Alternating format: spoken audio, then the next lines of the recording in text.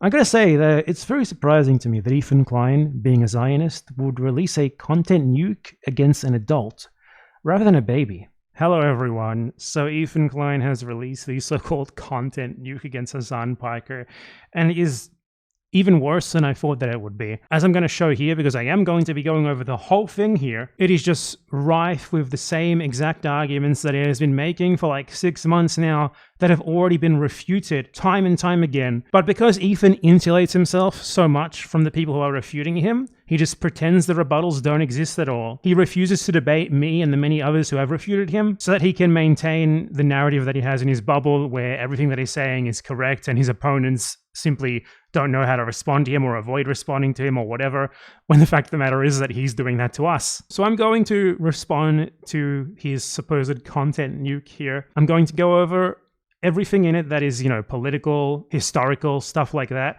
But I'm going to ignore the parts that I don't really care about. Like, in part of it, he talks about, whether HASAN's lifestyle conforms to his socialist ideals or whatever, like how much his dog costs and stuff like that. Look, man, I don't care about that. What I do care about is what Ethan Klein has to say. I don't actually care about what Ethan Klein has to say, but I feel like we have to respond to him, and that is just ass backwards from how the world should be. Think about it. Like, why are we talking about what Ethan Klein has to say about history and politics? What is he? Like, I wouldn't even call him a comedian. He's like a commentator who just talks about celebrity gossip. And he does so without really any insight or anything at all. He's not funny. Like, what is there to him? Why are we talking about his political opinions? Why are we talking about his historical opinions? Why do the hurt feelings of like a Z-tier YouTube comedian matter to us? Why am I making this video? Why do I feel the need to make it? Why are you watching it? These are all questions that we should be asking ourselves. He does not know what he's talking about, yet there are millions of people being influenced by what he's talking about. What a ridiculous joke, right? And even on top of that, like the idea that we should be responding to someone as if their opinion matters, when it's someone who chose voluntarily to move to Israel and become a citizen. He wasn't even born there. He chose to move there solely on the basis of an accident of birth, of the ethnicity that he was born into. Guy chooses to move to Israel and be given a ton of ethnic privileges at the expense of Palestinians, and we're supposed to care about his hurt feelings and his opinions on that issue? It's like taking deadly seriously the hurt feelings of like an American with German ancestry who decided to move to Nazi Germany in the 1930s. Like, give me a break, man. Come on. Why are we talking about this? Whatever. Anyway, I am talking about it in the end. So I'm a hypocrite, aren't I? So before we begin, I want to go over a bunch of Ethan Klein clips. These are clips that Ethan specifically avoids addressing. So I think, it's fair for me to play them so that up front, we know what he has said in the past and we know why people may think what they think of him, i.e. him being a genocidal Zionist. So first clip, very important context here to Ethan and Hila's connection to Israel. Hila Klein was in the Israeli military, and she has outright admitted that she initially started out with a desk job far from the front line, but she found that too boring, so she asked for a transfer to the occupied West Bank. And then while in the occupied West Bank, she also found her job there too boring, I guess, so she volunteered to go on a raid, something that's incredibly important context. So we're going to watch this and other clips before we move on. So my job was to, when they send officers or, people to go serve, I had to, logistically help with, their hotel or a room, things like that. But it was all on the computer. It just felt like some computer thing. Right, okay. So secretary. Yeah. Interesting. And it was super boring, and I really hated it. Because it was just I had to take a bus super early, go there, spend the whole day, go back home. I hated it. So I tried to change my role. And it was something you can apply for it, and it's a form that you fill out, and then they're going to give you something else, completely random. Different no position, different post, different location. So I decided to do that, and if I don't like the second one, then I'll just find a way to get out of the army. It was that bad? Yeah, I hated everything about it, didn't want to do it. Because if you're doing something that it felt like I wasn't doing anything, I was just wasting my life. Yeah. It could get really frustrating, I don't know. Right. And you got to do it for 2 years. Right. So I filled out that form and I tried it, and then I somehow ended up in a better place that I liked a lot more. Before it was a daily thing where you go back home every day, and the new one was in a way that was a base that was far from my house. So you go there for the whole week, and then you come back for the weekend. So you preferred that? Were you gone for a whole week? I did. Interesting. Why? it was kind of like just more of an adventure, more of a different experience that I preferred than to just go to a boring job, sit on the computer and go back home at the end of every day. I don't know. Were you doing secretary work there? So yeah, I was the secretary of the head of the, there's like a, I don't know the terms in English from the army. Right. He was an officer. So there was I was in Dukhifat, which is like a brigade, I guess, that's in charge of the area of Ramallah. And that brigade has like a main officer. So I was his secretary. Okay, so you were right below the big boy. Cool. So it was nice. It was interesting. It was more demanding in a way, but also kind of more rewarding because you're put in this weird situation where you're like, you're away from your house. You have this new group of people that you have to get along with. And it's hard to explain, but for some reason it was more interesting. I enjoyed it more. You told me once you went on like a mission with them to like a terrorist city. Yeah. That was kind of a crazy story. Yeah, my officers and like the soldiers in that brigade, they would go every night on a raid in Ramallah to arrest terrorists. And so I always saw them preparing for it and leaving, and then I would stay in the base. So one time I wanted to go with them just to experience it. Why? You just were all of a sudden had an urge to go with them? I just wanted to see what it's like. Right. I wanted to see it. Okay. So they took me with them one night, even though they weren't supposed to. Did they armor your ass up? You're driving in this like Jeep that's bulletproof. Right. So I was in the Jeep, and then as soon as we entered Ramallah, the people in the city started shooting us. Wow. And I heard like a bullet hit the Jeep like right next to my head. Did it like dent or just No, you just hear it? It's a gnarly armored Jeep. Okay. Gnarly, dude. And I mean, it was just interesting. They were shooting. So someone actually was shooting the car when you went in there right away. Yeah. Huh. Did you have a gun on you? I didn't. You were not supposed to leave. No, yeah, not really. But even if I walked with them to one house. Okay. I did get out of the car once, but surrounded with them. So. Okay. Did they arrest anyone that night? They did. Did they bring it in the same car with you? No. Oh. There's a few cars going. Damn, that's crazy. Was it like? How did you feel? Was it horrifying? It was strange. Very, very weird. How so? I don't know. Just you see people in the house, and then it's like the soldiers just walk into the house and look through their shit and find guns, and the whole thing is really surreal. So yeah, I'll be referring back to this clip later. We're also going to watch a bunch of other clips all at once here that I'm going to be referring back to later. This here is Ethan and Hila Klein talking about their opinion of the Palestinian city of Ramallah, which is the same city that she was just talking about, that she went on a raid in there. And she was a logistical employee of the IDF in their occupation, specifically of Ramallah. This is her talking about the Palestinians of Ramallah in the occupied West Bank. And I feel like my biggest fear driving to Jerusalem is to make a mistake on the road, because you can't make the wrong turn and end up like somewhere you're not wanted. Yeah. So that's why I've always had so much like anxiety about going there. I feel like that's so crazy. It's ingrained anxiety, like the subconscious. You don't even. It happened recently that Israeli. It always happens. Couple or dudes went on the wrong road and they were murdered, right? Oh, terrible. Yeah, it's very dangerous to go down the wrong road there. And people go, and I didn't have smartphones back in the day, I should say. So it was different having to drive somewhere when I was like 18, without a smartphone. You kind of have to memorize where you're going if you haven't been there before. Yeah. My dad would tell me like, so when you get there on the second right, you go right. And on the third left, it's like that's how we used to get instructions. Yeah. Which seems so archaic now, I think. Yeah, it's crazy. People think that I'm being like racist. So if you want to say that, I think if you as Israeli go to Ramallah, they'll kill you. What do you mean you think? I think I'm saying if you go there as Israeli, you take the turn there, you'll be died. They'll kill you. It's not only killed, it's like lynched. It's a brutal death. Yeah, so. I think. Terrible. It's not. I didn't mean even to go there. Okay, so Palestinians, according to them, have like this inexplicable, rootless hatred of Jews for being Jews, and if they see a Jew, they can't help themselves; they just have to lynch them. Here is a short little clip here of Ethan claiming that Palestinians are a demographic threat, similar to the Great Replacement theory held by white nationalists in Europe, the West, Australia, etc., where they claim that non-white immigrants are a demographic threat and they are being replaced by them. At the time, there frankly are a lot of Palestinians, right, in the area. And once the Palestinians outnumber the Jews, basically, anything is fair game for the Jews. Anything. Here is Ethan Klein, someone who chose to move to Israel in order to solidify its Jewish majority, saying that Palestinians should not be allowed to return to their stolen land and homes within Israel proper, because they would be, according to him, be trying to move as many people in there as possible. The irony is palpable. he can go to Israel and become a citizen and go and live in some former Palestinians' land, but Palestinians cannot return to land that they are actually from. But if you're in one state, all that's going to happen is like everybody is trying to bring as many people there as possible. And Ethan Klein claims that Palestinians are basically like Confederates, like they're the same as Confederate slave owners for wanting their land, their stolen land back, their stolen country back. Me, it's like for fighting back against their oppressors. You can make the same argument about the Confederate flag, where Southerners will be like, listen, it's just about our heritage. You know what I mean? That has nothing to do with racism.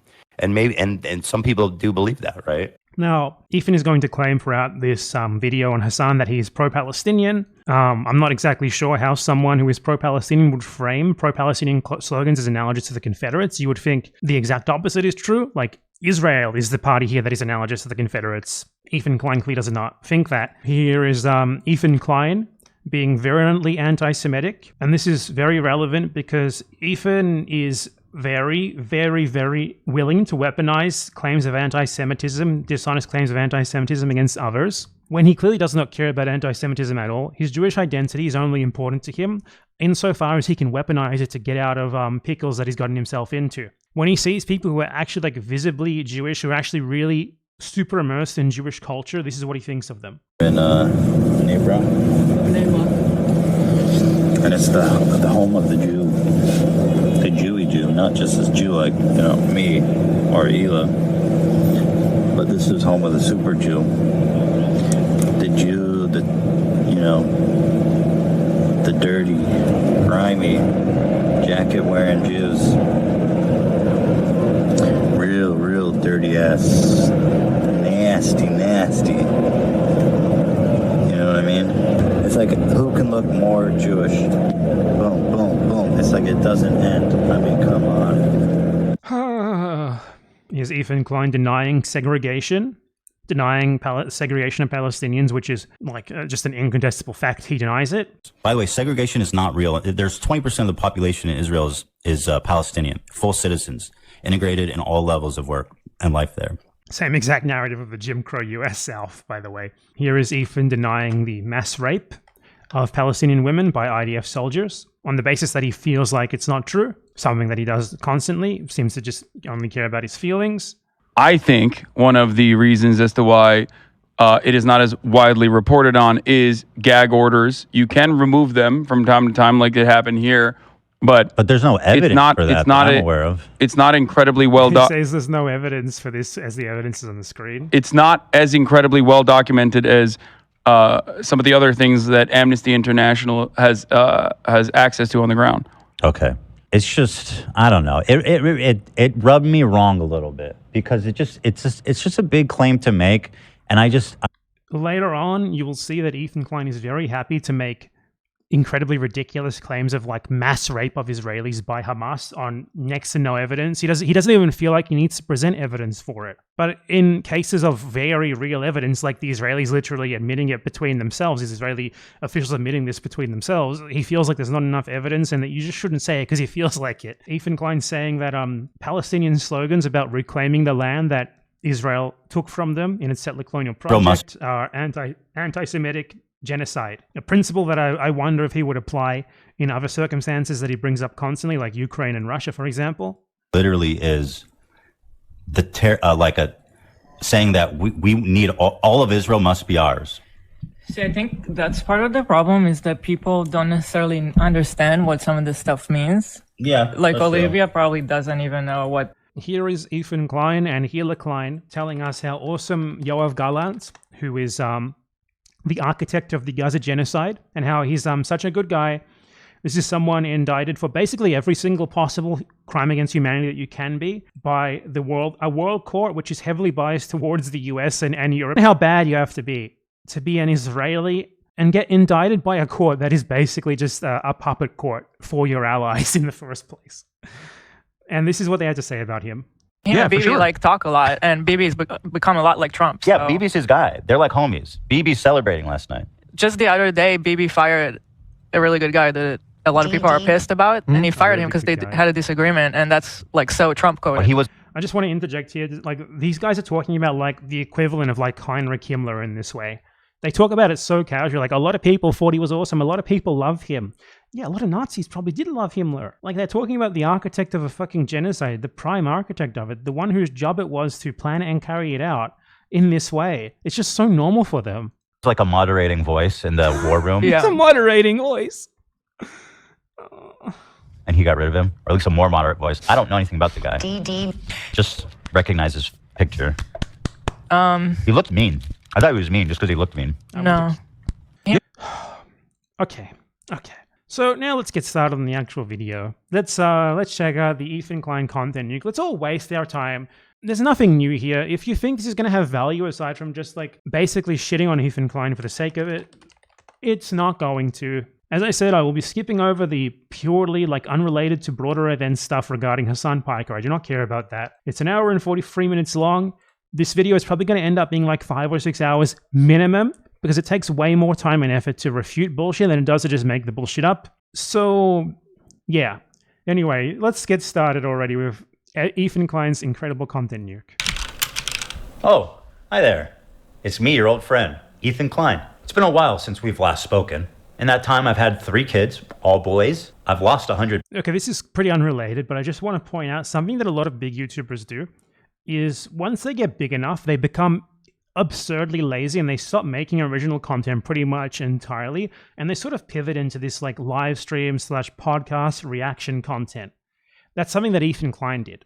That's why he hasn't uploaded on this channel, and all of the things that he's talking about have happened while he hasn't uploaded on it. Because he found a way easier way to do YouTube that requires basically no work on his part. He can just outsource most of the actual work to others, pay them to do it for him. Doesn't have to create anything original. All that he really does is talk about celebrity drama and incompetently talk about politics. So yeah, good grift. Pounds. And I've pissed off 75% of the internet. Probably a lot of you guys too. Actually talking about there at the NRA meeting that's today in Texas. Someone should bomb. So I think it's kind of weird for Ethan to joke about something like that. So he clearly thinks that, for example, everyone who is like a pro-gun member of the NRA should be bombed. That's something that he said. It wasn't merely a joke. He clearly thinks it's okay to say things like that in certain contexts against political opponents. So I don't know why he'd bring that up. It's really not good for him to show this here when he's going to spend like the rest of his video pretending that like not being respectful and nice enough to people who believe in abhorrent political ideologies is like a horrible thing. Oh yeah, and I got a tattoo also, so I'm cool like that now. Left or right, I always thought that despite our differences, there was one thing we could all agree on. And what was that? That we love America. And That we love the world's premier genocidal empire. This guy has just watched the USA enthusiastically support a genocide of minimum 100,000 people over the last year. He claims to be pro-Palestine, and here he is. I love America.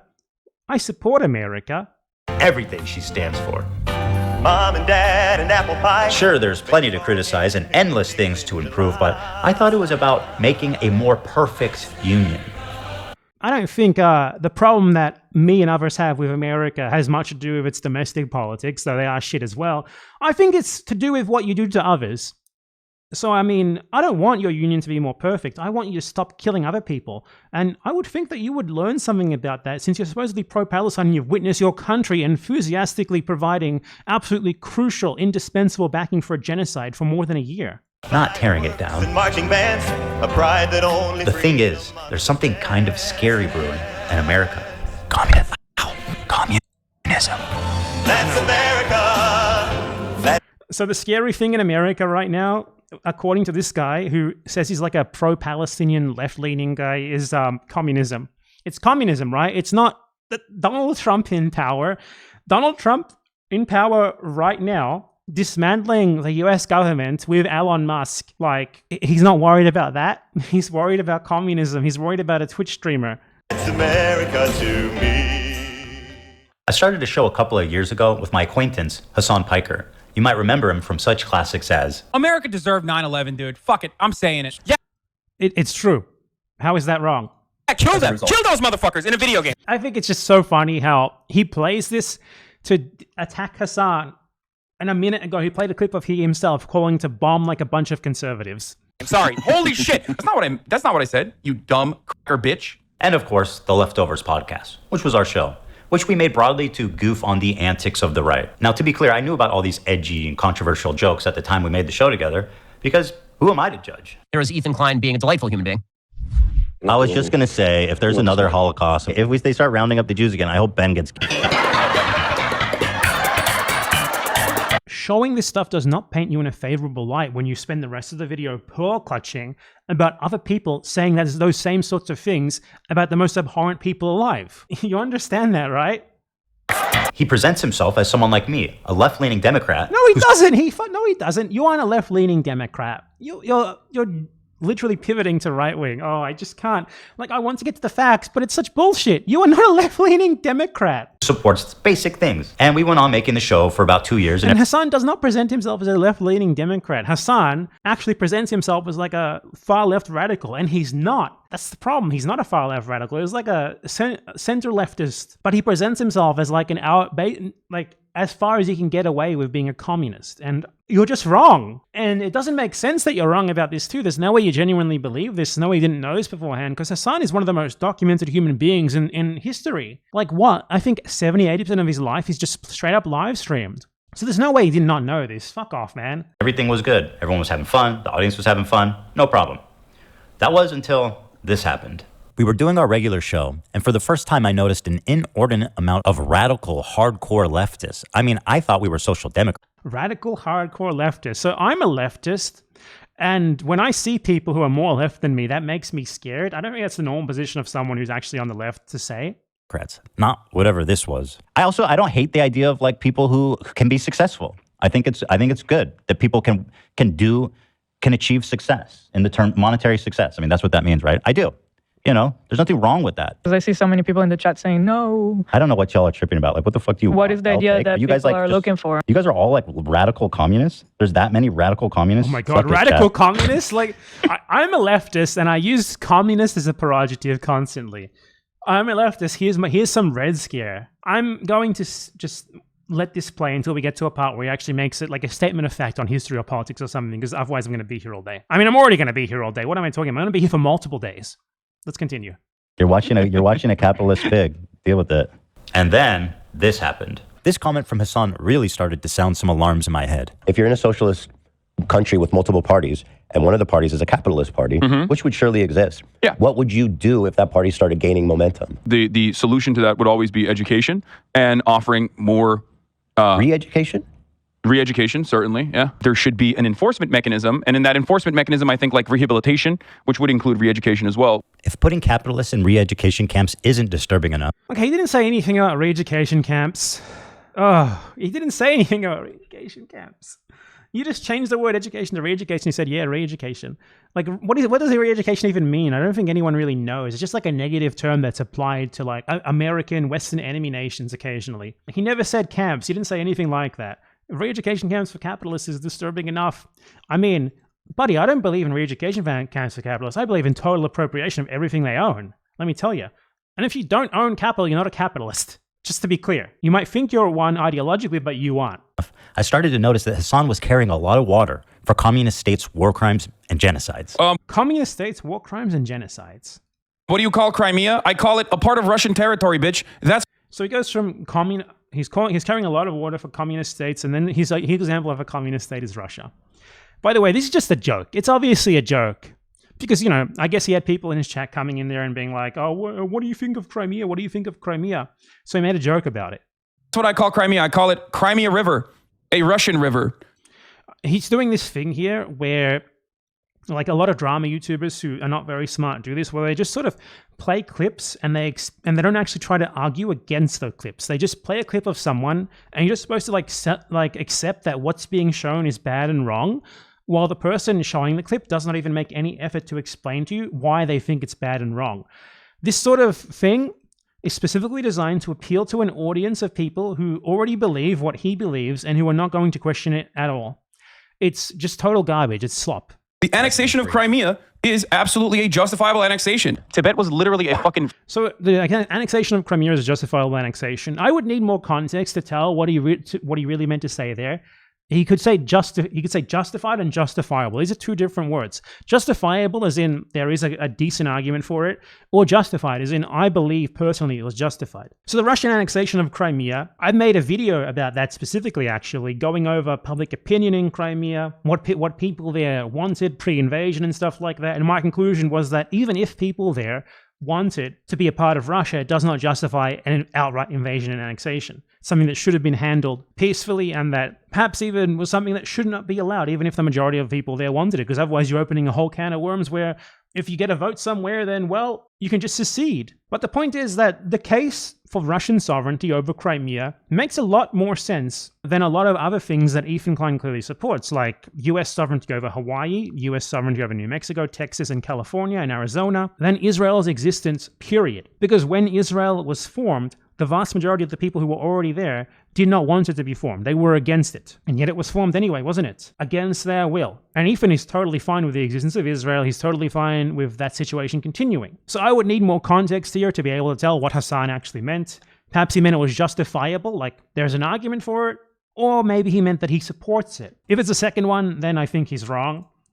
But, I mean, it would be at least nice for Ethan Klein to try to present an argument as to why he thinks what HASAN said is wrong there. But instead of doing that, he just plays clips and expects them to just be sort of self-evident. And that's a very dumb way to approach a video supposedly about important politics, history, facts, and stuff like that. If you rely on your audience just already agreeing with what you're saying, just taking what you're showing as self-evident, then all that you're really doing is saying, hey, Americans, hey, Westerners, you already think that Russia is bad and China is bad. After all, that's the position that you're fed by your media and by your government every single day. It's like the hegemonic normal thing for you to think.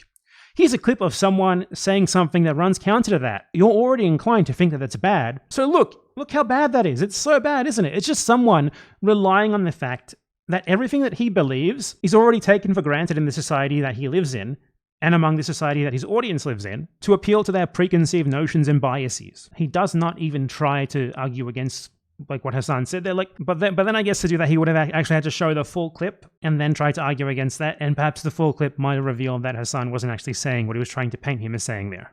Feudal slave mandate, autonomous zone. China did them a favor. That was one. I mean, in America, when I say something like this, people get very upset. You know, we talk about the Dalai Lama saying "suck my tongue" or whatever, but like that's not far from the norm in fucking normal Tibetan existence before the Communist Party came in and so China unilaterally took over Tibet. Like these are their culture. They basically are trying to, homogenize the culture. If you're called. You would expect Ethan Klein to present some sort of evidence of the claims that he's making here, aside from just "I said so." He does not. This is just a theme of these drama YouTubers. They just show you a clip and you're expected to just take it at face value. I mean, I guess if Ethan Klein said so, that means it's true, right? Culture. They're trying to spoil the religion and the identity. The part of feudal warlords and slavery, abolishing that. Yes, I do think that is good. No, China did them a favor. This is a good way to describe Taiwan as well. So, just on the Tibet part there, what HASAN said, he didn't say that he supported any sort of alleged Chinese erasure of Tibetan culture. He said he supported them abolishing the slavery part. The slavery thing is very well documented. At least serfdom. I mean, it depends on your ideology, whether you want to call it slavery or serfdom. Basically, a system where you are forced to work with no path out of that is pretty analogous to slavery. But beside the technicalities, Tibet was very much a massively hierarchical state with people in situations that today would certainly be considered slavery. Most of the population was in that state, and the Chinese invasion and annexation abolished that part of the social structure. And that's what HASAN is saying that he supports here. He's not saying that he supports any sort of wider cultural homogenization efforts by China. And then HASAN continues on with an analogy regarding Taiwan, which, as far as I know, I'm the one who invented it, and you got that from me. So nice thievery, HASAN. Abolishing that, yes, I do think that is good. No, China did them a favor. This is a good way to describe Taiwan as well. The American federal government going to the fucking South and killing, unfortunately not all of them, but a decent amount of slavers and defenders of slavery. This is violent retribution from a powerful federal government that squashed, okay? Tibet is the South in the Civil War? Yes. And okay, that clip is just miscommunication, because HASAN had moved on talking about Taiwan, and Ethan says something about Tibet. I don't think he noticed, and then HASAN doesn't notice that Ethan changed talking about Tibet. that Ethan was still talking about Tibet rather. And he says yes. But the analogy with Taiwan is basically after the Civil War, the nationalists lost to the vastly more popular communists. And after the war, they fled to Taiwan to form their own sort of like competing government of China. And that's where the whole Taiwan situation comes from. And there's an analogy, something analogous to that, like, what if in the US Civil War, the Confederates lost and then fled to Hawaii or Cuba or something? And they said, this is ours now, we're going to have our own, our own separate government with cocaine and hookers or whatever. We're going to keep laying claim to the mainland, blah, blah, blah. I don't think that Americans would find that very acceptable. I don't think that Americans would think that such a state should be allowed to exist and that their own country would be in the wrong for trying to get rid of it or trying to reclaim the land that they stole or whatever when they moved away. That's basically the analogy. And that's what I think HASAN was getting at, but he honestly didn't end up making much sense, and the end of that didn't make sense. But again, Ethan does not actually refute what he's saying. He does not talk about slavery in Tibet, try to refute what HASAN said about it. He could have at least argued that, well, okay, the slavery was bad and it's good that they abolished that. But the rest of what they do there is wrong. Maybe you can make an argument like that, but he doesn't. He doesn't even try. He just shows the clip and relies on the audience already agreeing with him. Disturbingly, a complete whitewashing of the Chinese genocide against their Muslim minority group, the Uyghurs. Don't they have Uyghur death camps? Is that? It's not a death camp. They were re-education camps, and they are no longer in operation. Is that according true? to the Associated Press? Okay, I saw this crazy documentary, and I don't know. I don't know the surrounding narrative or anything about it, but it was about there was doctors in the area. They would be able to procure organs. No. I'm telling you, they were in China with. That one is like Shenyun, They're like, Falun we could Gong. get you an organ from a Uyghur. But why is that? Is that really that crazy? The Associated Press. Now, I just want to note there in that clip that all that HASAN PIKER said is that there are no death camps in Xinjiang. There are factually no death camps in Xinjiang. And it's insane that Ethan would play that clip and just sort of leave it self-evidently negative about HASAN when what is actually true about that clip is it makes Ethan look like a fucking moron. Like, he just sees a documentary that claims that there are death camps, like industrial scale death camps where people are just being sent to and massacred.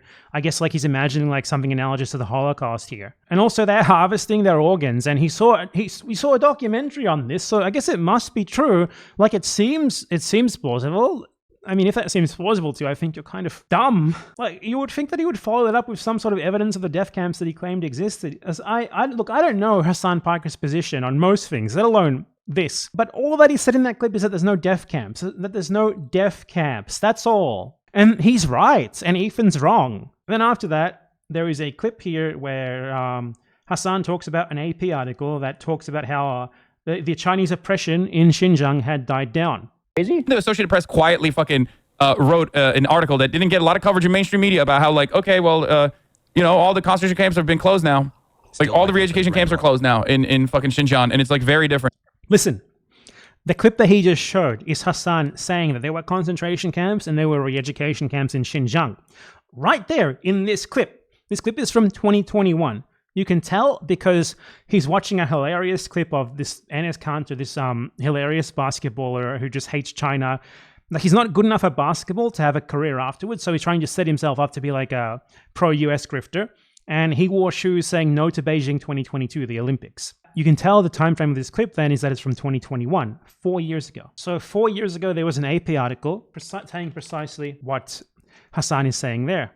Terror and tourism, Xinjiang eases its grip, but fear remains. And it's talking about how the oppression in Xinjiang has been scaled back, and that in 2012, Chinese officials declared the camps closed, saying many indeed appear to be closed. So what the Chinese government did at this point is, after global outcry regarding the imprisonment of...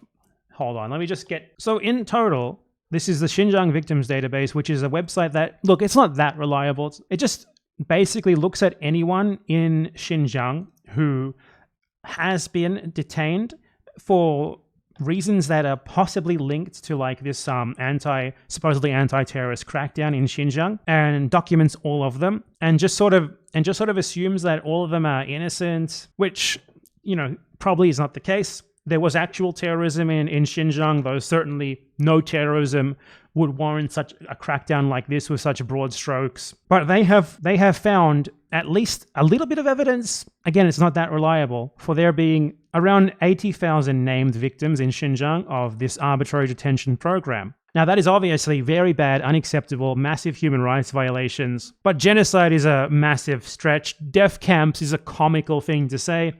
Even if, we were to say, okay, this is an underestimate, perhaps it was, 3 times more. 200,000 people in total imprisoned for suspicious reasons over the course of 6-7 years. Again, obviously very bad, unacceptable, but genocide is a massive, massive, massive stretch. And what this article is about how the previous sort of re-education camp system was shut down. A couple of prisons were built in its place to house people who apparently weren't worthy of being released. Don't know why. I don't know if they're guilty or not. Do you know if they're guilty or not? I can't read Chinese. I can't look up their cases. And doubtlessly, a lot of the people who are still being held, at least in the tens of thousands, probably didn't really do anything that warrants them being held.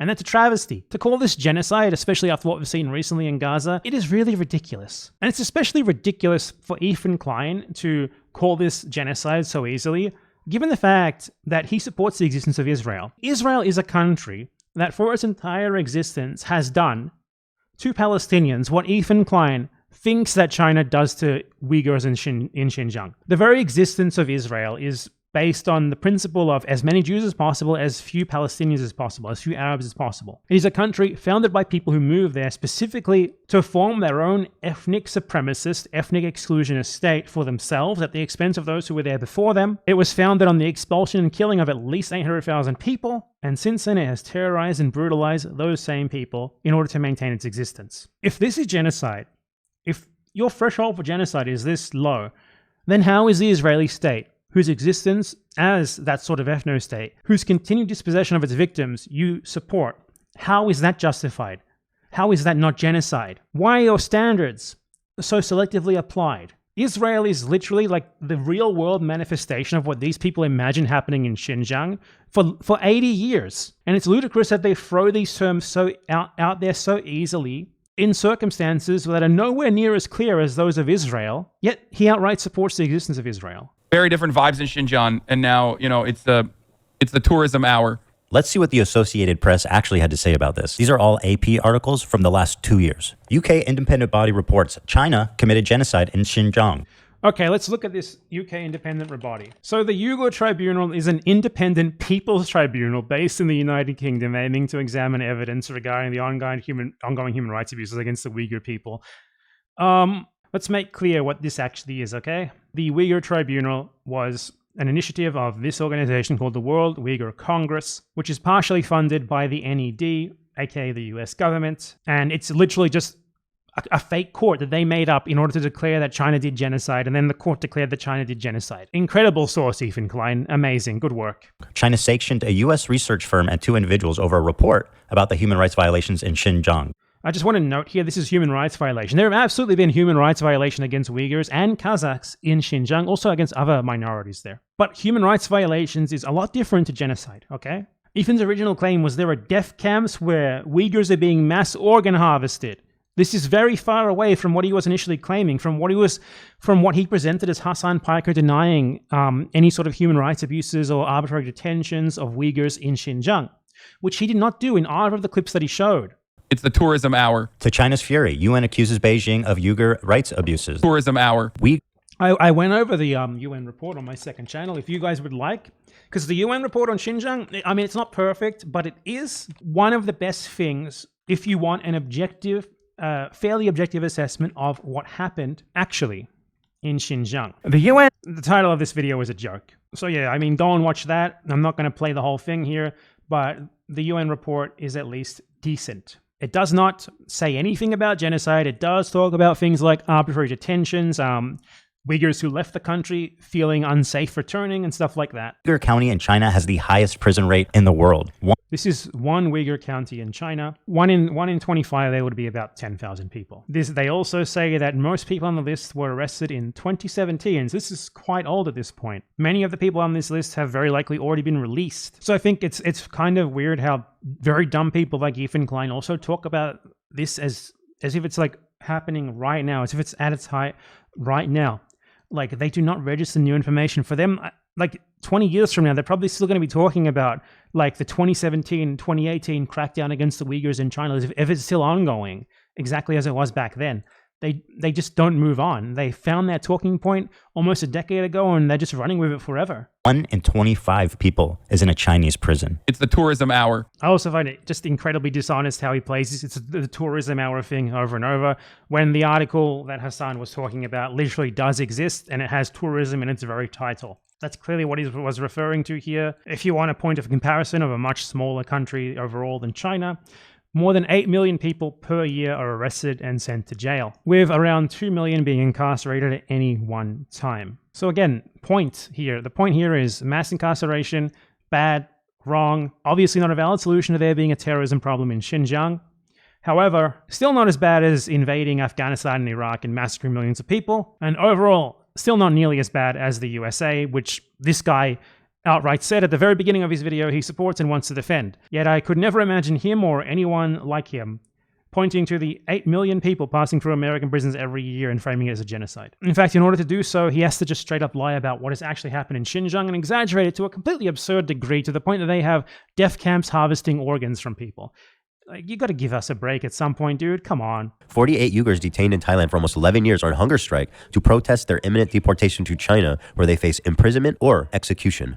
This is 48 Uyghurs detained in Thailand for almost 11 years. So they've been in Thailand since before this Uyghur oppression in Xinjiang even actually began. They've been there since what, like 2010-ish? Because I'm assuming this is a fairly old article, at least a couple of years old. And they face imprisonment or execution, I guess, according to them. But again, this is so far from the original claim of death camps and organ harvesting. Some Uyghurs trying to avoid reputation claim that they will be imprisoned or executed if they go back to China. They have been in Thailand since before the supposed Uyghur genocide began, and they say that they could face imprisonment or execution. They say that, trying to avoid deportation. How is this proof of there actually being death camps that are harvesting organs in Xinjiang, Ethan Klein? How is this proof that HASAN denying that's the only thing that you said that he denied, is wrong?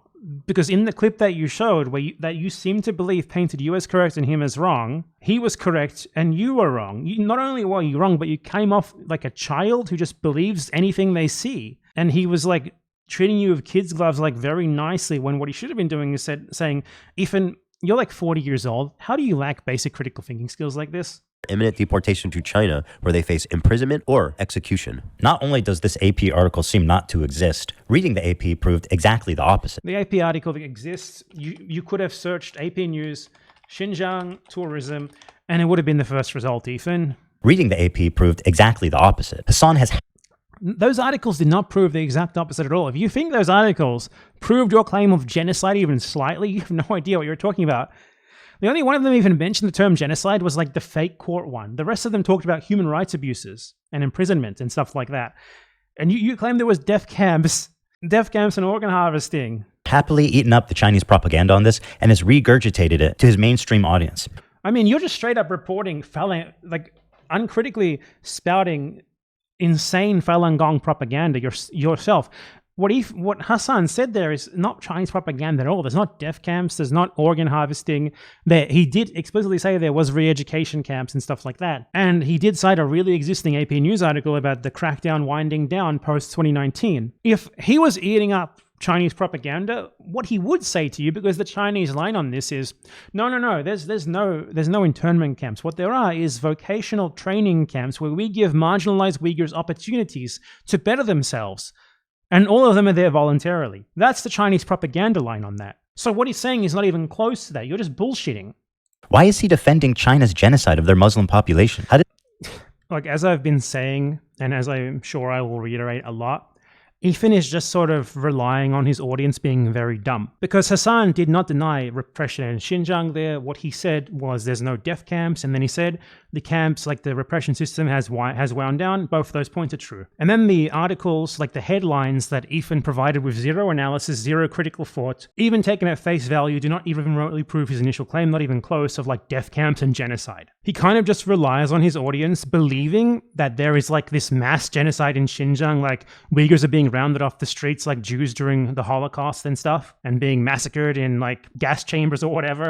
He relies on them already having that preconceived idea, so he feels like he doesn't even need to argue against it, you know? Because that's who this video is for. It's for people who already uncritically believe everything that he himself uncritically believes. So he doesn't really feel any need to justify himself. He's just used to arguing from this position of like believing what like 80% of Americans already uncritically believe just because they've seen it said sort of nonchalantly in the media and they never really thought about whether it's true or not. It's an argument purely from the status quo. And it's pathetic, sad. It's just purely making statements based on the knowledge that a lot of his audience is just going to eat them up because they also just uncritically believe in whatever the sort of hegemonic status quo positions are. Makes sense if A, he's being paid, or B, he has the political complexities of a 5-year-old. I know That is just so fucking ironic, man. Like, come on. So it would only make sense to deny that there are Uyghur death camps where they harvest organs if you're being paid.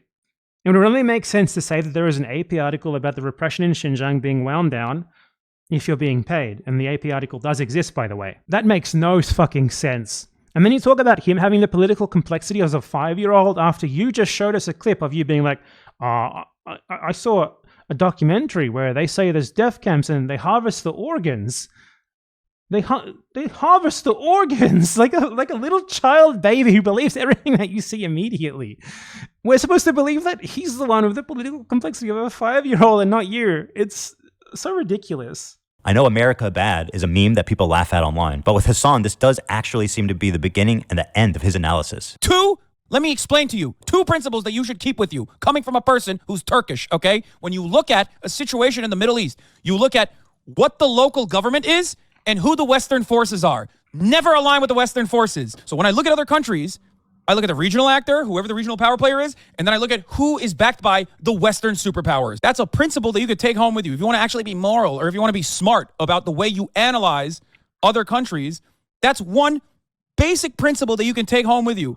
All of a sudden, magically, you are above on your foreign policy analysis. You're going to be better off than 90% of people that look at the situation. After seeing all of this, I was already getting uncomfortable. Okay, so he's not gonna refute that, because what HASAN said there is broadly correct, and he wasn't saying that you're always going to be right, nor did he say that you should support the anti-Western forces. What he said was that you should oppose the pro-Western forces, which is a very different thing. Now, broadly, what he said there is absolutely correct, and he also did so with the caveat that you will have a better analysis than most people, which is true. Just abiding by that principle, you will have a better analysis than most people, especially Ethan Klein. Ethan Klein needs to respond to what he actually said there and say, no, that's wrong, here's why. Let me give you some examples at least. And even then, HASAN still wouldn't really be wrong, because he didn't say that you would end up with like a perfect analysis or anything. He just said that you'd have a better analysis than most people. And honestly, what he said there was only about the Middle East, and in regards to the Middle East, yeah, it's completely true. When there is a conflict in the Middle East, and you take a look at like who the US, the UK, the EU, and all of those fuckers are supporting, it's generally going to be pretty bad people who are probably going to make things even worse if the Western forces get their way. And even if you get that wrong, your analysis of the Middle East would still be infinitely better than Ethan Klein. So what he said there was not wrong at all, and it's just pathetic that Ethan doesn't feel the need to even provide any counter-argument here, just because this video is not for convincing people. It's for people who will see someone say something as obviously correct as you should oppose US foreign policy in the Middle East and be like, oh my god, that guy said US foreign policy is bad? Does he not support our troops?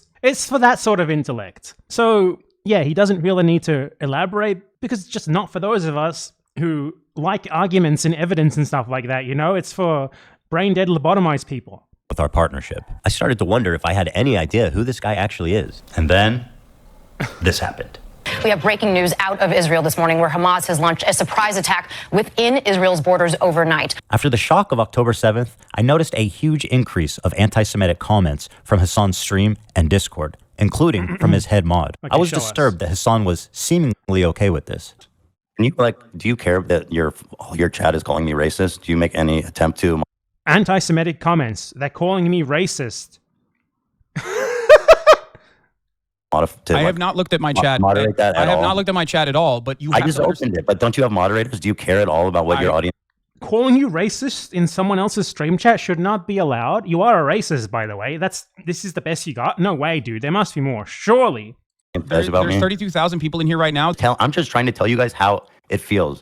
And It feels bad to be called, well, you are a racist, so you should be called one. fucking shocked that you don't care that people in your chat are saying, who the fuck is this child called arrogant? Ethan, I love you, but there's... You are a Zionist fuck. That's not anti-Semitic to say. But there's only so much I can do. How can you be surprised? Why don't you ban these people for calling me things that I actually am, like a racist and a Zionist? This is you sure provided evidence of anti-Semitism here. You. When your Discord is literally full of fucking... Ethan, I love you, but there's only so much I can do if you're making that argument. You know that, right? Like Hasan's chat had been calling me a Zionist, baby-killing genocider. If you're a Zionist, which you are a baby killer, as Israel massacres babies on the regular. That's simple. You support Israel, you support genocide. Israel is innately a genocidal project. How? Simple. Israel is a country formed as part of a long-planned settler colonial project that was always based around getting rid of the people who were there beforehand and replacing them with a Jewish ethnic majority. This is something that is necessarily genocidal because the people who were there beforehand need to be dealt with, aka their culture, their society, everything about them needs to be at least removed, if not outright deleted from the planet. Ergo, Israel is innately genocidal. Ergo, if you are a Zionist, which you are, you support the existence of Israel, that's what being Zionist means. You are a Zionist, you're a genocider. Calling you a baby killer is fine too. Why not? You support a baby-killing ideology. What's wrong with that? This is your example of anti-Semitism. People saying things about you, like insulting you with insults that are broadly applicable to you. It's a fucking joke. Maybe it is unreasonable that I'm asking him to moderate his chat for a friend. He doesn't even know where I'm coming from because it's not something he would ever ask for. And all these other content creators actually, whipping their communities when their chat is going fucking absolutely bananas over random dumb shit and bringing my name up for no fucking reason. That you were just allowing that shit to run rampant in your chat, and I thought that was fucked up. Ethan, I don't care about this part. I'm just going to play it, and I don't give a shit if Hasan is a hypocrite about moderating his chat or something, okay? I love you, but there's... The point is, none of that was anti-Semitic. In fact, all those insults accurately apply to you, to your ideology. And you do not provide any evidence otherwise. But there's only so much I can do, especially as someone who thought we were fucking friends. I think that's a reasonable expectation for someone who you consider to be a friend. The problem wasn't that he was pro-Palestinian, because I share a lot of those views, and I've been a stalwart supporter. No, you don't. Of the Palestinian cause for many years. Problem with Did you guys see the clips that I showed at the beginning? I've been a stalwart supporter of the Palestinian cause for many years. He called Palestinians arrested in IDF terror raids it. He called Ramallah a terrorist city. He frames Palestinians as like a demographic time bomb. Like, it's like Tucker Carlson Great Replacement Theory sort of stuff. He said that Palestinians are like innate anti-Semites who just immediately lynch any Jew they see. Pro-Palestinian, he said that Yoav Gallant was a great guy. He defended him vehemently. You have to be fucking kidding me, dude. You are not pro-Palestinian. You don't know what pro-Palestinian is, and you want to reframe what it is to not be pro-Palestinian at all. Hasan's coverage, and a lot of people like him, was their complete lack of empathy for the Jewish people who were frankly slaughtered by Hamas. The Jewish people, you know how he changes Israeli to Jew. This is a crude tactic of emotional manipulation commonly employed by Zionists. What he does first is he wants to change the equation. He wants to change what is actually happening in Palestine, which is settler colonialism in the name of Jewish supremacy against Palestinians. Now, settler colonialism obviously breeds resistance. It creates victims who are going to fight back against you. So it's pretty difficult to frame those victims as like being in the wrong, given that events like October 7 are entirely predictable given what Israel has been doing to Palestinians for 80 years. So what do? We reduce them from Israelis, from settler colonists, to just Jews. Jews evoke this image that most people have in their head of a Jew, because most people have never met a Jew in their life. They don't really know anything about Jews. Evoke the image that they have in their head of like a concentration camp in Schindler's List. To reframe the situation entirely from a downtrodden people reacting to 80 years of settler colonial oppression into just Jews being massacred for being Jews and nothing more. Now, October 7th is a million times more complicated than what people like Ethan try to frame it.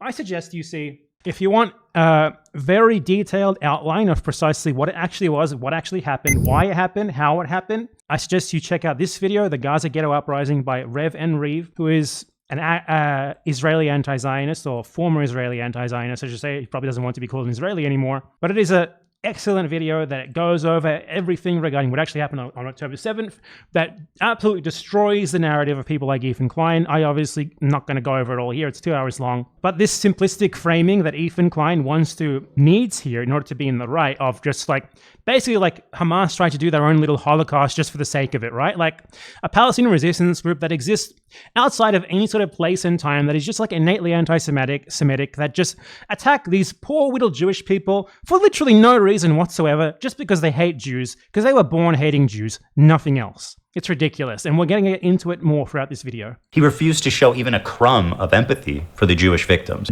For the Jewish victims. Yeah, dude, quite simply, in Israel-Palestine, there is a group of victims and a group of oppressors. I do not care about this pearl clutching for the oppressors, about this reframing of victim as offender all the time. I'm not going to abide by it. No one should abide by it. Thank you, HASAN, if you really did not. Listen to what this guy has to say. And as you might have seen, there was some sort of rave or desert party where they were having a great time until the resistance came in electrified hang gliders and took at least several dozen hipsters. It's not HASAN. That's someone else. But I'm sure they're doing... Now, Ethan Klein, let's ask you a question. Let's ask your audience a question. Do you think it's appropriate for people who have committed genocide against Palestinians for 80 years at this point? I'm calling it genocide for those entire 80 years, by the way, because you called Xinjiang genocide. If you're going to call that a genocide, then I can call that what you and your other Israeli friends do a genocide as well, because you've been doing way worse for way longer. So I'm just using your own standards here, my friend. Do you think it's appropriate to hold like a drugged up rave outside of a concentration camp where you keep the victims who were expelled so you can have your land and house? Do you think that I should have sympathy and empathy for those people? I don't. I won't. I never will. And if that hurts your feelings, if that makes you feel alienated from the movement, then get the fuck out. Simple. Succinct. What needs to be said. This is the equivalent of like the Nazis holding a dance party outside Auschwitz on the day that like there was an attempted prisoner breakout and acting like it was the worst atrocity in the world when they get attacked. It's generally just crazy, the reversal of victim and offender here. You know what you do if you don't want to be attacked by the victims who you have imprisoned in a concentration camp for 80 years? The people whose parents, whose grandparents are from the very land that you're holding that rave on, that you expelled them from? You know how you avoid that? You don't live on the land that you expelled them from. How about you don't expel them and imprison them in the first place? How about you don't periodically bomb them for 80 years? How about you don't massacre them and their children? How about you don't keep them impoverished with a genocidal blockade that leaves all of them helpless, with nothing left in their lives except joining a resistance group and hoping to get revenge? You are so out of touch with reality. So disgustingly out of touch. And ultimately, no, I don't think you're out of touch with reality. I think that what you're doing here is attempting to defend the privileges that you have. The privileges that the state of Israel gives to you and yours by trying to frame people like you as victims of your victims. And it's disgusting. Very fine, despite what the New York Post says. But nobody had seen this coming. I mean, that's insane, right? Why is that insane? I don't even... Yeah, okay. Like... Okay. I don't... I'm just criticizing people. You don't have to comment if you're not comfortable about it. I honestly felt at times that he and his audience barely thought of Israelis as humans. This dude just called baby. Like, you guys saw the clips that I played at the beginning, right? He thinks Palestinians are it. These militants. No, I understand. And there are baby settlers as well. But there are baby settlers as well. There are babies in the settlements. Part of running defense for Hamas is... It's crazy that you would even bring that clip up, given that you support the existence of Israel, which is verifiably a baby killer state. Like, the proportion of babies killed by Israel is obscenely ridiculous. Children in general killed by Israel in Gaza, something like 33%. Babies, something like 25%. Like, you got to be kidding me, Ethan. That's the worst, that's the best that you got? Downplaying the violence, specifically the sexual violence, which he's done a lot of. The sexual violence, Ethan? First off, we're going to watch this and we're going to see if he provides any evidence for this supposed sexual violence on October 7th. Matter if fucking rapes happen on October 7th. Like, that doesn't change the dynamic for me even this much. What's wrong with that clip? So that's the other part of this problem that many people that can't contend with. Like, the Palestinian resistance is not perfect. They're not like so good. They have magical bullets. Okay, firstly, what he was saying there clearly is that if someone was raped on October 7th, that would not justify the Gaza genocide. That's what he was saying. 2, are you going to provide any evidence of these supposed rapes? Because if not, you're going to get brutalized in a second here. The Palestinian resistance is not perfect. They're not like so good. They have just rapid fire a bunch of headlines uncritically. Do not provide any analysis of yourself. Just this definitely happened. This definitely 100% happened. Trust me. Bullets is not perfect. Witness says, like, just look at this shit. Ethan provides zero analysis, not even an attempt to form an argument of this mass rape narrative. This is, by the way, straight up blood libel propaganda against Palestinians. There is no evidence of even one person being raped. Let's see in a second. He's going to move on, not even trying to explain any of this, and I'm just going to play a clip that I already made in the past that debunks this narrative. Of course, if you compare the raw numbers, Gazans have lost a lot more than Israel. So firstly, As I went over earlier, Ethan himself is a denier of actual verified rapes admitted to by the Israeli state. So it's kind of weird that he would claim that someone else is a rape denier by playing a clip where what HASAN actually said is that even if there were rapes on October 7th, that obviously would not justify genocide in Gaza. Do you disagree with that? If anything, HASAN is way too conciliatory because there's no evidence of even a single rape or sexual assault on October 7th, and that is a fact. Again, I'm going to play the clip here of Ethan Klein rape denial. Straight up rape denial. Based on his feelings. Frankly, there wasn't much else other than like sporadic, isolated, unconfirmed, kind of nebulous accusations. And I'm not. That's literally the sort of thing that Ethan is accepting uncritically in terms of October 7th. He's such a fucking little slime ball. Saying it doesn't happen. I'm just saying like this one article is the only real significant one that I could find. He could find. He got. You can't find anything. You don't even know how to use Google. You're 40 years old and you can't do basic research, and YouTube's your job. Anyway, I'm going to play a clip from a video that I made before. And this is me going over a supposed UN report on rapes on October 7th and the evidence contained within it, which explains precisely how and why there is no evidence of any rapes on October 7th. Because there is little to no evidence that it actually happened. The evidence is incredibly sketchy. All of it comes exclusively from a few, very few, individual witness testimonies, most of which are highly inconsistent with later accountings of the same tale. None of these testimonies corroborate each other. There has never been any forensic evidence presented that corroborates any of them. Many of the people who give these testimonies have intimate links to the Israeli state. For example, they are from organizations like Zakat, which works very intimately with the Israeli state. Other testimonies only surfaced far later as part of carefully timed propaganda blitzes by the Israeli state. To put it simply, there is no evidence whatsoever that these testimonies are not simply made up, and they have been utilized by the Israeli state because they simply have no other corroborating evidence. And this is very weird given that the Israelis have a ton of video footage of October 7th, yet on this one point which their propaganda has been harping on, they have nothing. So yeah, very succinctly, what Ethan actually did there is just like flash a bunch of headlines of these made up bullshit Israeli witness testimonies with zero corroborating evidence at all, many of which have been inconsistent with later recountings, only cropped up like 6 months later, conveniently when Israel needed them as part of propaganda blitzes because they were spreading this mass rape narrative.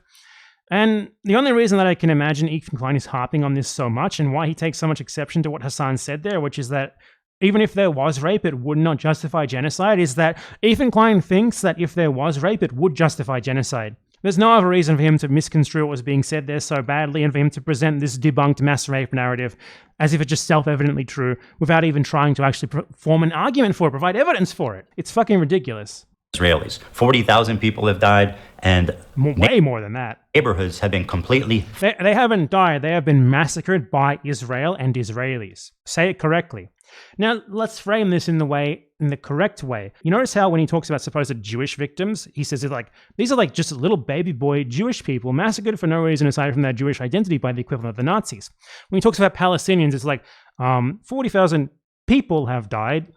I'm not really sure how they've died. No perpetrator. I'm not going to name any sort of specific perpetrator. They just sort of died, you know. I'm not going to tell you anything about them. Like Palestinians, I don't want to say that. I don't want to imply they were killed for being Palestinian. You notice the difference in framing? It's so clear. Flattened during this war. And while we should keep their plight at the top of our minds at all time, it also doesn't mean that we should disregard the lives of the Jewish people who are also affected. He always changes it to Jewish people. He never says Israelis, always Jewish. Very crude, basic emotional manipulation. The point of this is so that you feel that you can't respond to him because he said Jewish, and if you respond to him, you're going to get accused of anti-Semitism, right? Because he's reducing what are ethno-nationalist settler colonists to just simple Jewish people, vulnerable little Jewish people, trying to evoke the memory that most people have in their head of what a Jewish person is, which is like someone in a striped jumpsuit in a concentration camp in the Holocaust. By this, even if their suffering on the whole is not as great. Some of you may know that I'm an Israeli dual. The suffering as a whole, the suffering on both sides is caused by Israel. Israel does settler colonialism. The settler colonialism causes backlash from its victims. So it's not like the difference here is scale. The difference is not scale. The difference is the whole context. The difference is the violence of the victims versus the violence of the victimizers. And that's what you are leaving out here entirely. Citizen. My wife is Israeli. My kids are half Israeli. And the fact that you are an Israeli dual citizen is fucking horrible. This is not something to your credit. This does not make you more credible. This does not make you more sympathetic. You are an American who chose to move to Israel. In Israel, there is a law called the Law of Return that gives automatic citizenship to who they consider to be ethnic or racial Jews, purely on an ethnic basis. So Ethan Klein, as an American, had the right to move to Israel and be given immediate citizenship. Meanwhile, there are millions of Palestinians in Gaza, in West Bank, and all around the world who are actually from the land that Israel is currently occupying. They and their families were expelled from there. Are they allowed to return? No. No, actually, if they tried to return, they would get shot and killed. So Ethan Klein, an American, brings up the fact that he was allowed to return to a land that he has absolutely nothing to do with. And he was happy to go there. He was happy to be granted citizenship on nothing but the basis of ethnicity, to move into land, homes, area, all, this nice little country called Israel that can only exist at the cost of Palestinians. And he was happy to go there and get all the advantages that this affords to him, that the accident of birth of him being Jewish affords to him at the expense of Palestinians. And he brings this up as if it's a positive thing that makes him more credible. It's the exact opposite. That you are someone you weren't even born in Israel. You chose to move there. That makes you less than credible. That means that anyone analyzing what you have to say should always be on guard and always be incredibly suspicious of your motivations. Because at the end of the day, you are the equivalent of someone who moved from the USA to Nazi Germany to go and colonize Poland. That is you. My entire in-law is Israeli. I lived there for 5 years, and I grew a closeness with the country and its people. One of the biggest issues... If you have an emotional connection to an ethno-state, that's a bad thing about you. You shouldn't think that. That's bad. Issues between me, HASAN, and his community was that I'm in favor of a two-state solution, while they are in favor of a one-state solution. Their theory is that after the October... So you are in favor of a two-state solution. You are in favor of the existence of Israel. What is Israel? Israel is an ethno-state for one ethnicity that came into being only as the result of the mass expulsion and killing of people who were there beforehand, as much as they thought they could get away with. Therefore, so you support that. You are an ethno-nationalist. You are a Zionist as well, obviously, because that's what Zionism is. And the fact that you want to leave Palestinians with crumbs and keep them out of the land that you and yours stole from them for their own ethnic benefit on an ethnic basis, and try to satiate them by giving them their own Bantustan off to the side or whatever, while they're still barred from returning to their homes and land that you stole from them. Again, on an ethnic basis, in the name of maintaining a Jewish majority and Jewish ethnic privilege in Israel. I don't know how you bring that up so simply like that, like it's nothing. That you're in favor of a two-state solution on any reason aside from pure pragmatism, like conciliatory pragmatism. Like Norman Finkelstein's position is not I think that we should have a Jewish state because we need to maintain a Jewish majority, blah, blah, blah. His position is more, end the suffering of Palestinians at the hands of Israel, try to get as good a two-state solution as possible to that end. Ethan's position, though, oh man, Ethan's position is basically the Palestinian enemies cannot be trusted. The people who we expelled, who we've massacred, who we've genocided, they hate us. Ergo, we need to keep excluding them.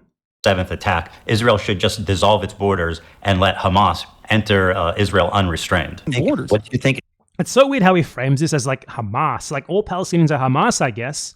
Israel should have done? He literally frames the process of moving towards a one-state solution as if it would not be a process at all, as if one day Israel would just say, okay, we're dissolving our state, it's gone, goodbye. And then suddenly all of the evil Hamas Palestinians at the border all just flood in with their AK-47s and their innate hatred for Jews, and they just take it all over. I don't think this man is sentient. I don't think he knows what's going on around him at all. His framing of the one-state solution is genuinely insane. He seems to think it would not be the end result of a long process of negotiations, of smaller settlements preceding it. He doesn't think it would possibly be anything gradual. He just thinks it's immediately Hamas being okay guys, let's go. Here's our chance. Kill them all. And he said HASAN has the political understanding of a child. I mean, HASAN may, but Ethan certainly does.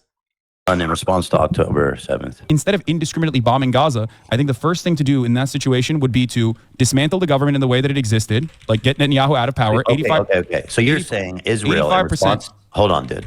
You're saying in response to this terrorist attack, Israel should have dismantled their own government. First set of actions would be to democratically take... Here's what Israel does in response to October 7th. Nothing. Israel has no right to do fucking anything. This is Ethan trying to justify the Gaza genocide, by the way. He's trying to justify it quite simply. He thinks that Israel's like had the right to some sort of response. Israel has the right to nothing. Nothing. Just like the Nazis had no right to do anything to the resistance fighters who attack them. Even if the resistance may have attacked civilians or gone too far or whatever, they had no right to anything. Ethan talks about this like we need to give him some sort of response, a loud response that Israel was allowed to do, as if Israel itself is not entirely illegitimate. It is entirely illegitimate. Netanyahu out of power, yes. The problem is that Israel's been at war with its neighbors for 70 plus years, and it makes a lot of sense that there'd be some distrust there. He's justifying Israel attacking and massacring Palestinians and all of its neighbors. What Israel does is complete terror of all of its neighbors in the Middle East, particularly Palestinians and Lebanese, by saying that Israel has been under attack, reframing victim and defender. Israel is not under attack. Israel is a genocidal settler colonial project that can only exist at the expense of others, that has been victimizing its neighbors even before it even existed. And he's trying to frame Israel as a victim itself. Is it really insane to think that Jews, as an ethnic minority in Israel, would not be safe? After all, Israel is a country of refugees. No, it's not. Are you a refugee, Ethan? What were you fleeing from? The Jews didn't come from Europe after the Holocaust. They came from the surrounding Arab countries that expelled them in massive amounts following the 1948 war. In fact, what war? What else happened? What else happened, Ethan? There was more Jews displaced than Palestinians during the Nakba. 1 million Jews. Absolutely, completely untrue. All of these surrounding Arab countries had... You notice how Ethan completely ignores everything about the founding of Israel. One, who was there beforehand? Who expelled those Palestinians? If this is a nation formed by refugees, why exactly were these people expelled before these Jews were supposedly expelled, as you put it? Were the people there all refugees, Ethan? No, this was a long-planned expulsion. This was a long-planned settler colonial project. I've gone over this a million times before. I fucking hate reiterating all of this. Here are videos of mine where you can look into this. This is a video about how Israel was planned as a settler colonial project the whole time, from the very beginning. Israelis are not indigenous. Check it out on my channel. Wait, I'll let him finish what he's saying here, and then I'm going to play another clip from a video that I've already responded to him making this talking point before. Vibrant Jewish communities in huge number, hundreds of thousands. Now, if you look at them, he's trying to reverse victim and offender. That's what you always need to remember throughout this whole video. His entire thing is reversing victim and offender, changing the Israelis to the victims, and those who rightfully fight against them into being their victimizers. You're looking at close to, if not literally, 0 Jews left in these countries. Just to give you an idea, here's a visual representation of the Jewish refugees after 1948. Jewish refugees after 1948 who fled violence and discrimination in their homelands. That's this framing. Morocco had 265,000 Jews. Now it has 2,000. Okay, let's look at what happened in Morocco. This is from my previous video responding to Ethan Klein. I'm just going to let him speak and then I will play my response. Algeria had 140,000. Now it has about 50. Iraq had 150,000 Jews. Now 10. And I want to give a special shout out to my boy over in Afghanistan, one known Jew. We know him. We love him. He's the one Afghan Jew. They were forced to leave their homes, their lives, their property, and migrate to the only place in the world that would accept them, which was... That's total bullshit. Absolute and total bullshit. Remember what I said about Ethan Klein ignoring people who have already responded to him and debunked him? This is a great example of that. If it wasn't for anti-Semitism, most of them probably still live in the Arab world. I mean, yeah, a lot of those families had to leave everything behind. Just get up and go. Total annihilation. I mean, just... Okay, that is simply not true. But as I went over earlier, where Israel Zionists always saw anti-Semitism as a boon for themselves, you can see there that Ethan and Healer at least kind of acknowledge this, which I guess is okay, good on them, but they don't acknowledge the key role that Israel played in intentionally stoking that anti-Semitism in the Arab world, and the fact that in many cases, they were not so simply expulsions. There was literally the Israelis making deals with these countries to get them to expel their Jews to Israel. Firstly, again, it's important to note that what's happened to Jews in these countries, in these Arab countries, is obviously not legitimate. It was obviously wrong and illegal. However, it was a reaction to the Israeli expulsion of Palestinians. It was a reaction to a unilateral Israeli declaration of independence, followed by expansion, an expansion which has continued ever since. Something which the people who were there beforehand had never agreed to, and which was obviously unjust to expect them to accept. Israel knew that there would be an adverse reaction against this in those countries, against the Jews who were there. They had been warned of it, yet they did it anyway. For two, they present this as like some sort of immediate expulsion, but it simply was not that. Jews leaving these countries countries happened over the course of the next 10 to 20 years. It was not like, okay, you do this to the Palestinians, we do this to you. In many cases, these countries tried desperately to keep Jews there. They banned immigration of Jews to Israel. They banned immigration of Jews. The Jewish Agency, one of the most important Israeli/Zionist organizations in the entire world, struck a deal with the French governors of Morocco, because Morocco was still a French colony at this time, to have 100,000 Jews forcibly deported to Israel. Many of them did not want to leave. They were essentially forced onto the boat. That's not an Arab expulsion of Jews. It is an Israeli-French expulsion of Jews. Remember what he said about Morocco as his first point there? Great example of Ethan lying, huh?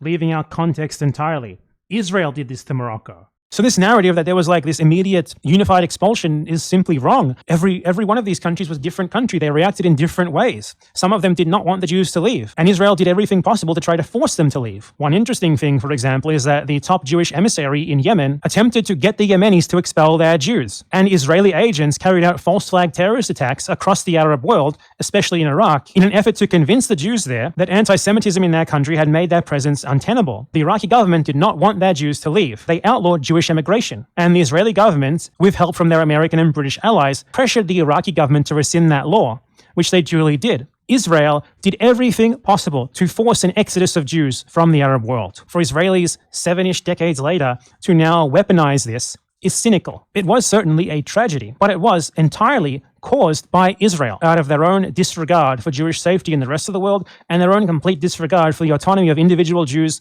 individual Jewish communities, individual Jewish families elsewhere. They considered them as little more than tools for their colonial project and did everything possible to make their lives in their Middle Eastern homes, aside from Palestine, untenable. An extremely important thing as well is that Palestinians have always been conscious of this. Palestinian negotiators have always been adamant that Israel needs to discuss the matter of Jewish compensation or return to the lands that they were supposedly expelled from with those governments, because they are Palestinians. They are not responsible for what those governments did, and they cannot negotiate on their behalf, which is obviously self-evidently true. Another thing is that the Palestinian leadership has for a very long time been conscious of what these Arab Jews mean to the Israeli propaganda narrative. And in 1975, the Palestinian Liberation Organization, at the time the most important Palestinian organization, asked that the Arab nations from which these Jews were from issue a formal invitation to them to return and be given their assets back, or at least to receive compensation. None of them took them up on this offer. In contrast, the Israeli state has never, even once, even acknowledged the ownership of a single Palestinian who had been expelled from their land or home, let alone offered to give it back to them. And this is because this entire narrative of Jewish expulsion, the false narrative of mass Jewish expulsion, because while there were expulsions, obviously it was not characterized solely by expulsions. There was a lot of forced migration induced by Israel, some expulsions and then some voluntary migration, is bullshit, because the Israelis don't actually care about this. For them, it is a rhetorical tool that they solely bring up in response to the Palestinian right of return. The Israeli government itself is very careful of this, because they know that if they start talking seriously and openly about this Jewish right to return to other Middle Eastern countries, that legitimizes the Palestinian one. And the Palestinian right of return is what they want to prevent, because these people don't want to go back. You know, they're living at large in Israel at the expense of Palestinians. Why would they want to go and be given like their grandparents or their great-grandparents' land back in Iraq or something? On the other hand, the Palestinians desperately need their land. They have no other land. They have no other assets. They have no other place to go. So for Israel, this is a rhetorical tool that they use. Though the government itself doesn't really use it. It's mostly Zionists not operating in an official capacity who like to bring it up. In the 1990s, when the Israelis started paying more attention to this rhetorical strategy, they investigated pushing these claims during the so-called peace process that was going on then, and decided against doing so, or even trying to do like any sort of serious investigation into how much Jewish property had been lost, how much it was worth, and pushing the countries that were involved for compensation for it, because they were worried about the precedent that would set, which would allow Palestinians to do the same regarding Israel. The Israeli state in 1999 even forcibly dismantled the agency that it had set up to represent Arab Jews in their claims for their land and compensation from other Middle Eastern countries, because the organization took on a life of its own and tried to secure equal representation among it for the 1 million Middle Eastern Jews who don't live in Israel. They simply didn't actually care. For them, they set up this organization as just sort of a no-you. And once it became its own thing that no longer suited their interests, they got rid of it. So it is a dishonest narrative. They don't really care about this. It is something that they bring up and frame in a completely dishonest, bullshit way that erases a ton of the history, erases a ton of what actually happened, solely to push back on Palestinians who are attempting to claim their own right to return to the land that Israel and Israelis stole from them. The narrative, as Ethan Klein did there, requires an erasure of the Nakba to really function properly, and it requires a historical denial of what actually happened afterwards to the Jews in the Middle East, a whole lot of which was imposed upon them by Israel, because the full story is not one of reciprocal expulsions that can be compared at all. It is the Zionists and then the Israelis, after they declared independence, implementing a long-held plan to expel the Palestinians, and then also implementing measures to encourage the Middle Eastern Jews to emigrate to Israel, combined with limited expulsions which themselves only happened as a reaction to what the Israelis first did to the Palestinians, which began before they had declared independence and before the intervention of the Arab states. We need to ask here, if Israel seriously wants to press these claims for Jewish or Israeli property in these Arab countries, well, these Arab countries have been attempting to normalize relations with Israel for decades now. If anything, they are subservient to Israel and its European American allies. Yet Israel, in these negotiations, has never tried to press them for the return of Jewish property and for the right of return for Jews who had, or descendants of Jews who had left these countries. You know why that is? Because Israel doesn't care, because Zionists don't care. For them, this is a tool. Just like they use the Holocaust as a rhetorical tool to somehow legitimize the oppression, the killing, the massacre, the theft of land from Palestinians who had nothing to do with it, to the point that Netanyahu claims that Hitler only wanted to kill Jews because he was convinced by a Palestinian. In the exact same vein, this narrative of the mass expulsion of the Arab Jews is presented as the initiative of like some unified Arab consciousness where all Arabs or all Middle Easterners are responsible for what is done by any country, even though when you actually look at the facts, these things happen differently in many different countries. In many countries, there was no mass expulsion. In many countries, the Israelis did everything they possibly could to force the Jews out themselves. And this sort of homogenization serves to somehow blame this on the Palestinians and thus cynically utilize Jewish historical oppression to legitimize current Jewish supremacy and the horrific consequences of this that we are seeing presently, clear as day in Gaza. Okay, so brutalized, destroyed, and this was uploaded, and Ethan certainly saw this as almost 300,000 views. This was uploaded on October 28th, before he even announced that he was making this content nuke video. He knew that this argument had been made. He decided to ignore it completely. What more is there to say? He's just reiterating the same bullshit narrative.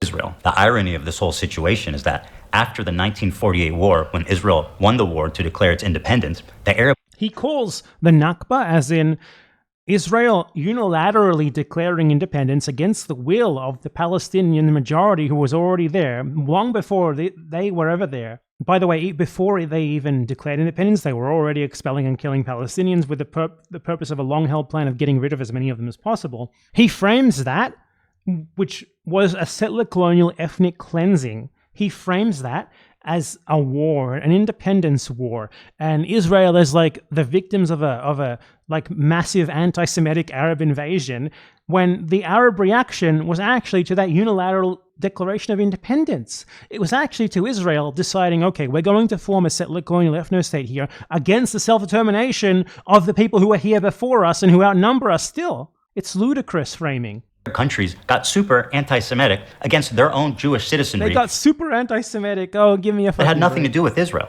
And as a result, they kicked them all out, 1 million plus of them, and forced them to go.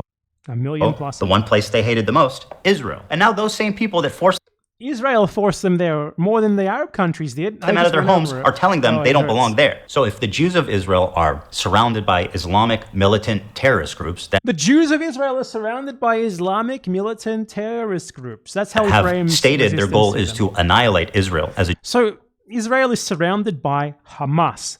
Why does Hamas exist, Ethan Klein? Was Hamas there before Israel existed? Or was it formed in the 80s, partly on the initiative of Israel itself, because Israel funded Islamists in Gaza, hoping that the Islamists would become more popular than the secular organizations because they saw the Islamists as being easier to control. That didn't work out as they thought, did it? Hamas was formed as a reaction to already 40 to 50 years of Israeli oppression, ethnic cleansing, genocide, settler colonialism in Gaza, in a concentration camp. This is a resistance group. And he frames it as just poor little Israel is surrounded by evil Islamist anti-Semites. Hezbollah was formed in reaction to multiple Israeli attacks and invasions on Lebanon. Why was Israel invading Lebanon? Because the Palestinian resistance went there. So these are groups that only exist due to Israeli aggression, due to Israeli oppression, due to Israeli genocide, due to Israeli settler colonialism. It's a circular logic, isn't it? Israel does settler colonialism, Israel does genocide, Israel brutalizes people, Israel seals their land, Israel ethnically cleanses them, Israel forces them into concentration camps. Israel continues today to settle and attack their land, take as much as it possibly can from them, to brutalize them. Those people form groups out of whatever little they have, whatever little they can do to fight back against that, rather than just dying on their knees. And Ethan Klein uses the resistance that is bred by what Israel does to justify what Israel is. It's this idiotic circular logic of perpetuating genocide, of perpetuating settler colonialism, of perpetuating the situation. Israel is framed as like this poor little baby boy that, out of no fault of its own, is now hated by these damn Islamist terrorists for no reason whatsoever, somehow not mentioning the situation that these supposed evil Islamist terrorists even cropped up in. It's literal Nazi logic. We invade these people, we kill them, we steal their land, because they are subhuman and we don't want them there and we want them gone. They form resistance groups and they fight back against us. Their resistance proves how barbaric and subhuman them are, ergo, we are more justified in what we're doing. Brilliant logic, dude. Really smart, really great pro-Palestinian brain, pro-Palestinian voice you are. Presenting groups that only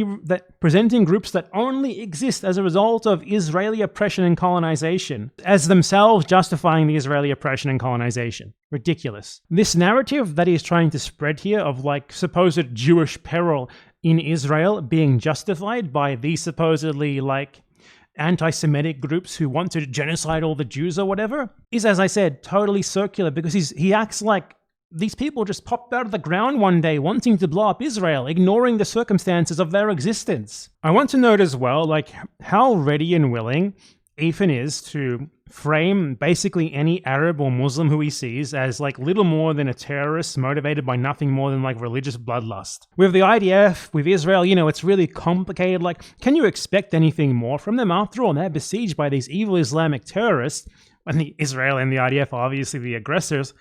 But with these people, like Hamas, Hezbollah, these groups that only exist as a reaction to Israel, to the atrocities of Israel, to the crimes of Israel, it's just, they're just Jew-hating terrorists. There's really nothing more there. There's nothing more that caused this. Just clear racism. And it gets worse throughout the video. Jewish state. And considering the historical context of Jews being pogromed from Arab countries, is it lie really that crazy for as I went over them to not feel safe as an ethnic minority?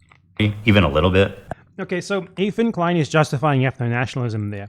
Ethan Klein thinks that if you feel unsafe as an ethnic minority, you get an ethno-state. So he claims that he's pro-Palestine, he claims that he's not a Zionist, yet there you have him straight up justifying the existence of Israel with this narrative of Jewish peril. So I guess if you feel unsafe as an ethnic minority, which, to be clear, isn't true. Jews live in the US, in France, in wherever the fuck else. And they're safer there than they are in Israel, because Israel is a colonial state. Colonialism breeds resistance. Obviously, they are way, way safer than their Palestinian victims, don't get me wrong. But the notion that Israel is legitimized by this Jewish safety argument, when you can go live in New York, when you were born in the USA, is fucking ludicrous. And it's, as I said, just a circular logic as well. Aren't we justified in feeling unsafe as an ethnic minority? Because the people who have been victimizing, massacring, genociding, the people whose very land, whose very country we stole in order to form ours, because they hate us, doesn't that legitimize our existence? Doesn't that further legitimize everything that we've done to them? Circular logic, as I've been saying. And that's pretty much the entirety of our disagreement. Despite what you've read on TikTok and Twitter, I've donated $6,500 to a Palestinian charity after the war You're a millionaire, dude. No one cares. started. Hey, Ethan Klein, thank you for the dono. Ethan Klein gave $6,500. My goat. Thank you, Ethan. Condemned Netanyahu as a war criminal. They're led by Netanyahu. This is just like, he's trying to frame himself in a positive light, and he's still making it clear that he's not pro-Palestinian. Who should resign in disgrace and go to prison for being a war criminal, called the West Bank settlements an abomination. Settlers in the West Bank are religious zealots, they're monsters, they're genocidal. I've even said It's not true. Most of them aren't religious. West Bank settlers are valid military targets. When you talk about like colonial settlers and stuff, like that's what's actually happening in the West Bank right now. I just want to address this right after he's And done these people speaking. are more or less valid military targets, in my opinion. My only crime. Ethan, if settlers in the West Bank are valid military targets, which to be clear, I don't even explicitly agree with that. Like, I understand why Palestinians might target them. I mean, they're fucking stealing your land and homes. Would you not be angry at them? Would you not attack them? However, calling them valid military targets, like in their entirety, I don't know, man. I think military energy would be much better spent on attacking, the actual soldiers, if possible. However, it's it is completely out of line and logically incomprehensible to say that you think West Bank settlers are military targets, but you think the Gaza envelope that was attacked on October 7th was little more than an anti-Semitic massacre of Jewish civilians. Because most West Bank settlers aren't even like on the front line, like they're behind a wall that separates them from Palestinians. There's not really any easy access to them. The ones on the front line who are like actively trying to steal even more land, those are like the really bad ones, right? Do you know what the Gaza envelope is? Let me show you a map. So the Gaza envelope is basically what was attacked on October 7th. And there is like an encirclement of settlements surrounding Gaza. Like here, you know, all around it. And these settlements explicitly exist because in 1948, and I have another video on this, I've gone over all of this shit already, trust me. In 1948, what Israel did is they expelled everyone from this area here and also from a lot of other places. They expelled them to Gaza, and then they sort of created a perimeter around it of settlements and military bases in order to keep them in. So the settlements that surround Gaza are built on like the ruins of Palestinian villages, Palestinian houses, and they specifically exist to provide Israel with a first line of defense, a shield against Palestinians from Gaza trying to go back to the places that they were expelled from. Again, this video that I have on that is a very in-depth video about that. The IDF was assigned to determine the location of new settlements around Gaza, which would be integrated into the territorial defense system in order to basically defend against Palestinians. Essentially, these settlements exist as colonial frontier human shield settlements in order to keep Palestinians confined into Gaza. They are the front line of defense, which is why there's so many military bases all around them. And quite simply, those who choose to live in these settlements are way worse than most West Bank settlers. Even worse. And I'm not saying West Bank settlers are good. They are crazy maniacal murderers, colonial settler maniacs. But people who live in the Gaza envelope settlements are worse than most of them. You have to be something of a settler colonial maniac to actively choose to live in a place that exists to make you sort of a human shield against the victims who were expelled so that your settlement could be built on the ruin of their land, on the ruin of their own. People from these settlements are noted for their particular sadisticness in, for example, whenever Gaza is bombed, they set up like couches and get their binoculars out so they can watch the Palestinians being massacred. So it doesn't make any sense for Ethan Klein to say that West Bank settlers are fair game and then try to frame October 7th as little more than like an inexplicable attack on Jews being Jews by like Palestinians who sprouted out of the ground as while being anti-Semitic. If October 7th had happened in the West Bank, Ethan Klein would be equally against it as he is against it coming from Gaza. And I think it's ridiculous that he pretends otherwise. It's ridiculous that he would say something like that he clearly does not believe in, just to try and frame himself as pro-Palestinian, as if we all can't see like the broader context of what he has said before and what it means about his ideology and what he openly said in this video. He's a two-statist because he believes that a Jewish majority needs to be maintained because Palestinians are a demographic threat and they cannot be allowed to have a higher number in the population than Jews because, oh, we'll massacre them. They're innately anti-Semitic. We can't trust them. We will be unsafe. We'll be unsafe living beside our victims. We need to keep them out even more. Like, what a joke, man. Is wanting a two-state solution instead of one. So this is like just people calling him racist and stuff, calling him a Zionist. There's nothing wrong with any of these messages. These are all accurate. Like he's just pissed that people accurately clocked him and that we can also all see through his bullshit claiming that he's like actually pro-Palestinian just because he's against Netanyahu because he used the word genocide once or twice. As if we haven't seen him arguing with everything else that I've gone over with his slimy whitewashing of the Nakba. I mean, he's obviously a Zionist. I don't need to go on here. He's obviously a Zionist, and he thinks that just because he says he's like a liberal Zionist instead of like a Netanyahu-style Zionist, that makes it okay. By the way, guess what? I have another recent video all about liberal Zionists, liberal Zionism and why it's crap and bullshit that you should definitely check out. If you're going to watch any of the videos that I've recommended you of mine here, check this one out. It's called Jewish Exceptionalism, Liberal Zionism, and Jewish Supremacy. And it will explain a lot of the stuff here regarding Ethan Klein's ideology, because he is precisely the sort of person who this video is about. And thinking it's not okay to kill Israeli civilians. That's it. That's why they're calling me a Nazi Zionist. You said it was okay to kill Israeli civilians in certain contexts, like the West Bank. As I just said. So apply that logic to the Gaza envelope, which is way worse than the West Bank in most cases. And because of HASAN and others spreading this malicious lie about my beliefs, I'm even getting harassed on the street. So how come you don't like Palestine? I like Palestine. No, you don't. Why do you say that? Because, bro, you're... wasn't she in the IDF? Yeah. Oh, Disgusting. She was in the IDF at the oh time. damn, that's crazy. Mandatory service. That's sad.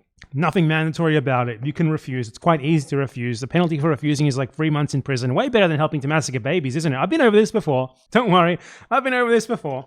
Oh my god, it's just endless shit. I mean, I don't know. This is taking too long, man. I feel the need to respond to every little thing because it's all such bullshit and wrong. I need to stop that impulse. It's too much. That's terrorism, bro. She was born there. That's sad. She's born there, so it can't be terrorism, I guess. Well, Hamas was born there. Are they terrorists? Bad for you guys. Ethan Klein, bro, you're ugly as fuck, bro. You're ugly as shit. You look like a rapist. Bro, look in the fucking... You look like a fucking rapist, Ethan. Feel bad for you guys. Ethan Klein, bro, you're ugly as fuck, bro. You're ugly as shit. You look like a rapist. I say nothing wrong with this. Nothing that he said is wrong. Bro, I'm tired of all these coward Americans in the South trying to act like they're so tough. Oh, I'm American. Oh, you don't even run your own country. You don't run your own country, bro.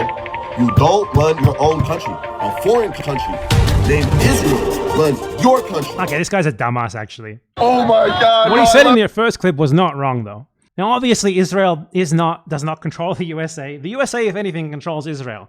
But that just makes a lot of Ethan Klein's arguments worse because, like, he tells people to vote for Biden in spite of Biden fully supporting the genocide when Biden could, with a phone call, force Israel to stop it whenever he wants. He has that power easily. You know, he could threaten to withdraw all military support, all military supply. He could threaten to just straight up, like, invade them, attack them or something. He didn't do that, did he? So obviously, the USA is the one who controls, the one who, if anything, controls Israel. And this guy is just, Ethan's like, look at this guy, right? Guilt by association. Here's a clip of HASAN with this guy who harassed me, apparently. Everything that he said to you was correct. Call harassment if you want. He's not wrong. I love you, HASAN. Can I give you a hug, bro? I'm so sweaty, bro. I love you, bro. I'm so sweaty. Is HASAN supposed to know who this guy is? I love you, bro. I have to interview you. You're my hero, bro. I love you, bro. You're the coolest guy in the world, bro. Hold on, I think I look gay. This guy likes HASAN. Ethan, do you know the people who like you? If you want to do guilt by association, let's talk about your guilt by association with Destiny, the sex criminal, and like hundreds, thousands of his fans, Ethan. Okay, 3, 2, 1. Hold on, I think I look gay now. Okay. It's a funny thing about me. I don't like terrorism, and I don't like terrorists. If they're You're married to a terrorist. You're married to a terrorist, Ethan Klein. Jews, Christians, Muslims, they're all bad. What is terrorism? It's intentionally targeting civilian population for political goals. That's Israel. You just described Israel. Your wife was a member of the IDF. Call her a secretary if you want. Do you think that a secretary for the Hamas military wing would not be a terrorist? You would think they would be a terrorist 100%. So why is a secretary for the IDF not a terrorist? Not to mention that, but as we went over in the clip earlier, she was like a logistical employee who was far removed from the front line. She found that boring, so she asked to be transferred to somewhere with more action, and they sent her to the occupied West Bank, where she was worked directly under the regional commander in charge of doing terrorism against Palestinians in the West Bank in Ramallah. And that was still not fun enough for her, so she asked to go on an outright terrorist raid. If that's your definition of terrorism, then your wife is a terrorist. It's that simple. I don't like it. None of it. And over time, I started to learn that my co-host, he really likes terrorists. They do musicals. They're very musical people. I want him to try to explain how these people are terrorists. I want to see him actually argue for that without just appealing to people already thinking they're terrorists because they're Arab. I want him to argue for why these people are terrorists and why Hila Klein is not. Because if these people are terrorists, Hila is a mega extra, like omega terrorist. Serious? Dog, what do you look? You think I made this? Isn't I know they're singing, but I'm seeing this guns and shit. This isn't a music video, HASAN. Taking over these ships, they started targeting the ships. People on this helicopter right now? Yes. They're streaming this? Yeah. They're flexing. What? And they're coming in hot with guns. Yeah, but you have to understand, this is a deterrent. We think the Houthis, Ansar Allah, is doing what Luffy would do. You should tell him that. Hezbollah is a paramilitary organization. Do we like them or no? He just said that the Houthis he put an ISIS flag next to Luffy from that anime or whatever. It's funny how I know the name of the character but not the anime. But like to say, One Piece, that's it. To try and say that the Houthis are the same as ISIS when the Houthis literally fought ISIS. Fucking moron. I don't have an issue with them, let's just say. But they are a terrorist organization. Like they're designated. They are designated by the American state as a terrorist organization. I do not. Cuba was designated by the US state as a state sponsor of terrorism. Does that mean that Cuba is a terrorist organization? Whether someone is a terrorist or not is not decided by whether the US government designates them as such, okay? That's a simple fact. The US government is a geopolitical actor. It's going to designate whoever the fuck it considers its enemies as terrorists. That's why it considered Nelson Mandela a terrorist until 2008. Means fucking nothing. If your evidence is the US government says so, then you are so lobotomized I don't even know why I'm bothering to respond to you. I like them then. Well, He is regarded as a pretty brilliant a person in terms of like everything that he's done. Then I saw clips like this where Hassan is explaining how he's hiding his He doesn't actually tell us why they're terrorists. Does he? power level to funnel in normies into radicalization. I think that in the short term, in order to combat against that, you have to advocate for a much lighter form of propaganda. You want America, in the way that I feel about it, and if you want America to get out of the way for places with more revolutionary potential to do what they would normally do, I think that, you know, one thing you have to do is advocate for a lighter form while simultaneously still doing agitated propaganda that goes beyond, social democratic ideas. I just wanted to put emphasis on the exact point of the so-called radicalization funnel, where, for example, Hassan and JT catch them while they're young, as they say, and then they start looking into this new idea, etc., and then move forwards through the funnel, get more and more informed, get more and more radicalized. Is Ethan just presenting to us by default this idea that having radical politics, radical leftist politics, is bad and we're just supposed to take it as being bad? What about what Hassan actually has said is wrong? He just presents everything as self-evident. As I was like, is he going to explain to us how these people are terrorists? Is he going to explain to us why they're wrong and why Israel, who they are opposed to, is right? He's not. He just skips over everything. He doesn't make arguments. He just shows clips, and maybe for 1 out of 10 of the clips he actually responds to them. You do your part in the funnel for the cause, or whatever the fuck you want to call it. You're doing, in my modest opinion, a great thing for the cause. Now listen to Hassan during our very first conversation lie to me about how he's a social democrat to hide his power level. We should move towards a Sweden-style economy or a Norway-style economy, which would be a social democracy. You have to advocate. But he's not lying about that here. He's not lying about shit. That he's a gradualist. He believes in like he said, we should move to a social democracy. How does that mean that he's not also a socialist, right? There's lots of people who are like this, who believe that you should have short-term goals that are more realistic, and eventually you will move towards something that you want more that you want, right? You surely understand that, Ethan Klein. Don't you advocate voting for Joe Biden even though he does genocide?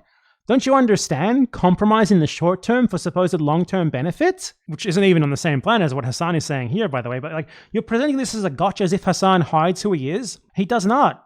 If anything, Hassan is not radical enough, by the way. Advocate for a much lighter form of propaganda. With robust social safety nets. Called radicalization funnel, catch them while they're young, as they say. And protections for workers. This is unhinged conspiracy theorist shit, dude. Higher unionization rates. A lighter form while simultaneously still doing agitated propaganda that goes beyond social democratic ideas. Hell, he's proclaimed it loudly that he is a self-described propagandist. I'm a propagandist. And? Well, no. For the record. You think you're not a propagandist, even though you don't say it? You admit it. Admit it. Propaganda is not a negative term. It just means that you advocate for certain ideas. No, I'm not calling it propaganda. Only really in English does propaganda have this negative connotation. Just saying, I'm going to play you. I'm saying I am. Okay, well then, I'm saying I am. I just before want to you even play it. A propagandist is much more than someone with a bias. It's someone who knowingly lies to further their No, it's not. political agenda. And then I had a terrifying vision. Propagandist is someone who spreads propaganda for certain political ideas. That's all that means.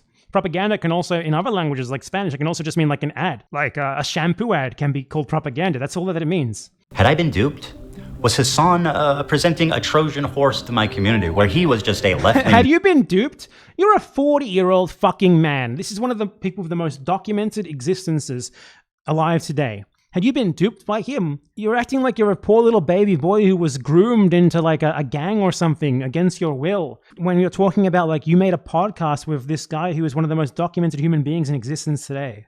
Democrat like myself, and as he said in the previous video, was funneling them into radicalization and turning them against me. Liberals are some of the easiest to manipulate people on the fucking planet, dude. I learned how much he hates liberals. Dude, I hate You liberals, didn't know this dude. beforehand? Half of these clips are probably from years before you even made the podcast with him. I do. What's wrong with hating liberals, by the way? Liberals are the biggest snakes in the world. You're a great example of that, because you claim to be pro something that you're not, and you try to shift the needle to the point where like you're framing pro-Israel Zionist goals as pro-Palestinian, and that is so much worse than being like Netanyahu and just outright saying what you truly and unequivocally believe and who your ideas serve to benefit and who they serve to hurt. You're way worse as a liberal. You're way harder to fight as a liberal than the far right are. Because, you know, Netanyahu is open and obvious about what he is. You believe in a lot of the same shit. Like 90% of the most important stuff that he believes in, you believe in. Like maintaining a Jewish majority, maintaining a Jewish ethno-state, keeping Palestinians who you expelled out of your country. But you present yourself as being like fundamentally different to him based only on the other 10%. Like, okay, Netanyahu wants the rest of the West Bank. I don't think we should take the West Bank, though. That's it. Wow, man, you're so fundamentally different. You're definitely not a Zionist. I hate them. I hate them so viciously. Did he secretly despise me this whole time? I'm sorry, dude. I hate liberals so much. I mean, just from the clips that I've seen of that show, which most of which I've seen like during this, like HASAN treated Ethan like literally like a child. Like it was like HASAN's not even, I don't even have a great opinion of him, by the way. I mean, I'm going to piss off his fans here, but I don't think he's the smartest political commentator in the world. I don't think he knows that much, but he makes Ethan Klein look like a baby. Literally. He makes Ethan Klein look like a 12-year-old learning about basic concepts for the first time. So it's so funny that he's like, was I duped here? Like, I mean, you were duped like in the same way that I guess like an 8-year-old is duped into believing that Santa Claus is real.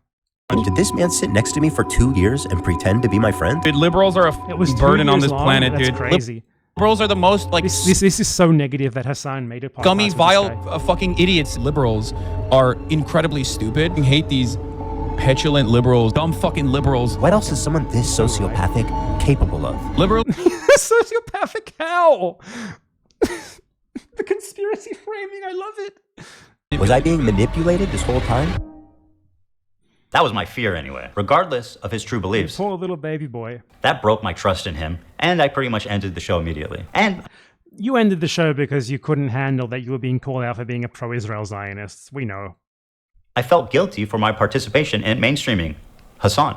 And for that, I apologize. I should have done more research, and I should have looked more deeply into who I was getting in bed with before they gave me chlamydia. Sorry, Hila. Over the past year since the show ended, I continue to watch HASAN I'm gonna make this faster because it's taking way too long, especially because my responses are far too in-depth, more in-depth than this. Promote and propagandize terrorist organizations. And every time it happened on Twitch, I would say, man, this time surely he went too far, and someone's got to do something. But as the time went on, nothing happened, and his views got more and more radical and more disturbing. I feel it's my obligation, after mainstreaming someone like HASAN, to take this on. And so... You didn't mainstream someone like HASAN. He's been mainstream. He's mainstream, actually mainstream. You aren't mainstream at all. You're a guy who has like a YouTube podcast where you talk about celebrity drama. HASAN's actually like featured in the mainstream media and stuff and has been for like 5+ years. Like, he was mainstreaming you. It was war. Nuclear war. I stand before you following the footsteps. Okay, I'm not going to watch his like extremely supposedly funny intro that he probably paid someone to make, but I do want to note that after that he has an ExpressVPN sponsorship. Let's look at who ExpressVPN is. So ExpressVPN is a company that is owned by a certain Israeli businessman, Teddy Sagai. Teddy Sagai is a compulsive donator to the IDF. He has donated millions to the IDF, around at least 5 million from what I've been able to see. He attends like the Friends of the IDF gala. He's been doing this for decades. So basically, Ethan Klein's video is sponsored by a company owned by fanatical genocidal Zionists who funds the IDF. Very much on brand. Couldn't expect much more from Ethan Klein, could ya? ExpressVPN.com/H3HD for 4 free months. Or scan. I am here. So this next part is all like just Ethan trying to be funny about Twitch and stuff. I'm gonna get to the part where he starts talking about the Houthis, who are like his example of HASAN PIKER supporting terrorism. Or that designer dog. This breed's stunning fluffy coat comes with a price. Chow Chows shed fuck all no. year. Very cute, by the way, but those are expensive. The point is, we have the biggest political streamer on our platform that is influencing media and influencing young kids everywhere. If we can normalize terrorism, if we could rebrand it, then fuck the U.S. Navy. You know how much I want to get to him talking about supposed terrorism. Take a look at a recent media analysis by Ad Fonte, which rated HASAN as the most extreme left-wing, untrustworthy media source on the... I mean, dude, if Ad Fonte said so, I guess it's true, man. Let's start with our good friend Luffy here and his organization, the Houthis. And yes, this is what it looks like. They are hiling Hitler. The Houthis... Firstly, Rashid is not a Houthi. He has clarified this many, many times. He's not a Houthi. He's just a Yemeni citizen. He might support the Houthis, but he's not a member of the organization. He said this many times. There's no reason why we shouldn't take his word on this. Any more than we shouldn't take Klein's word on her only being a secretary in the IDF, Ethan, until you can provide any evidence otherwise. He is not a Houthi, and it's ridiculous that you keep saying so. Not that it would be bad if he was. It would be good. He's like, they are hiling Hitler. Dude, in the Arab world, the Roman salute is used all the time. It has nothing to do with Hitler. It's used quite simply as a normal salute. It was originally picked up by Pan-Arabism in like the 30s and the 40s, and it's just been sort of like a staple of certain like Arab armies and such ever since. Here is the normal Lebanese army, which is not the army that fights Israel, by the way. These guys do nothing. I don't even know why they exist. They never fight Israel. Here's the regular Lebanese army doing the Roman salute as well. In short, this is just a totally different context in the Arab world, and it has nothing to do with hailing Hitler. You dishonest piece of shit. Again, this is just emblematic of Ethan basically relying totally on narrativization. Like, he never tries to explain things, never tries to like provide evidence for his points. He just tells you what to believe and moves on as if it's sort of self-evident. And most of the clips that he plays of like HASAN, he doesn't even try to respond to. It's ridiculous. It's pure narrative. It's preaching to a choir of morons, of lobotomized morons. His strategy here is not to actually deal with the facts. It's to try and convince the viewer that there are a bunch of negative associations that this Rashid guy has. Like, he's a Houthi, those are terrorists, he's a terrorist, he's not even a Houthi, and there's no explanation for how the Houthis are terrorists. Look, you know Hitler's bad. These guys are doing a salute that looks oddly like the Hitler salute, right? Ignore the context and everything, they're hailing Hitler. That's his strategy here, because on the actual facts, he's going to fall over, as you'll see. Are an Islamic military group. They're known for their cruel measures, forcibly recruiting child soldiers. They're known for their cruel measures. Bunch of zero context headlines. You can read this one, for example, and this is an article by DW, which is obviously a German and thus incredibly unreliable. You can see in this article, for example, right there on the screen, it says that both the Houthis and the government do the same thing, and it's just criminal for him as well not to provide any context for how and why this might happen, like the fact that Yemen has been under a brutal assault by the Saudis, by his own country, the USA, and his other country, Israel, for the last more than a decade. What has happened in Yemen can accurately be described as a genocide, and he does not seem to want to mention this. He does not seem to want to mention who has been carrying out the genocide. It's not the Houthis, it's the Saudis. It's the Yemeni government who they back. This is like talking about how brutal the French resistance are in World War II without providing the context of who they were fighting, why they were fighting them, and the broader war. It's insane to do this. It's just so dishonest. It's such bullshit. Shelling civilian areas and blocking food from entering already famine-ruined parts of Yemen. It's insane, by the way, that he's blaming famine and starvation in Yemen on the Houthis without mentioning what the actual cause of that is. The Saudi blockade, which is still ongoing, by the way, the Saudi blockade against Yemen, ongoing since 2016, which is the actual cause of the famine in Yemen. You know, the Saudi blockade backed by the US and Israel, that blockade, as it says here on Wikipedia, for example, the main cause of the crisis is the ongoing Yemeni civil war. Aid cannot effectively reach the population because of the ongoing civil war and the blockade of Yemen by Saudi Arabia. To try and blame the Houthis for the famine imposed upon Yemen by the Saudis in two ways: by them backing the incredibly unpopular and illegitimate former Yemeni government, by them bombing the country, massacring people, obviously, and by them literally blockading the country and intentionally preventing food imports from entering. To blame that on the people who are fighting against them, to not even mention the context of any of this, is utterly fucking crazy. This guy is just a genocide supporter at this point. Like, this level of decontextualization of the Saudi-American genocide in Yemen, we can only assume that he supports it. Otherwise, why would he do propaganda like this for the fucking Saudi genocidal monarchy? There's no other possible reason. They've also set up landmines in agricultural spots. So I just want to note here that like half of Ethan's sources for this section are basically just Saudi state propaganda. You can see here, this is ArabNews.com. Arab News is an English daily newspaper published in Saudi Arabia. It is owned by Prince Turki bin Salman Al Saud, the brother of the ruling Crown Prince of Saudi Arabia, Mohammed bin Salman. So this is literally Saudi state propaganda, dude. Dude, you uncritically cited a Saudi state propaganda article. An article released by the Saudi state at the height of the genocide in 2018 to claim that the evil Houthis were mining like everywhere to like intentionally kill civilians like a Batman supervillain or something. You know, this article that is based on them saying that They spoke to Yemen's army, aka the Saudi-backed illegitimate puppet government that the Houthis have been fighting. And they had the source for this according to this newspaper owned by the brother of the fucking head of state of Saudi Arabia. Dude, he just uncritically cites fucking Saudi state propaganda against the people who are fighting against their genocide of Yemen. He does this multiple times. Just flashes a headline on the screen that he got from fucking Saudi state propaganda. And he accuses fucking HASAN of being paid. Dude, who's paying you? Because we know the Saudis actually pay people for this shit. Like, your conspiracy theory about the fucking Houthis paying HASAN to spread their propaganda is absurd. A conspiracy theory about you being paid by the Saudis is not. And especially you being paid by billionaire Zionist businessmen, which you factually have been due to your ExpressVPN sponsorship, huh? You took money from someone who donated $5 million to the fucking Israeli Defense Force terrorist organization. So yeah, Saudi state propagandist Ethan Klein. Pro-genocide propagandist Ethan Klein, using Saudi state propaganda like Goebbels tier propaganda to legitimize the Saudi genocide of Yemen. Dude, if you're not going to analyze your sources, tell us why they're reliable, how they're not just propaganda. Obviously, Western countries who are aligned with the Saudis, given the Saudis are genociding Yemen, they're going to support the Saudi line on this, so you can't simply rely on every single fucking thing that you see reported on the Western media. But ultimately, he's saying all of this to avoid the main point here, which is that why do people support what the Houthis are doing in regards to the Gaza genocide? That's what this is actually about, which is the blockade that they declared and duly carried out until recently, very recently, until like a couple of weeks ago, or a month ago rather, against Israel and Israel-aligned shipping in order to try to do something to stop the Israeli genocide of Gaza. That is what Ethan is opposed to here. Even if the Houthis were like the absolute worst people in the world, which to be clear, they're not. Ethan Klein is someone who previously has made clear that he's a lesser evilist. He supports Joe Biden, even though Joe Biden does genocide, for example. He scolds people for not voting for Joe Biden, even. In the context of Yemen, the Houthis, even if all of this were true, they're still less bad than the Saudi-backed former government who they have deposed. They are still less bad than their enemies. So using your own logic, you should at least begrudgingly support them until something better comes along. But you don't.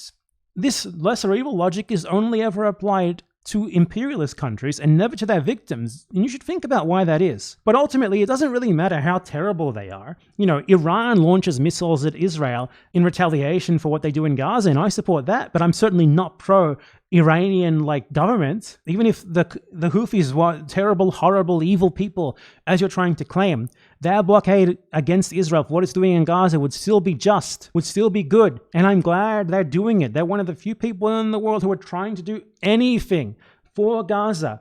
Gaza, a place besieged not just by Israel, but by all of the most powerful countries in the world who are supporting Israel. No one has taken any real action for them, aside from really Yemen and a tiny little bit of action taken by Hezbollah. I guess the Hezbollah action proportionately was okay, I suppose, and Iran.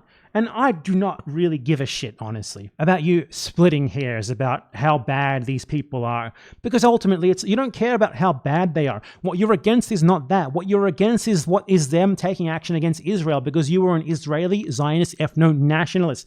You were against them taking real action, trying to take action to stop a genocide in Gaza, trying to impose some sort of penalty on the countries carrying out said genocide and supporting it. That's ultimately what this is about, and we can't lose sight of that. This is bullshit.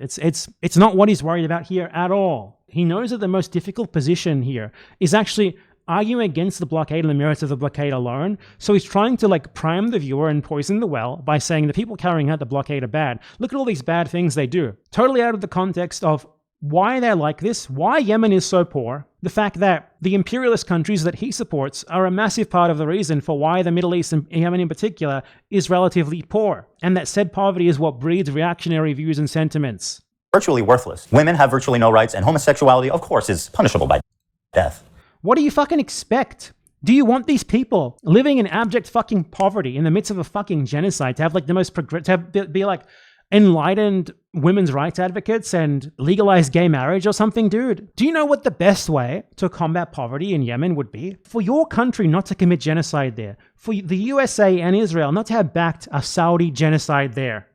That's what would be the best way to combat this stuff in Yemen, to combat these regressive attitudes in Yemen. But you literally are not even going to mention any of that. You're in fact going to frame what is in large part due to the Saudis as the fault of the fucking Houthis. And worse, you're doing all of this by posting Saudi state propaganda and ultimately supporting the Saudi genocide of Yemen in doing so. You're siding with the Saudis here, who the Houthis mainly fight. Ethan, what happens if you're gay in Saudi Arabia? What do they do to women in Saudi Arabia, Ethan? Well, you just got by your fucking logic. Saudi Arabia also doesn't have the excuse for these reactionary views, given that it's not a poor country like Yemen is. How crazy it is that you're totally okay with spreading fucking Saudi propaganda when it's convenient for you in favor of their genocide of Yemen. You're totally okay with weaponizing the genocidal Goebbels Der Stürmer propaganda designed to legitimize the genocide of Yemeni people put out there by Saudi Arabia, which executes gay people. And then you turn around and say, whoa, these guys are evil because they do the same thing that the people whose propaganda I'm spreading here also do. You're such a dumb motherfucker, Ethan Klein. That lines up with leftist values. Now, just how little rights do women in the Houthis Yemen have? Well, according to this, there's been 1,180. Well, according to this, according to what, man? What is this?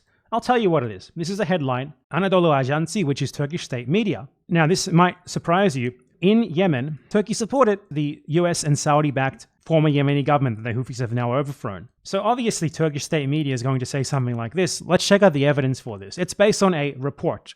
Let us look at like the website of one of the authors of this report. Now, just to be clear beforehand, obviously, sexism is going to be fucking rampant in a poor conservative country like Yemen, with or without the Houthis. And that is really to be expected because the way that Yemen is specifically a result of European colonialism, followed by now further European impositions onto Yemen via what has been a totally brutal genocidal campaign by Saudi Arabia and the US to essentially keep the country down as reprisal for them daring to try to overthrow the US-friendly government. It's more circular logic, right? Like, our imperialism is justified against these people because they have regressive social views. But those regressive social views are caused by poverty. Poverty which is imposed upon this country by the imperialism. The imperialism that ensures that these countries can never ever advance, can never ever get their people any sort of material alleviation from which generally, as Western countries themselves have shown over their own material advancements over the last 100, 200 years or so, breed progressive social progress on things like women's rights and gay rights. Not in the USA anymore though. Ethan justifies all of his hatreds with circular logic, where the result of the thing that he supports being done to these people justifies that thing being done to them. Imperialists are always like this. Look out for it. So let's just look at one of the organizations cited by this Turkish state media report, like the Coalition of Women for Peace in Yemen. Check out their website, and they have nothing regarding like who funds them. They won't tell you about that. I wonder why. It's 100% the Saudis. They're not going to tell you that though. There's no legal obligation for them to do so because, you know, they run outside of the confines of like US law, which is where organizations would usually have to tell you this stuff, or EU law and stuff like that. So this organization is an initiative of Noura Al-Jawi, who according to her own About Me page here, was a member of the Ministry of Youth and Sports in Yemen, aka she was a former member of the outgoing Yemeni government, Saudi-backed government, and now she has formed this organization, which is called Women for Peace in Yemen. Now, you would think an organization that's for peace in Yemen would be like non-denominational, call out the atrocities of everyone. No. Specifically, it says here, our aim is to free women who have been arbitrarily detained by the Houthis. Only the Houthis. They don't care about anyone arbitrarily detained by the government, only the Houthis. It's almost like this organization barely even exists and is essentially just a propaganda front to, like, if you look at their social media handles, it's under Houthis. Under Houthis. It's all about opposing the Houthis, providing negative propaganda about the Houthis in English. They even have like a film, a trailer for a film, Detained Under the Houthis. It's like the entire point of this organization is just fairly lazy anti-Houthi propaganda for an English-speaking audience. I guarantee you, if you looked into like who funds this organization, who's really behind it, it would be Saudi Arabia. But don't worry, because he's about to cite another source soon enough that is much more directly and clearly Saudi Arabian. Like, he's basically citing negative propaganda in media with an incentive to provide negative propaganda about the Houthis, to tell you why the Houthis are bad, which, even if all of it were true, is the same shit that the previous government was doing and would not delegitimize what Ethan really has a problem with, which is their blockade against the genocide being carried out by Israel. 81 violations committed by Houthi rebels against women, including torture, rape. Wow, it said that in the headline. It must be true. And murder. So, Ethan does zero source analysis, zero critical analysis. The Houthis have a very wholesome flag, as you can see here. It says, translated, Allah Akbar, death to America, death to Israel. What's wrong with death to America and death to Israel? These are the two countries that have victimized the Middle East more so than anyone else. What's wrong with that? If you would be Middle Eastern, you wouldn't hate America and Israel, especially being dirt poor as most people in Yemen are. I don't know. I don't think you're human. And a curse upon the Jews. And that's all of them, not just the ones in Israel. And of course, Do you know what Jew means to someone in the Middle East? All that they know about Jewish people is that there is a state that calls itself the Jewish state in Israel that brutalizes people in the name of what they say is Judaism and Jewishness. If that's all that you knew about Jews, and you have a state that equates itself with Jews in general, and you take it at its word and you say, okay, well, I hate Jews then. Like, you have to at least put this within that context, but Ethan doesn't do that, does he? Here's what Israel does, okay? Israel brands people's faces with the Star of David. Here's a Palestinian man whose face was branded with the Star of David. Here's a salted field in Gaza with the Star of David in it. Here's another one carved into the field with tank tracks. Israel is a country that claims that it's for Jews so much that the Israeli Supreme Court does not let Jews register their nationality on their identity card as Israeli because it says that doing so would undermine Israel's Jewishness because according to the Israeli state, Israelis don't exist, only Jews exist. So Israel is a state that says it's for Jews, by Jews, and carries out endless atrocities against everyone in the region, not just Palestinians, pretty much everyone they attack. And it does this while saying it's for Jews, by Jews, as I just said. And Ethan Klein removes all of this context, because that's all of these people know about Jews. These people see Israel say, I'm murdering you because I'm Jewish, I'm genociding you because I'm Jewish, and they say, well, okay, I'll take you at your word. And for Ethan Klein, the problem isn't that Israel says and does those things.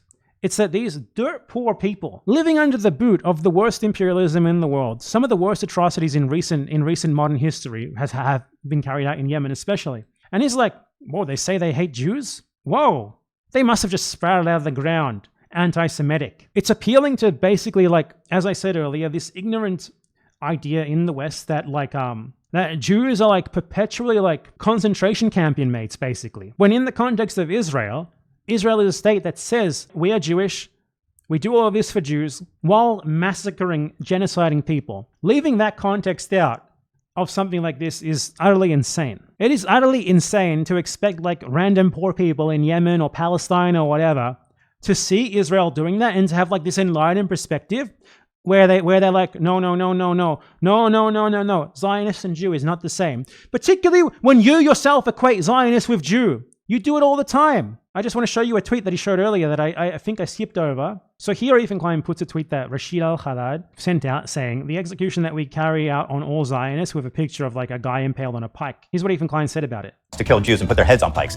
So apparently, according to Ethan, he said that he wants to kill Jews and put their heads on pikes. The tweet says the execution that we'll carry out on all Zionists. So Ethan Klein is himself equating Zionists with Jew. And he's not anti-Semitic for that, apparently. Yet other people who take Israeli Zionists at their word that they represent all Jews and do the same, they are anti-Semitic. It's fine for him, but it's not fine for them. And this guy, by the way, he does differentiate between Jews and Zionists. He's posted a long thread. He shouldn't have had to. A long post on Twitter where he explained that he doesn't hate Jews. He just hates Zionists. He said, I would like to clarify that any Jewish person, Christian or Muslim, or any other who is innocent, we will never hurt them. We protect and ask them what they want.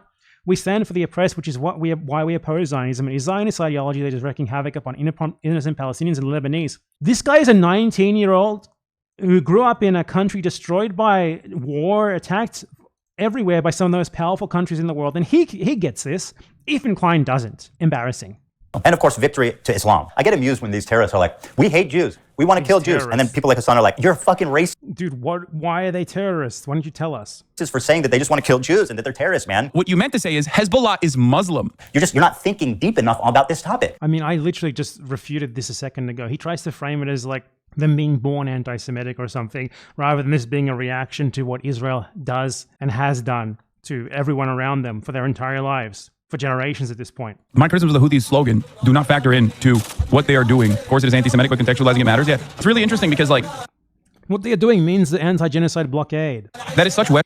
Like, I don't know why. Let's bring up like a comparison here. The British Empire was the most genocidal empire in the world during World War II. Was it bad that the British Empire fought the Nazis? Was that like a bad thing? Because they were so much worse than these Houthis ever were. But does that mean that it was bad for them to do like a good thing? Like, fight Hitler, fight Italy, fight Japan? I'm sure Ethan would say, no, of course not. They were bad, but, Hitler was worse, and it's good that they joined in the war against him. It's good that they fought back. What Ethan is basically arguing here is that the anti-genocide blockade being carried out by the Houthis should be discarded and just by default thought of as terrible and bad because according to his narrative, they are horrible people. Which even if it were true, that wouldn't say anything about whether it's legitimate or not to carry out an anti-genocide blockade against Israeli and Western shipping that is allied to Israel. Western-focused propaganda, like for a Palestinian to arrive at anti-Semitic opinions, okay? This is just so nothing, man. There's no substance to this. Most of this is just Ethan confidently saying dumb shit, playing clips that he does not actually feel the need to debunk, and like what he seems to think are like epic editing flourishes that totally own his opponent. They don't need to read Mein Kampf. Dude, you are not funny. Oh, this is so embarrassing. Oh, I almost forgot the most fun one. They brought back slavery. Ethan Klein. Source analysis time. This is the funnest part of the video. Ethan Klein, they brought back slavery. Let's fact check that. Here's evidence of this. 2 headlines. 1, slavery in Yemen by Al Jazeera. Let's look at that first. Slavery in Yemen. Al Jazeera. Let's check it out. Despite government denials, this investigation uncovers evidence of slave labor in Yemen by Al Jazeera, 10 September 2014. Now, which government was in power on the 10th of December 2014? It's the previous government, the one that was Saudi-backed to fight against the Houthis. This video is about slavery in Yemen being covered up and enabled by the previous Yemeni government that the Houthis have overthrown. You stupid motherfucker. This is pro-Houthi propaganda, if anything. What's his other source? This is such a great demonstration of Ethan. Like, he just Googles shit, puts it there, puts a headline there, and acts like he's proven his claims, when he fucking has not. Houthis restore slavery in Yemen. Let's check this one out. So this one is a 2019 article from Ashaq al-Awsat. What is Ashaq al-Awsat? According to Wikipedia, it is the newspaper of a private company that was founded with the approval of the Saudi royal family and government ministers, which is noted for its support of the Saudi government. The newspaper is owned by a member of the Saudi royal family. So this newspaper is a Saudi newspaper owned and run by the Saudi royal family to post pro-Saudi propaganda. The Saudis are like the main actors in a decade-long assault on Yemen by them and their puppet government in Yemen, which has resulted in something like 400,000 deaths. So is the Saudi government a reliable actor here? Is this something that we should take at face value just based on the headline? No, this is like citing fucking Joseph Goebbels to prove that the Jews are enslaving fucking Aryans or something, dude. Like, that is this bad. These are the people who caused this great suffering, this great genocide in Yemen, and you're just citing them unfucking critically when with this propaganda that they put out to delegitimize their enemies. This is like even dumber than the other stuff that he cited. What are the sources for this? Sources close to the group told the paper. Oh, whoa. Several local reports have confirmed this. Yemeni activists have revealed, they told us that there is slavery. A lawyer told us. A civilian told us. Experts confirmed this to us.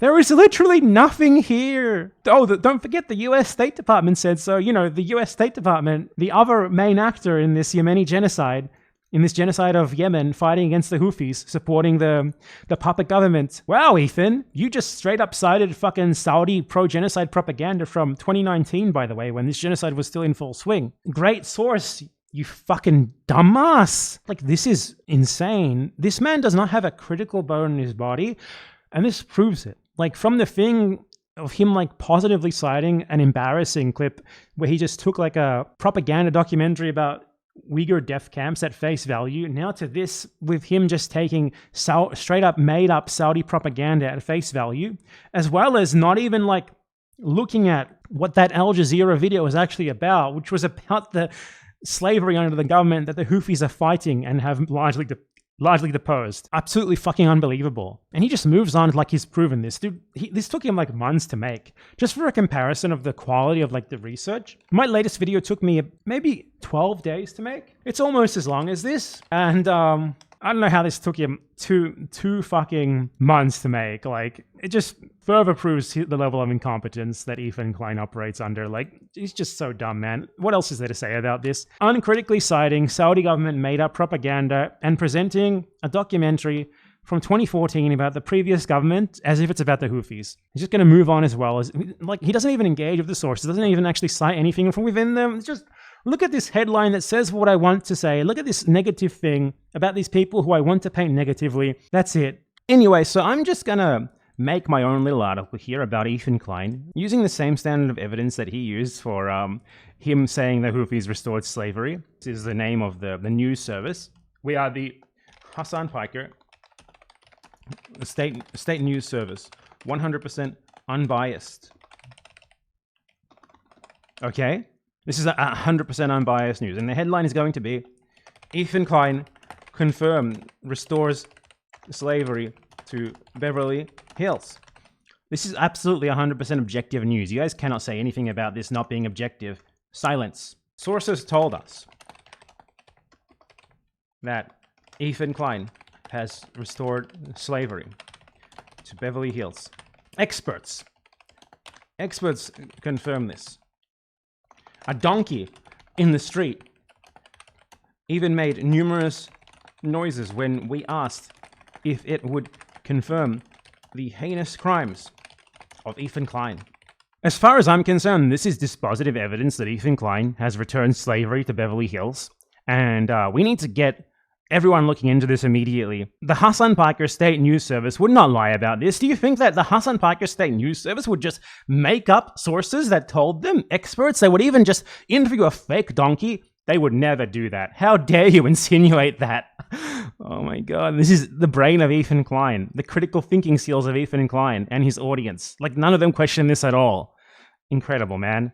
Allah is doing what Luffy would do. That lines up with leftist values. All right, so these guys are clearly the bad guys. So my question is, how does HASAN cover such a genocidal, clearly the violent... bad guys relative to who? The Yemeni government backed by Saudis committing genocide? Or Israel? Or the USA also backing those Saudis doing the genocide? Relative to who? Relative to those people, these are the good guys, even if everything that you said about them was true, including the slavery. Because that's how bad those people are, that they would be better than them. Like, come on, dude. You're just so fucking dumb. Like, these guys are the bad guys. Who are the good guys then, Ethan? misogynistic, homophobic, terroristic organization. Oh, you want to see a Houthi musical? Sure. These were the people that the Saudis were killing, by the way, just so you know. These fucking musically gifted individuals. Yeah. Cam's money. Why do you show us him talking about the Saudis killing them and then you provide no context about him? Has he even mentioned the Saudis? I don't think so.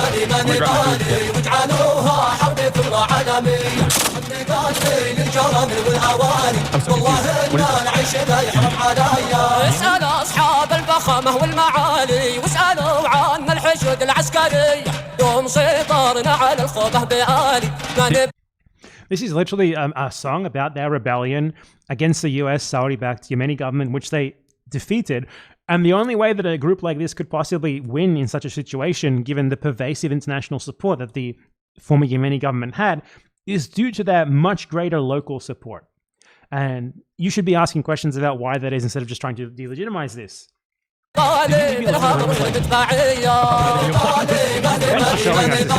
That's right, my friend. HASAN just played straight up terrorist propaganda without even being there to analyze it. What makes them terrorists? You have not explained what makes them terrorists. Why are they terrorists? What is it that makes them terrorists? The US government said so? Is that because that's the only thing you've actually cited so far? Can you provide us like evidence of a terrorist attack that they have done? Surely this must be against terms of service. Twitch does not allow content that depicts, glorifies, encourages, or supports terrorism or violent extremist actors. For example, displaying or linking terrorist or extremist propaganda, even for the purpose of denouncing such content. Denouncing? Okay, but what's the rule for endorsing it? Is that okay? What makes this terrorist? The answer is yes, as HASAN was never punished for this blatant violation of Twitch community. He has not done anything to show us that they are terrorists. We're just supposed to accept it by default because they're Arab, basically. That's it. Why are they terrorists, Ethan? Why can't you include evidence of this claim in your video? Everything that he claims, it's like he just expects it to be self-evident. He does not at all, ever, actually provide any reason to believe him unless it's just like, I think this, I'm going to call them this. You know, this is terrorism. China is doing genocide. I don't have to prove any of my claims because I know that my audience is going to be perceptible to this by default. They don't know why either. I don't know why I believe this. I just do. Guidelines. Got it. So denouncing terrorism is bad. Don't do that. Endorsing terrorism is good. Okay, got it, Twitch. What is going on? Why are they terrorists? Can you tell us? This is a 3-minute video of What do you mean a music video? When you said music video, I'm expecting like bad example, Chris Brown dancing, you know? No. They do they do musicals. They're very musical people. Are you being serious? Dog, what is look? You think I made this? I know they're singing, but I'm seeing this guns and shit. This isn't a music video, HASAN. No, it is. They do musicals about like their fucking like their actions all the time. Hold on, guys. Hold on. I've got this. Instead of terrorist propaganda, let's call it musicals. They do musicals. Instead of violent jihadists. Violent jihadists, like, dude, he's just throwing like negative adjectives and nouns at them. He doesn't provide any proof of his claims. Why are they terrorists? More than anything else, why are they terrorists but the IDF isn't even? Why is Rashid a terrorist but Hila Klein isn't? I'd love to talk to you live about that. We could do some comparisons and we can get to the bottom of your claims here rather than you just saying them with no fucking evidence. Let's call them musically talented people. They're very musical people. Are you being serious? Guys, let's just use our brains. Fiddler on the Roof, Wicked, Alexander Hamilton, man. There's no reason we... Oh my god, he's so not fucking funny and just stupid. This is so embarrassing. Can't put these Houthis on Broadway. Well, they go, listen, you want to fucking bring a ship through here? We're going to take it. So that's exactly what the Houthis start doing. They start fucking sending in helicopters onto fucking ships. Bro, they fucking... Look at this. They got the Palestinian flag that they painted under the helicopter with the Yemen flag. They fucking They start overtaking the ships. And they're like, guess what, dog? No more trade to Israel. If you are sending ships into Israel, if you are owned by an Israeli subsidiary, if you're owned by an Israeli corporation... Now, if Ethan was pro-Palestinian, as he claims himself that he's pro-Palestinian, blah, blah, blah, he's just a two-state solutionist, he would support this act. He would support a blockade against shipping owned by Israel, going to Israel, or related to an Israel-supporting state like its many Western allies. He would be 100% for that. He would be 100% for real action taken against the genocide. Not just for that. You know, he would be for like fucking military intervention against Israel to stop a genocide, stuff like that. You'd think that, right? Like, this is relatively mild compared to what is warranted against Israel for its many crimes, particularly the recent genocide. This is relatively nothing. This is equivalent to like blockading Nazi shipping in World War II. Or, you know, ships that refuse to identify themselves when trying to pass through a blockade, or ships that were suspected of being linked to the Nazis or their allies or whatever. That was carried out in World War II by the British, by the Americans, by everyone, basically. That's what this is.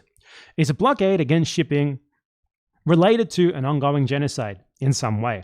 And let's see if he's for this, because you would expect someone who is pro-Palestine to be absolutely for something as basic as this. Putting actual real material pressure on a country and its allies to stop doing genocide. That is the most basic pro-Palestinian thing that I could imagine. We're going to take over your ship. You cannot fucking use this trade route anymore. Guess what, bitch? It's our fucking territorial boundary, and we're going to enforce this until you stop doing genocide in Gaza. So let's review his claims. His first claim is that the boat is headed for Israel. It's not. It's going from Turkey to India. Next claim is that it's owned by an Israeli company. It's not. It's being chartered by a Japanese company, and the boat's owners are registered in the Isle of Man. Okay. So this is another great example of Ethan's dumbassery. Let's read this. The ship's registered owner is Galaxy Maritime Ltd, a company registered in the Isle of Man. Its flag state is the Bahamas, and at the time of seizure, the ship was chartered by a Japanese company. Galaxy Maritime Ltd is owned by the Isle of Man Shipping Corporation or something. I don't know, it's cut off. He didn't even include the whole thing. But its beneficial owners are Abraham Ungar and Yael Ungar. Abraham Ungar and Yael Ungar are an Israeli billionaire couple. So this is a ship that is owned by an Israeli company that is registered in the Isle of Man for tax purposes. Now, if you don't know, the Isle of Man is like a tiny island near Britain that is most famous for having these motorcycle races where like 5 people die per year because they just do it on the street and people crash into the wall and get like their brains just blow up. Very funny. But aside from that, do you genuinely believe that this billion-dollar shipping company owned by Israelis is just a normal company from the Isle of Man, Ethan Klein? It's an Israeli fucking company registered in the Isle of Man. The Houthis know this. This is public information. Everyone knows this. That's why they stopped this. It's an Israeli company. And good on them for doing so. Thank you. He's trying to frame this as terrorism. It's like he spent the last 10 minutes poisoning the well against the Houthis to make you hate them because they're misogynistic, they do slavery, all of this shit, you know, based on spurious or just outright falsified sourcing. Because he knows that the weakest part of his argument is this part where he actually has to try to justify him opposing a blockade designed to put pressure on countries that are carrying out or supporting a genocide, which, you know, doesn't really mesh with him being pro-Palestinian. So he needs to try to find a way around this. And the way that he's trying to do that is by claiming that the Houthis are just attacking random ships with nothing to do with Israel. And the first ship that he cites as evidence of this is one that's fucking Israeli, just straight up owned by Israelis. You fucking moron. I'd like to remind everybody that the crew that's kidnapped in this video has been missing for over a year now with zero updates on their health, whereabouts. This is completely incorrect.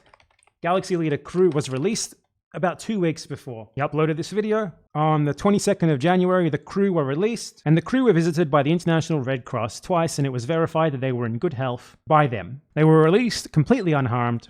You are just spreading pure misinformation there. Or anything. That lines up with leftist values. Also, it is completely and utterly ridiculous, by the way, to frame it being the fault of the Houthis, that this blockade, which was announced beforehand, also obviously is going to involve the crew of the ships. So whose fault is it when you try to run a blockade being carried out against genocide and the crew inevitably gets caught up in that? Is it the fault of the shipping companies for running the blockade, or is it the fault of the Houthis for doing what is ultimately obviously a good thing? It's the fault of the shipping companies, obviously, and it's fucking ludicrous that you are so opposed to any action for Palestine, any real action for Palestine, that you're against even this. Like, it's desperate grasping for straws. It's desperately grasping for something to point to delegitimize absolutely anything. He's against literally everyone who fights for Palestine. Every single resistance group, every country, every government, he opposes them. He doesn't even say, okay, I support this action that they do, but I'm against the government in general. I'm against this group in general, but I'm for this thing that they did. No. He's against all of it. He's against every single one. This is someone who claims to be pro-Palestine. Yet he's against everyone who fights for Palestine. He's against every single action for Palestine. He has not seen an action carried out for the purpose of defending the Palestinian people that he was not against. It's so ludicrous to be like, oh, well, I guess there's crew in the ship, so you should not be allowed to stop the ship from running your blockade being carried out to put pressure on countries doing genocide. It's about on the level of arguing that you shouldn't attack a military base because there's contracted cleaners there who are civilians. Obviously, any action has the potential for collateral damage, and in this case, the collateral damage was relatively minimal. No one died, no one was hurt. As soon as the ceasefire was announced, the crew was released, the blockade was called off. Very simple. Hasan's third claim is that this attack happened in their territorial waters, which is also a lie. It happened in international waters. Hasan is lying for what happened in international waters? Who fucking cares? I don't give a shit if the blockade was in their territorial waters, technically, or in international waters, slightly outside of their territorial waters. Still 100% legitimate. What do you fucking think is permissible action to take to fight a genocide in Gaza? What do you think is permissible? You don't seem to support anything, not even this. He opposes this because he supports what Israel does ultimately and is against whatever is done for Palestinians. So that's why he opposes this. Don't fall for this shit. He has not seen a single action for Palestine that he's not opposed to. Houthis like he's being paid. And honestly, at this point, is he? You are factually being paid to make this video by a billionaire Zionist businessman who donates millions to the IDF, and you have the gall to say that there's a global Houthi conspiracy to do pro-Houthi propaganda. Well, no, I'm not putting it out. This is like a hostile. They're streaming this? Yeah, they're flexing. What? And they're coming in hot with guns. Yeah. Why am I supposed to think that this is bad? Yeah, but you have to understand, this is a deterrent. Israeli society is going to start getting upset. They're going to be like, I can't get my treats. I can't get my Amazon Prime deliveries. What the fuck is going on? I hate this. Israel sucks. I'm leaving Israel. That's the goal. I find it disturbing that Hasan thinks that a slowdown of imports is going to cause Jews to flee Israel. 80% of Israel. Jews to flee Israel? You see what I said about just reframing Israelis as Jews? Like a blockade against a country carrying out genocide? And he's like, dude, are you saying that you want Jews to flee Israel? You want to materially impact the lives of the people of a country that's carrying out genocide? But they're Jewish! How dare you? They're just Jewish! The poor little Jewish people. Every single one of them is permanently walking around in a concentration camp uniform from Schindler's List. Didn't you know that? You guys need to come to terms with something, okay? Israelis are victimizers, they're not victims. Just because they're Jewish doesn't make them innate fucking victims. Israelis live great lives at the cost of Palestinians. An entire people is oppressed so that they can thrive. And Ethan Klein is framing them as little more than poor little Jewish babies. And even when their country is literally carrying out genocide, it's still somehow wrong for you to take any action against it because they're Jewish. Israelis were born there and do not have citizenship anywhere else. So where do you want them to go? What are you talking about? Hasan, back to... He said that he hopes that Israelis choose to immigrate because ships can't bring them their Amazon Prime deliveries. And Ethan Klein's response to that is, you want them to be in the death camps, don't you? This is insane. This is utterly fucking crazy. This guy's such a fucking spectacular moron. Oh my God. What? You think that Israel should be put under pressure to the point where the Israeli populace turns against the government because they can't get their Amazon Prime deliveries as a result of a blockade? You want Jews to be put into death camps, don't you? What a fucking insane moron. Poland, or back to the Arab countries they were forced out of. Israel sucks. I'm leaving Israel. That's the goal. Hey, man. As I went over earlier, Ethan, there was actually an offer given to the Arab Jews who you say were forced out of Arab countries. I went over this in my video response to you, which I know that you've watched. So yeah, they could return there. The thing is, obviously, though, that they don't. You know why they don't? Why would they? They live in a country that is for their ethnicity, by their ethnicity. They live great there. You know, they live on other people's land, on other people's houses. Millions of people are oppressed for their benefit. Why would they want to go back to some random other country and like get like their grandpa's house back or something? Not only that, but the Israeli government has prevented them from doing this. The Israeli government has always been against people doing that because it would legitimize the Palestinian claims to their stolen land in Israel. So as I said, they have been offered this return. The only big country that hasn't offered the return was Algeria. You know why? Forgot to mention this earlier when he brought up Algeria. You notice how he doesn't do any sort of analysis of what actually happened in each country? There's a reason for that. He's too fucking dumb for one, and because it would ruin his argument. What happened there is the Jews were not expelled. They were actually French citizens. And when the French were forced out of Algeria by the Algerian Revolution, the Jews there were told if they wanted to stay, they had to renounce their French citizenship. Almost all of them did not want to do that, and they went to France. And Ethan Klein frames that as expulsion, like a population who were collaborators with the colonial power, who were given privileges by the colonial power to collaborate. And upon being asked, after the colonial power was kicked out, you know, you can stay, but you need to be Algerian. You can't be French. Most of them left. Not to Israel, to France. And Ethan Klein framed that as like Jewish expulsion. It's fucking ridiculous, man. Anyway, so yeah, let's continue. How does he go from, like, HASAN saying there should, like, you know, a blockade against a genocide in Gaza so that Israelis, like, cause a ruckus against their government, into, what, you support death camps? By telling the Jews of Israel to go back where they came from, HASAN attempts Jews of Israel to go back where they came from. He didn't even say that. To deny Jewish heritage in the Middle East. He didn't even say that. He didn't say anything like that. It characterizes them not as indigenous, but as white colonizers. They aren't indigenous to Palestine. Is despite the fact that 60% of Jews in Israel are actually native to the Middle East. What a ridiculous talking point. Okay, Ethan, here's a simple question for you that I'd like to ask you. Is Palestine Yemen? Is Palestine Syria? Is Palestine Algeria? Is Palestine Morocco? Is Palestine Iraq? Or are these different countries? You're claiming that these people are indigenous to Palestine, specifically to Palestine, and that he's denying that they are native. You tack onto the Middle East, but you seem to think that if you're from the Middle East, you should be allowed to live anywhere in the Middle East, and like apparently this legitimizes you carrying out settler colonialism. Dude, what the fuck are you talking about? Like, you seem to think every single Middle Eastern country is the same. I like to test this. I like to test your theory, okay? Do you support anyone from any Middle Eastern country being allowed to move to Israel? Do you support that? After all, they're indigenous, they're natives, according to you at least. I mean, I don't think that being from Iraq means that you have like a God-given right to move to Palestine and displace a family there. You apparently seem to think that. This is just a ludicrous talking point, and it shows what, I mean, everyone I think already realizes Ethan Klein thinks, which is that all Arabs are the same, all of the Middle East is the same. That's basically it. This is wild. So these guys did all of this, right? They did all of this. Is that their helicopter? Yeah. That looks like a legit helicopter. It is a legit helicopter. This is wild. So they take it over, and they tell the people in the ship, it's usually like mostly Filipino people, Filipino crews, and they're like, all right, you know, we got no problems with you, you know, but you're coming with us, we're taking over the ship. What an incredible way to characterize having a gun in your face. HASAN is asking But dude, your wife went on a terrorist raid. Guns were shoved into the faces of civilians in occupied territory. Like, it's just insane how he is so desperate to find something wrong with clearly justified actions. Like, for these people, there is never anything that can be done for Palestine that is not unjustified. They will look for any small little detail. Like, the US government constantly seizes, for example, Iranian oil tankers unilaterally on the basis that apparently that's bad. Apparently, Iran shouldn't be allowed to export oil anywhere. And the USA can just say they shouldn't be allowed to do that. So they seize Iranian oil ships, they seize their cargo, they take the crew. Is that terrorism? Or is it only when it's done to fight genocide? us not to believe our own eyes as we watch terrorists hostilely kidnap the crew. We got no problems with you, you know, but you're coming with us. We're taking over the ship. And once again, the crew is still MIA. Remember when Ethan Klein's wife went on a terrorist raid in Ramallah in the West Bank to kidnap people from the occupied city of Ramallah?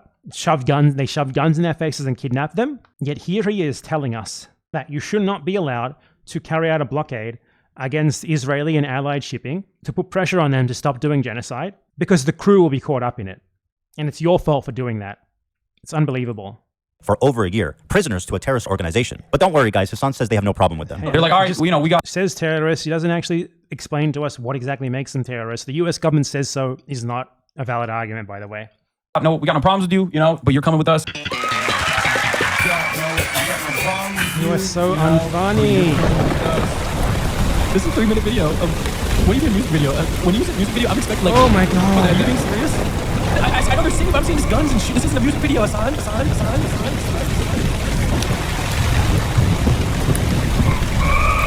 spent 2 months on this?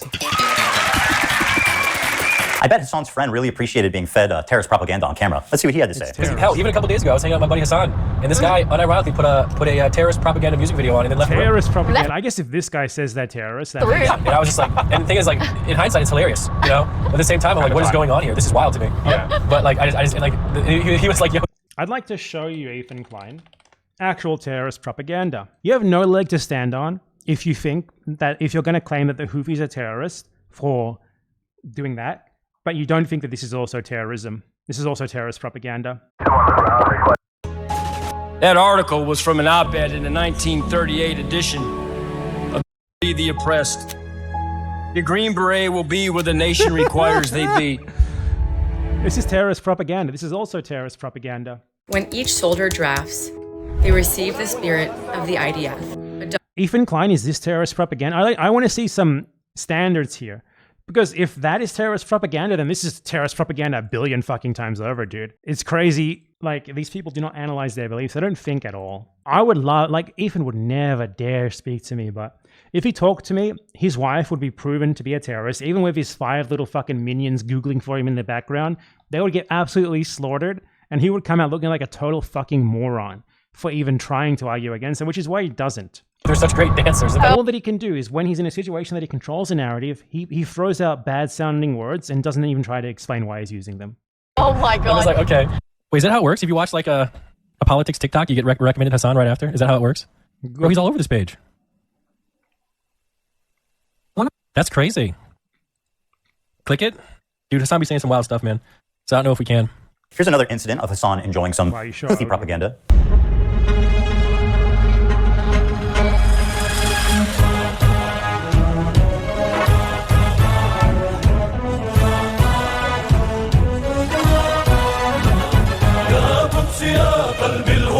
How is this any different to the military propaganda of any other government? It's fucking insane how we're supposed to just take this as anything but that. How can they not agree with the Houthis when this is the kind of music video that they're coming out with? They got a beautiful voice too. Yeah, Israel been real quiet since this dropped, dude. The fucking mixtape. Oh, Hassan, my sweet, naive friend. You say that Jews don't sing and dance like that? Then what the fuck do you call this?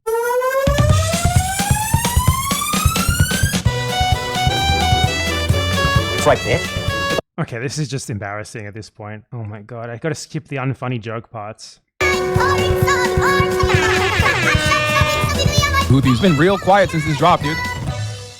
Fuck, man. You are not funny. Stop trying. Now we come to our sweet, beautiful, cute little TikTok twink. This hairless young man is the fantasy of every tween and twix and all the boys and girls on TikTok. He's cute. He's got a mustache. He's a freedom fighter. Beautiful eyes. They call him Tim Houthi Chalamet because he's a Houthi. Bro, are we about to have a Houthi rebel on stream? Yes, brother. What do you mean? Excuse me? Of course I'm about to have a... I'm a journalist, okay? This is journalism. It's so weird. It's so weird. Motherfuckers want journalism, and when I'm trying to do journalism, they go, why are you doing that? Bro, you are going to get banned? I think it would be ridiculous to do that. Hassan now has the opportunity to express his journalist... Okay, so the guy is not a Houthi. He clarified this after this. Hassan thought that he was. He was not. Not that it would have been wrong for Hassan to bring on a Houthi to talk to, for multiple reasons. For one, the US government hadn't even declared, not that the US government's designation matters aside from legal consequences, but at this time the US government had not declared them a terrorist organization. It only did so in retaliation for the anti-Israel blockade. Like, literally, that's the only reason they did it. Just geopolitical weaponization of the terrorism list, obviously. Proving to you right there how fucking worthless it is. But the guy is not a Houthi. He's clarified multiple times, I am not a Houthi, I am just a Yemeni citizen. So saying that Hassan said he was a Houthi, so that means he's a Houthi. People on TikTok call him a Houthi, so that means he's a Houthi. He's not. But if he was, it would still be fine to talk to him. Especially since Ethan has not even explained to us what exactly makes them terrorists. What terrorist attacks have they carried out? What is it? Aside from like Saudi Arabian articles about slavery. Dick chops to get his boots on the ground and show us just how good of a reporter he can be. I'm doing journalism, chat. Does he know what One Piece is? He's been watching it since he was a kid. The whole way! The whole reason why he started asking him these dumb questions about anime is because during the interview, it came up that the guy wasn't actually a Houthi. You know, he was expecting to be able to talk to him about the situation in Yemen, about like the group's perspective and stuff. And then it turns out he's actually just a no one. He's just a kid. So it turned into a conversation with a Yemeni, basically, a random Yemeni 19-year-old. And yeah, he's treating him like a fucking human being. That bothers you, doesn't it, Ethan? It fucking hurts you when an Arab person is treated like a human instead of a fucking, like, innately anti-Semitic demon to be crushed, doesn't it? Yeah. Sick. Yes. Love you too, man. Big time. Yeah. I love you. I love you so much. We're big fans of the Yemeni music videos. You can tell them that. I want to ask him about the knife. The knives are sick. What's up with the knives? You know, the curved knives. If one of those knives comes He's asking a Yemeni man about Yemeni culture. out in front of you, it's not going back until it has blood on it. Oh, okay. My bad. Well, I mean, I think it's cool, though. That's so crazy. So they're just chilling with the captains? Like, I don't understand. The crews on these ships, and they like win them over with their charm, and they make them hate America and the U.S. government. That's so funny. I'm a journalist, okay? This is journalism. It's so weird. Motherfuckers want journalism, and when I'm trying to do journalism, they go, why are you doing that? Ethan Klein has two strategies. Flash headline on screen, act like it proves what I said, when half the time the headline contradicts him or is just fake bullshit. Play clip, act like it's self-evidently bad without explaining how it's bad. Wow, incredible, dude. What do you mean? I'm just chilling. We're just vibing. Yeah, we're just vibing. We're vibing big time. HASAN uncritically interviewed this kid for about an hour. It was the most brazen display of disgusting terrorist propaganda that I have What the fuck, dude? You have done nothing to show that this kid is a terrorist or that the Houthis are maybe all ever seen in Western media. Which is What not has even happened to- associated with the Houthis. Does he know what has happened to any of the crews? Like, I heard they... HASAN almost asked a good question, but it's actually leading to the most obscene part of this interview. He's saying he hasn't spent much time with Chinese people, but one of the captain was Chinese, and he did qat with them, and he danced to music with them, and he was vibing, so he likes him, yeah. So, I mean, what... That's so crazy. So they're just chilling with the captains? Like, I don't understand. Ask yourself, why is he able to hang out with the captain and the crew of this pirated ship? Why would he... Ask yourself. He didn't. He fucking didn't. There is not a single Chinese captain. No captains of any of the captured ships, any of the crew were Chinese. This is just bullshit. This was debunked literally months ago. What actually happened is that this guy mistranslated what he was saying.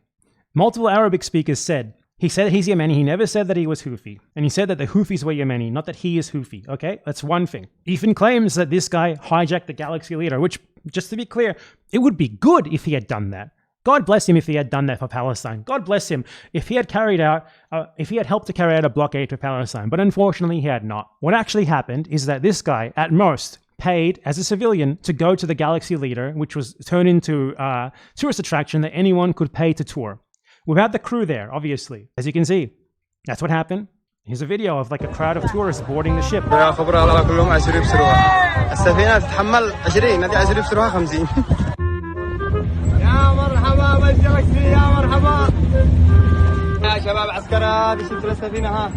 I would not want to go up that ladder. Fuck, man. But anyway, as you can see, this is tourists boarding the ship. Rashid never met the crew. What he did see was he saw a TikTok of a couple of Asian-seeming people, which was falsely captioned as the captain of the Galaxy Leader. This is not the captain of the Galaxy Leader. The captain of the Galaxy Leader is not Chinese, so none of the captains are Chinese. The captain of the Galaxy Leader is Bulgarian. Here is a video of the Galaxy Leader captain being released. He looks nothing. He doesn't even look Chinese. Look at him. That's him. Does that guy look Chinese to you? No, he's not. This is a 19-year-old kid who was mistranslated as having participated in these hijackings himself when he had not, as having met the crew himself when he had not. If anything, he lied and embellished and pretended that he had met the crew for the sake of an interview. Because he's fucking 19 years old, when what he had done was he saw a TikTok that had nothing to do with the hijackings anyway, of just an Asian-looking man, like, doing Yemeni stuff with Yemenis. That's all. This was shown months ago. This is from October. Ethan Klein knows this. He chooses to ignore it to falsely present this guy as a member of the Houthis and a terrorist, which even if he had participated in these hijackings, he wouldn't be a terrorist. In fact, he'd be a fucking hero. It's not terrorism to participate in a blockade designed to put pressure on a country and its allies committing genocide. Give us a fucking break, dude. He even have access to that? HASAN knows why. Of course, he is a Houthi terrorist. He is a Houthi terrorist. You are just... Everything you're saying here is incorrect. challenging him and demanding more details about these kidnapped and missing people. He just runs defense for this guy, acting like he doesn't know why that would even happen. He's saying that they win over the crews on these ships and they like win them over with their charm and they make them hate America and the U.S. government. Like, he just takes everything that this guy is saying as if it's coming from him and his own personal participation in this. That's so funny. And it's not. It is super funny, the idea of kidnapped crew members who are being forced, probably at gunpoint, to do some death to Americas and maybe some curse upon the Jews. And He's just making shit up now. That never happened. frankly, the callous disregard for the well-being of the literal hostages. Oh my god, why you pretend that you give a shit about any of this, dude? You don't fucking care about this. You just care about covering for Israeli genocide. Just give us a fucking break. Liberate yourself from having to lie so much and just tell us what you really believe. It would be such a weight off your chest, Ethan Klein. Anyway, so let us analyze the actual facts here and determine who is and who isn't a terrorist. Rashid al-Khalidi, the Houthi guy who Ethan is slandering and defaming here, not even a member of the Houthi organization, not that the Houthi organization are terrorists, certainly not by the standards that Ethan used here or the evidence that he provided here. No evidence that he has ever participated in anything that can even remotely be construed as a terrorist action. No evidence of membership in anything that even remotely can be construed as a terrorist organization. What has he done? Posted tweets about killing Zionists? He went on a tour of a captured ship. That's really about it. He's also Arab. I guess we can't forget that. That's a really big thing for Ethan Klein. He's also Arab. We can't forget that. Now, okay, let's compare that to Gila Klein. As we went over earlier at the beginning of this, Gila Klein joined the IDF. You can say that she was conscripted. I mean, that's a bullshit excuse. I don't think any of you who use that excuse would say that someone who was conscripted into ISIS is not a terrorist. But okay, let's accept that. But okay, let's accept that anyway. Well, she had a desk job like in Tel Aviv, far from the front line, but she found that boring. Boring. She found her little shitty job in the terrorist organization, the IDF, boring. So she asked them to transfer her to a job where she was way more connected to the actual terrorism. She asked them to transfer her to the West Bank. She got her wish. She was transferred to the West Bank, where she became a crucial logistical and organizational employee under the regional commander in charge of terrorizing the Palestinian people of Ramallah. There, she even volunteered to go on a raid because she wanted to see firsthand the terrorism of the organization that she was a part of. Let's ask questions here. Crucially important questions. Would Ethan Klein consider by his standards that like a member of like the Houthi military wing, who like was a secretary who did crucial work to enable their military operations as Gila Klein did, would he say that person is not a terrorist? He would not. He would think they're a terrorist. So by like any reasonable standard and by Ethan Klein's own standards, Gila Klein should absolutely be a terrorist. The IDF is the world's #1 terrorist organization by a fucking country mile. They carry out way more terrorism than any other organization. She does not have the excuse of just being conscripted because she specifically asked to stick closer to the action in this case being terrorism. She also doesn't have the excuse of just not being combatant because obviously it's not only the combatants who are terrorists. You know, ISIS needs secretaries, and the IDF is way worse than ISIS. So let's just summarize our findings here regarding who is and who is not a terrorist. Rashid, no proof of membership in any remotely terrorist organization. No proof of participation in anything remotely considerable terrorist actions. Is Arab. Ethan Klein says he's a terrorist. Gila Klein, confirmed member of IDF terrorist organization. Found her role in terrorist organization not exciting enough. Asked for transfer to area closer to terrorist attacks against victims. Volunteered to participate in terrorist attack where hostages were taken. Is Israeli. Ethan Klein says she's not a terrorist. Now, I don't want to make any accusations of racism or anything here. You know, I don't want to accuse Ethan Klein of being a racist. Ethan Klein is a racist. Obviously, if any of these two people is a terrorist, it's Gila Klein 1,000 times over. She's a confirmed member of a terrorist organization. She has been confirmed to have volunteered to go on a terrorist raid where hostages were taken by the terrorist group. And for the other guy, there's no evidence of anything ever remotely approximating that. The only really deciding factor here that Ethan Klein could possibly be using to determine that Gila isn't a terrorist and Rashid is that he's an Arab. So we'll just assume that is his standard. Arab equals terrorist, Israeli equals not terrorist. It's that simple. And even if the claims that he's making about him were true, he wouldn't be a terrorist. It's a heroic thing to carry out a blockade against a genocide, especially for Yemen. Like, Yemen is such a destroyed and downtrodden country. It is embarrassing to all of us that one of the countries that have done the most to fight the genocide in Gaza is a country that has just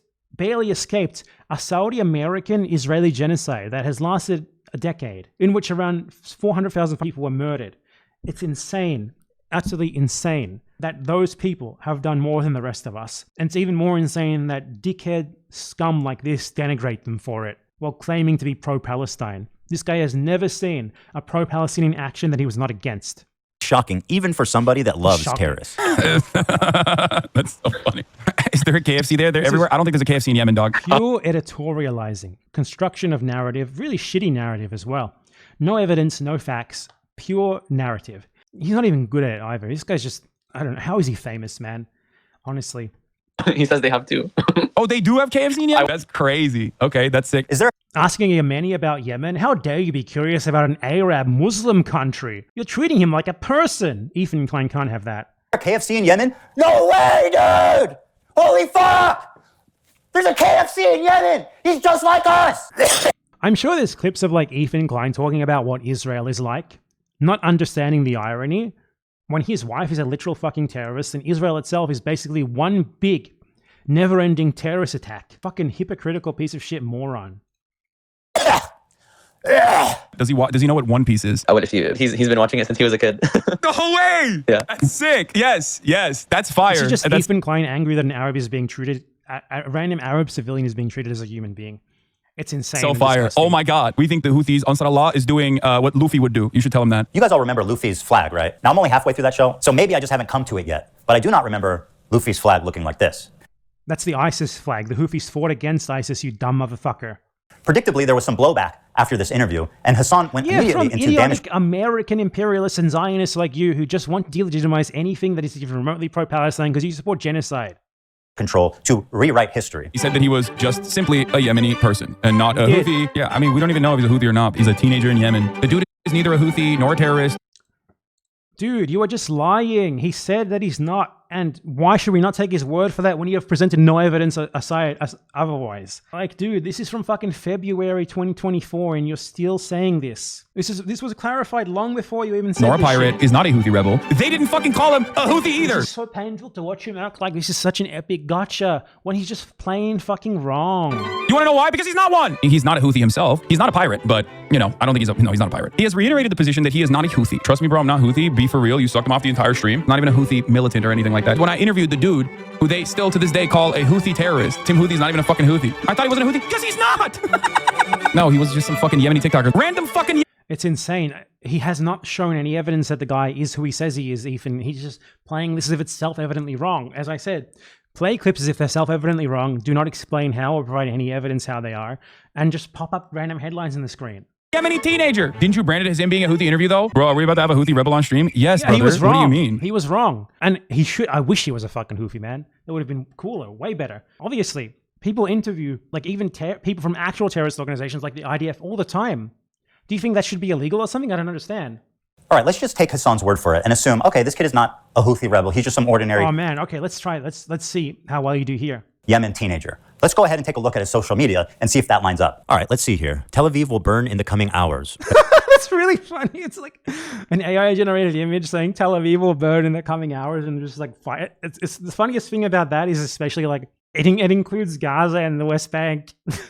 How can you take that seriously? Like if you saw like a 19-year-old Ukrainian post a picture saying Russia will burn in the coming hours and it's like an AI-generated picture of like all of Russia on fire, would you take that seriously? Would you be like, holy shit, this is proof that this guy is a terrorist? That's not what a terrorist is. Posting tweets, you by definition cannot be a terrorist by posting tweets. There has to be more to it. Ready for sacrifice and eager for martyrdom. What's wrong with that? Ready for sacrifice? I guess you can't understand being willing to sacrifice yourself for a cause that's bigger than you, but that's bigger than you, like the genocide of Palestinians. I guess you can't imagine that.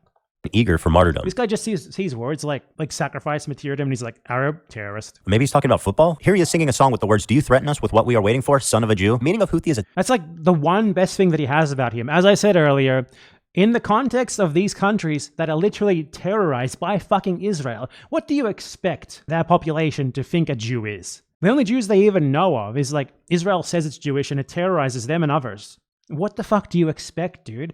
If you're against anti-Semitism so much, you should be against Israel. Title, and it's not something to fear, but for the Jews, they are very... Even if we were to take these social media tweets at face value, even if we were to accept this guy is like a born anti-Semite, like he holds up the protocols of the elders of Zion and he loves Adolf Hitler. Let's assume that. HASAN is not responsible for his social media post that he posted after the interview. There's fuck all to do with it. Even aside from the analysis of like, why would people in the Middle East downtrodden by fucking Saudi American Israeli imperialism hate Israel? Why would they associate the word Jewish with Israel? You don't even analyze that. You're not incapable of analyzing that. You're too fucking stupid. afraid of this title. The execution we will carry out on all Zionists with the lovely depiction of a man Zionists, not Jews. You see how he has to change words sometimes? Impaled through his asshole and out of his mouth with a pike. Or how his... So would it be wrong to say this is the execution would be carried out on all Nazis? Would you be against that as well? I don't think you would. These are both abhorrent ethno-nationalist genocidal political ideologies. Don likes to say it, a pike for a cut. Okay, why would he retweet this article called Houthis use social media to boost global prominence and support? Israel falls. Wait for the new operation in Tel Aviv, the Jaffa drone, which no He retweeted an article? Israeli defense can stop. The ships we bombed and sank. I know the red arrow is supposed to be a cool military Hamas thing. This is a butt plug. Just saying. To every That's very funny. Zionist, I will put this into your stomach. And let me state the... None of this is wrong for him to post. Good on him. I hate Zionists too. Zionist is clearly interchangeable to this guy. Oh. It's interchangeable to you.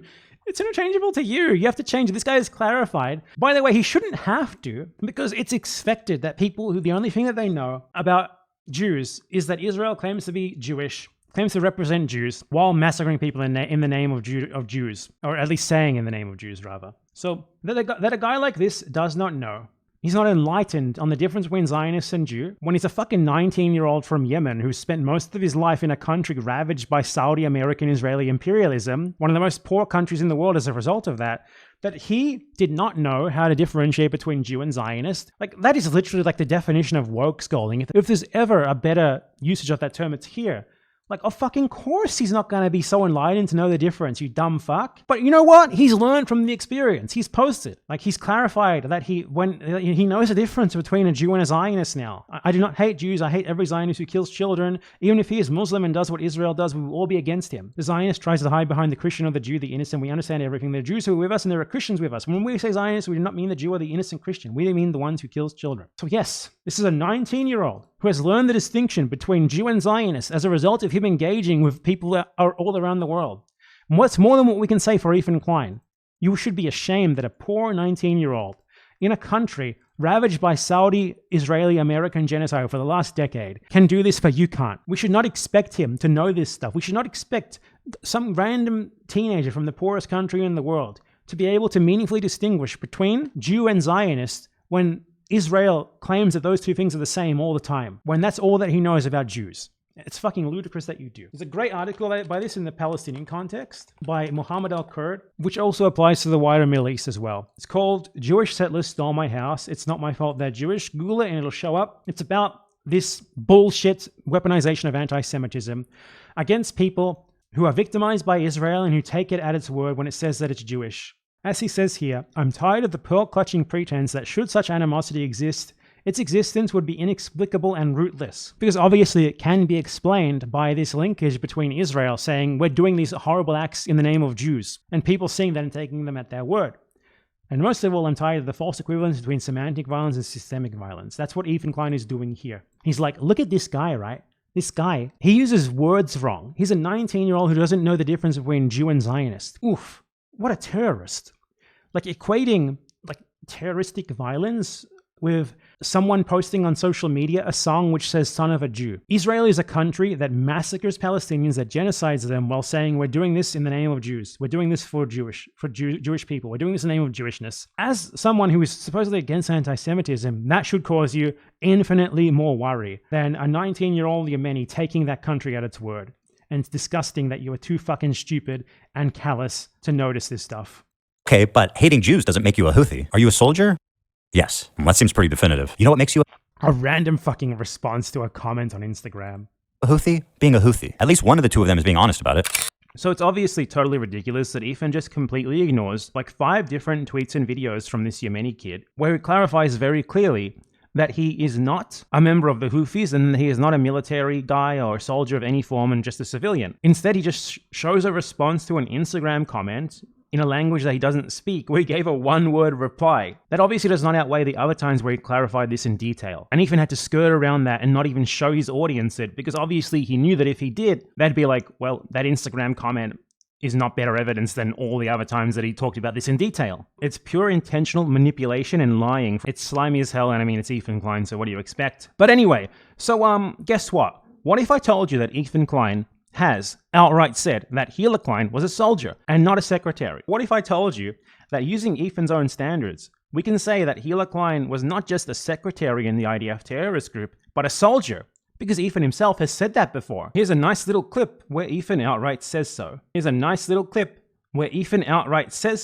Back before it became inconvenient for him to admit it. Back before he realized, maybe it's not actually a positive thing to have been in a terrorist group, and maybe I should start saying she was a secretary instead. Sort of spring break. I fucked like crazy, dude. What was your experience? No, I met Hila there. I know. I was gonna say your experience was a little bit different. I was a young kid, dude. I was out there. It was my first trip out by myself. And Hila was a soldier in the Israeli army. Dude, Hila was a soldier in the Israeli army. By Ethan standards, this is like incredible, dispositive, irrefutable evidence. So we're going to go along with it. Hila was irrefutably a soldier in the Israeli army. If that Instagram post by Rashid is like smoking gun evidence of him being a Houthi soldier, then this is smoking gun evidence of Hila being an IDF terrorist soldier. But wait, there's more. Hila has not been entirely forthcoming about her actual role in the IDF. She was a member of the Kafir battalion, which she transferred to. Remember, she had a nice desk job in Tel Aviv, but she found it boring, so she decided to transfer to an actual combat battalion that terrorizes Palestinians in the West Bank, and that was this Kafir battalion. You can see here that Hila Klein has the Kafir battalion beret. How do you get the beret? Very simple. You do 8 months of combat training. As it says here, Kafir recruits must complete 8 months of combat training in order to be received into active service. So, Hila Klein was not simply a secretary, right? Like, she was not just on the base as a secretary with no combat training, nothing whatsoever. No. She underwent 8 months of training in a terrorist training camp. So Ethan Klein acknowledges that she was a soldier. Outright, he said that she's a soldier, and given the standard of evidence that he used for Rashid being a soldier, this is way better evidence of that. So she's a soldier, she's not a secretary. Ethan Klein's standard of evidence being applied here to his own words. Tit for tat, my friend. And the beret that she carried in that picture evidences the fact that she underwent at least 8 months of training in an IDF training camp. That is a terrorist training camp of a notorious global terrorist organization. Way, infinitely worse than anything the Houthis have done. Like, Jesus Christ, the list of terror attacks of the IDF is fucking endless every single day. Another dozen kids massacred by Israel. Ethan, looks like slandering random Arab kids didn't go too well for you, and it made us actually look into your own terrorist wife's background and what you yourself have said about her in the past, and what the evidence in the photos of her proudly serving in this terrorist group show. The whole way! Yeah. Sick. Yes. That's fire. And that's so fire. The FBI's most wanted terrorists, and one of them is fucking, what's her name? That's Assata Shakur. Isn't that Assata fucking Shakur? Dude, I'm pretty sure that's Assata Shakur. Ethan Klein thinks that if the USA says so, it goes. Like, Ethan Klein genuinely, from the quality of sourcing that he's done, is that, like, if someone has said something anywhere at any point, it makes it true no matter who they are, no matter what the evidence for it is. That's like the level of his citation and stuff here. Oh my God. We think the Houthis is doing what Luffy would do. They're tweeting an image of a Jewish person on a pike. I don't understand why this problem can't be approached with nuance. Jewish person on a pike. It said Zionist. Because he is a teenager in Yemen, dude. Talk about the bigotry of low ex. Why did you stop him from being able to explain what he meant by that? Is it because it would ruin your entire fucking thing here? Because I'm sure he was just about to say, like, the Middle Eastern context, what these people know about Jews is that Israel says it does everything that it does in the name of Jews. That's all that they know about Jews. And you stopped him when he was clearly about to explain precisely that, as I have explained here, because you know you can't deal with the fucking argument. All that you can do is narrativize. You need to strategically exclude everyone who's debunked you to be able to form a narrative where you come off looking even remotely okay. Disgusting. Expectations. He's a kid in Yemen, dude. What do you expect? Of course he's going to want to put a pike through a Jew's asshole. Why don't you explain what that means? What does he's a kid in Yemen means? Explain the context, the Saudi, Israeli, American genocide. Explain the context of what a Yemeni would even know about Jewish people. Why don't you do that? Through his mouth. That's just what kids in Yemen are like, man. And also, what do you mean? It's just a person Dumb fucker. on a pike. There's no Jewish person on a pike on that photo, unless I saw some. This is Ethan Klein. Dishonest piece of shit. Zionist is a political ideology. He would be there like pearl clutching about people saying, I want to kill Nazis in World War II. Wait, hang on, man. You saying you want to genocide all Germans? Ethan Klein is the equivalent of a Nazi in 1942, like giving you like a laundry list of all of the problems with the resistance groups that fight back against the Nazis, and then being like, how is it possible that you could support these subhumans given that they're against gay marriage and they mandate that women wear a veil? Just skirting around the actual problem with them and the actual reason why people might sympathize with them, which has nothing to do with that and everything to do with them fighting back against you. And now imagine that Nazi being especially concerned with these resistance groups failing to differentiate properly between a German and a Nazi and using that as evidence of them being genocidal against Germans, removing all the context of why they might be fighting back against you, and just framing it as if these people were born to hate Germans and thus they are irredeemable, horrible, terrible, and their resistance against the Nazis, doing a literal genocide all over fucking Eastern Europe, is unjustified. That is Ethan Klein and everyone else like him. It's exactly the same. Fake outrage, pearl clutching by a coward who is too afraid to say the truth, which is what his actual problem with all of these groups are, which is that they fight back against Israel. That is the reason. After decades of Israel destroying Lebanon, Hezbollah comes up and starts fighting back against Israel. And Ethan's like, how could this be? How could anyone support them fighting back against us? That's what he's actually against. He's against the resistance to Israel. Everything else is just him looking for excuses to be against it without actually saying so. Unless I saw something different. HASAN claims this isn't even a Jewish person on the pike. How exactly is a naked piked person supposed to look like a Jew for you, HASAN? You know what? You're right. Let me make it a little clearer for you. First, he needs a bigger nose, right, HASAN? Of course, he needs a yarmulke, the curly things. Oh, look, HASAN, he dropped his dreidel. Isn't it fucking insane that Ethan is doing this to be like, oh, I should make him look like a more stereotypical Jew, when this is Ethan Klein's reaction to seeing a stereotypical Jewish-looking person. Here we are in Hebron. Anti-Semitic piece of shit. And it's the home of the Jew. The Jewy Jew, not just this Jew like, me or Ela. But this is home of the Ethan will Jew. never watch any video that includes this clip. He has avoided even mentioning its existence. The Jew, the dirty, grimy, jacket-wearing Jews. Real dirty ass. How fucking dare you try to weaponize anti-Semitism strategically in this case when that's you dumb piece of shit. Must be Jewish for sure. Or, you could just read what he wrote, you dumbass liar. Zionist? He didn't write Jew. Terrorist-loving propagandist piece of shit. This is fucking idiot. All he's done is make these massive leaps. Like, what? You said that you want Israelis to have their Amazon packages delayed slightly? You support the Holocaust, don't you? Now this... Why this entire conversation is fucking idiotic. It's not a Jewish person. He said, why am I held accountable for some random fucking 19-year-old in Yemen's tweets? What is happening? How many steps removed are we from this situation? 0. I mean, you platformed him. Do you not remember? Did the check not clear or something? When faced with fair criticism for his coverage of the Houthi Luffy, he has a total meltdown. I fucking despise all of you, dude. I do. I really do. I hate all of you. You successfully got me to talk about this, and my patience is oh my God. My patience is running thin on this matter. The endless selfishness, the untapped well of American selfishness and American... Dude, does he just go on about this for the next 20 minutes? It seems like it. Individualism is in full display. How is this the conversation that you want to have right now? One of the most cynical methods HASAN deploys to sidestep any criticism is to deflect to the ongoing genocide in Gaza. I've seen him do this so many times. He frames it like you are self... What do you mean deflect to the ongoing genocide in Gaza? You can't divorce the ongoing genocide in Gaza from this whole thing with the Houthis and this guy. It's specifically what the subject is. For trying to criticize him, no matter what the reason is, because there's a... You're criticizing him on the basis that he supposedly platformed a Houthi terrorist, as you say, because the Houthis are carrying out a blockade against Israel-related and Israeli ally-related ships. That's why you're criticizing him in the first place. It's obviously directly related to Gaza. And you're trying to delegitimize that campaign because you support the Gaza genocide and you're against all action against it. Genocide happened. Obviously, it's fucking related. Man, how can you criticize me at a time like this? Claiming that I am, too pro-Houthi. When someone is focusing on that while there's an active fucking ethnic cleansing campaign happening. Yes. How is that not related, dude? He also apparently... Isn't it? This is just disgusting, dude. He thinks Twitch is liable for me interviewing a Yemeni teenager who's only known genocide his entire life. In the middle of fucking Yes. What the fuck? How could you possibly say that's a true statement? Exactly. The Saudis have carried out a genocide in Yemen. This guy's 19. He would have been 9 when it started. You started your video. You started your fucking video. Wait, I have to save the timestamp. 52:55.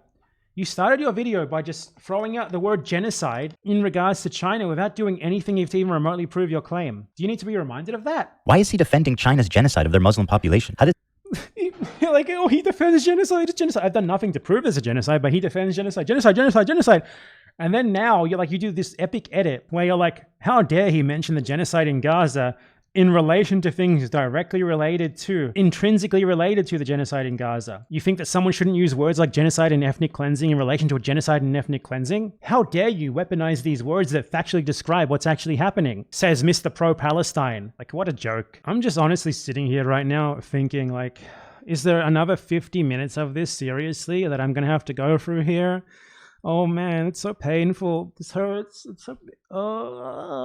I don't know if I can stand fact-checking literally every little thing. Like, he flashes a headline on the screen for 2 seconds. Should I really have to fact-check that? He hasn't really gone into it at all. He hasn't actually explained how it proves his claims. It's just like, it's taking so fucking long. And, oh man, this is just a shit show. Like, there's no substance here at all. There's nothing here. About fucking genocide in It's pure narrativization. Gaza. And this, how dare you talk about genocide in Gaza? Fuck. Blow your nose, brother. Love you. Not trying to be mean. Just keep some tissue nearby and clear it out occasionally when needed. Much love. Fuck you, dude. My argument sucks? You think it justifies genocide? What are you, stupid? Everything that can be tangential. When criticized for being anti-Semitic? Oh my god, he's fucking framing the Maccabi Tel Aviv hooligans who went to Amsterdam and chanted about how much they love massacring Palestinian babies. He's framing that. He's framing like the rightful retaliation on them from Amsterdam residents for them being abhorrent, disgusting genocide supporters, as HASAN being anti-Semitic for pointing that out. That's what that turned is. Into like Self-evident when criticized for being anti-Semitic. Ethan, given what you think anti-Semitism is, when you say something is anti-Semitic, people should honestly assume the opposite. That's a safer bet. Jewish people are under attack is a decent way to just like drive discourse away from open genocide in Gaza. If you're sole focused... Correct. What he just said there was correct. That's what you're trying to do here. Claim anti-Semitism dishonestly to distract from genocide. When Israel is... When criticized for calling someone a Zionist, what's wrong with calling someone a Zionist? Nothing wrong with that, you Zionist, Ethan Klein. Doing a complete genocide in Gaza, if your sole focus revolves around... Yeah, when there's a genocide being carried out in Gaza by Zionists for Zionists, it's so fucking insane to be like, should you maybe be a bit careful with your language and not call people the hurtful word Zionist so much? That is fucking insane. He's completely correct. That people are saying you're a Zionist. Yeah, go fucking yell at streamers for not covering sufficiently. When criticized for not covering other stories. So yeah, for focusing on a genocide. Whoa, you're a bit too focused on a genocide, buddy. How dare you? The ongoing... This is your criticism of him? Dude, you're making him look good. Active genocide in Gaza instead of coming in here and fucking chirping at me. It's quite a charge to just say I'm a stenographer of the Israeli government or I'm a propagandist. I don't think there's any evidence I'm either of those things. I'm curious who you think I'm doing While we're having this propaganda conversation, 3,000... Piers, while we're having this back and forth, 3,840 Palestinians have been ruthlessly slaughtered in the last incursion into Gaza. I feel like this is an incredibly... This is just Ethan Klein repeating with like a sarcastic sounding voice someone stating facts about an ongoing genocide, like as if to mock it. This is abhorrent and disgusting. This is absolutely fucking disgusting. If Ethan Klein is like so ready and willing to just offhandedly discount someone bringing up a fucking full-scale, like, physical elimination genocide being carried out, like, before our eyes like this, like, and mock it, how the hell does he possibly get off on being like, I don't think you have enough sympathy for the poor Israeli victims of the Palestinians they colonized? Like, what a slimy colonialist piece of shit this guy is, man. Where do you get off being like that when you're like this? When you think that, like, look at this guy, he's talking a bit too much about our genocide of the Palestinians, isn't he? And also, I genuinely feel so strongly about the poor Israeli victims of the barbarian Palestinians, and it really hurts me how he doesn't care as much about them as I do. selfish, self-centered conversation to have. This technique is so powerful because everyone's afraid of being labeled as a genocide denier. Piers Morgan with... It's fucking insane that he says this when he's the person who actually does this. He weaponizes anti-Semitism so fucking much. We've already gone over it. Like, he jumped from, what? You support a blockade against Israel so that Israelis will, like, feel some material hurt from their genocide in Gaza? You support the Holocaust, you anti-Semite. And he has the goal to be like, how dare you use the genocide card? It's so dishonest. He's like someone who doesn't know how to do anything other than try to weaponize anti-Semitism incredibly incompetently. It's insane. Decades of experience immediately surrenders when the genocide This is literally you. card is pulled. When you're just a fucking stenographer, you're not a truth teller. He has every right to defend himself. And grow a pair, Piers. Stand up for yourself, man. It's time to stop being intimidated by these online... Piers Morgan is a genocide supporter. Overnight Objectively, activists who couldn't even point to Gaza on a map before October 7th. Like HASAN, for example. Doesn't know where Yemen is? Okay, I'm gonna click close. I'm closing it. I'm closing it. I think nope. He doesn't know where Yemen is. Okay, that's not Gaza. Nope. Got it. How can you claim to actually care about this?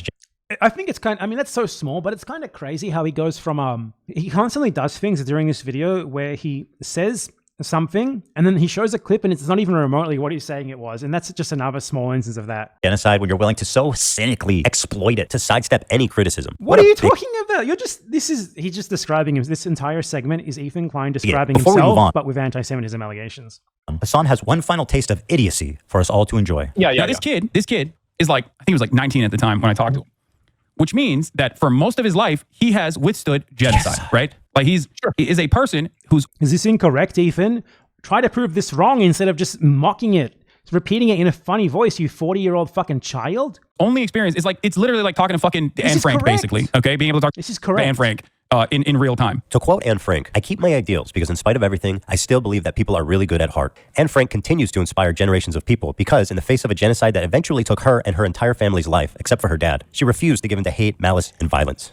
And then there's this guy who would... Ethan Klein, do you think that Anne Frank would have been wrong to join a resistance group and fight back against the Nazis? Do you think that if she had done that, if she had hated her oppressors, as many Jews did, as many Slavs did, Yugoslavians, many people in World War II hated those who were oppressing them and who wanted to genocide them and took up arms against them. Do you think that those people delegitimize themselves in their cause by doing so? Because your only distinction here is that Anne Frank, she hid and then she was killed without being able to fight back. So is your implication there that if she had fought back, if she had hated her oppressors, rightfully so, that would have been wrong? This is your evidence of this guy supposedly being wrong. This guy who has grown up during a factual genocide by Saudi Arabia, the US, and Israel against his country. Your evidence is that he hates his oppressors. Your evidence is that he hates the people who did this to his country and to Palestine. That's your evidence, that he has hatred in his heart, that he feels spite for genociders, that he feels spite for oppressors, for colonists. That's your evidence. We have to ask the question then, Ethan. So you hated the Jews who did actually form resistance groups and fight back before they were captured, right? That legitimized what was done to them, correct? That means that they want victims. That's what you think. It seems like it, right? This is ridiculous. It's obviously a fucking ludicrous argument. What makes the story of Anne Frank sad is not that she didn't have hate in her heart. It's that she was murdered for being a child. It's that she was a child murdered for her race. That's what makes the story of Anne Frank tragic and wrong. It's not who she was as a person. It's the simple fact that she was murdered for nothing more than an accident of birth. If she had fought back against those who were trying to do that, if anything, her story would be more meaningful, not less. And it's disgusting that you pretend otherwise. It's disgusting that you demand that victims of violent imperialist genocide do not hate their oppressors. Otherwise, they get painted by you as evil, violent terrorists. For you, the only legitimate Palestinian resistance is lying down and dying. For you, the only legitimate way to combat American imperialism is to lie down and let them kill you. And it's fucking absurd and disgusting. Frank, if you ever met her. You might think this is a sweet, innocent girl. Well, I'm happy to tell you guys we are working on a new edition just for you, HASAN. You should hear about the time she went roaming. Okay, let's skip the unfunny skits. Where does he try to start citing facts again? Hezbollah. Where do I even begin? Thousands of civilians have been killed globally from their terrorist acts, car bombs, and suicide attacks. They even assassinated the Lebanese prime minister. One of those pictures is of the army bombing in Buenos Aires, which no one has ever proven had any link to Hezbollah. Literally none. None. There's no evidence. No one has any fucking idea who did it. So bullshit, obviously. Hezbollah member guilty of Lebanon ex-PM's murder. Okay. And Ethan Klein does this thing. Hijacked civilian airplanes. They've shot 15,000 rockets into civilian centers. And if you can imagine, that's not even the worst things they've done. Isn't it funny how basically Ethan has never seen anyone who fights against Israel who he will not desperately try to delegitimize? What people support Hezbollah doing is fighting back against Israel. Lebanon, if you didn't know, is another country that has been heavily victimized by Israel, invaded, brutalized, attacked, genocided essentially multiple times. The existence of Hezbollah cannot be divorced from the existence of Israel. This is a fact. Hezbollah exists because of Israel. If Israel is attacked by Hezbollah, it's attacked because of what it has done to Lebanon. It's that simple. They participated in the slaughter of over 500,000 Syrian civilians. Half a million Syrian civilians for one. It's just... Oh. Your own image says this total includes civilians, rebels, and government forces. I know for a fact that in Syria, 75% of those killed are combatants, not civilians. I've gone over this in many other videos. And attributing all of these to Hezbollah is insane, obviously.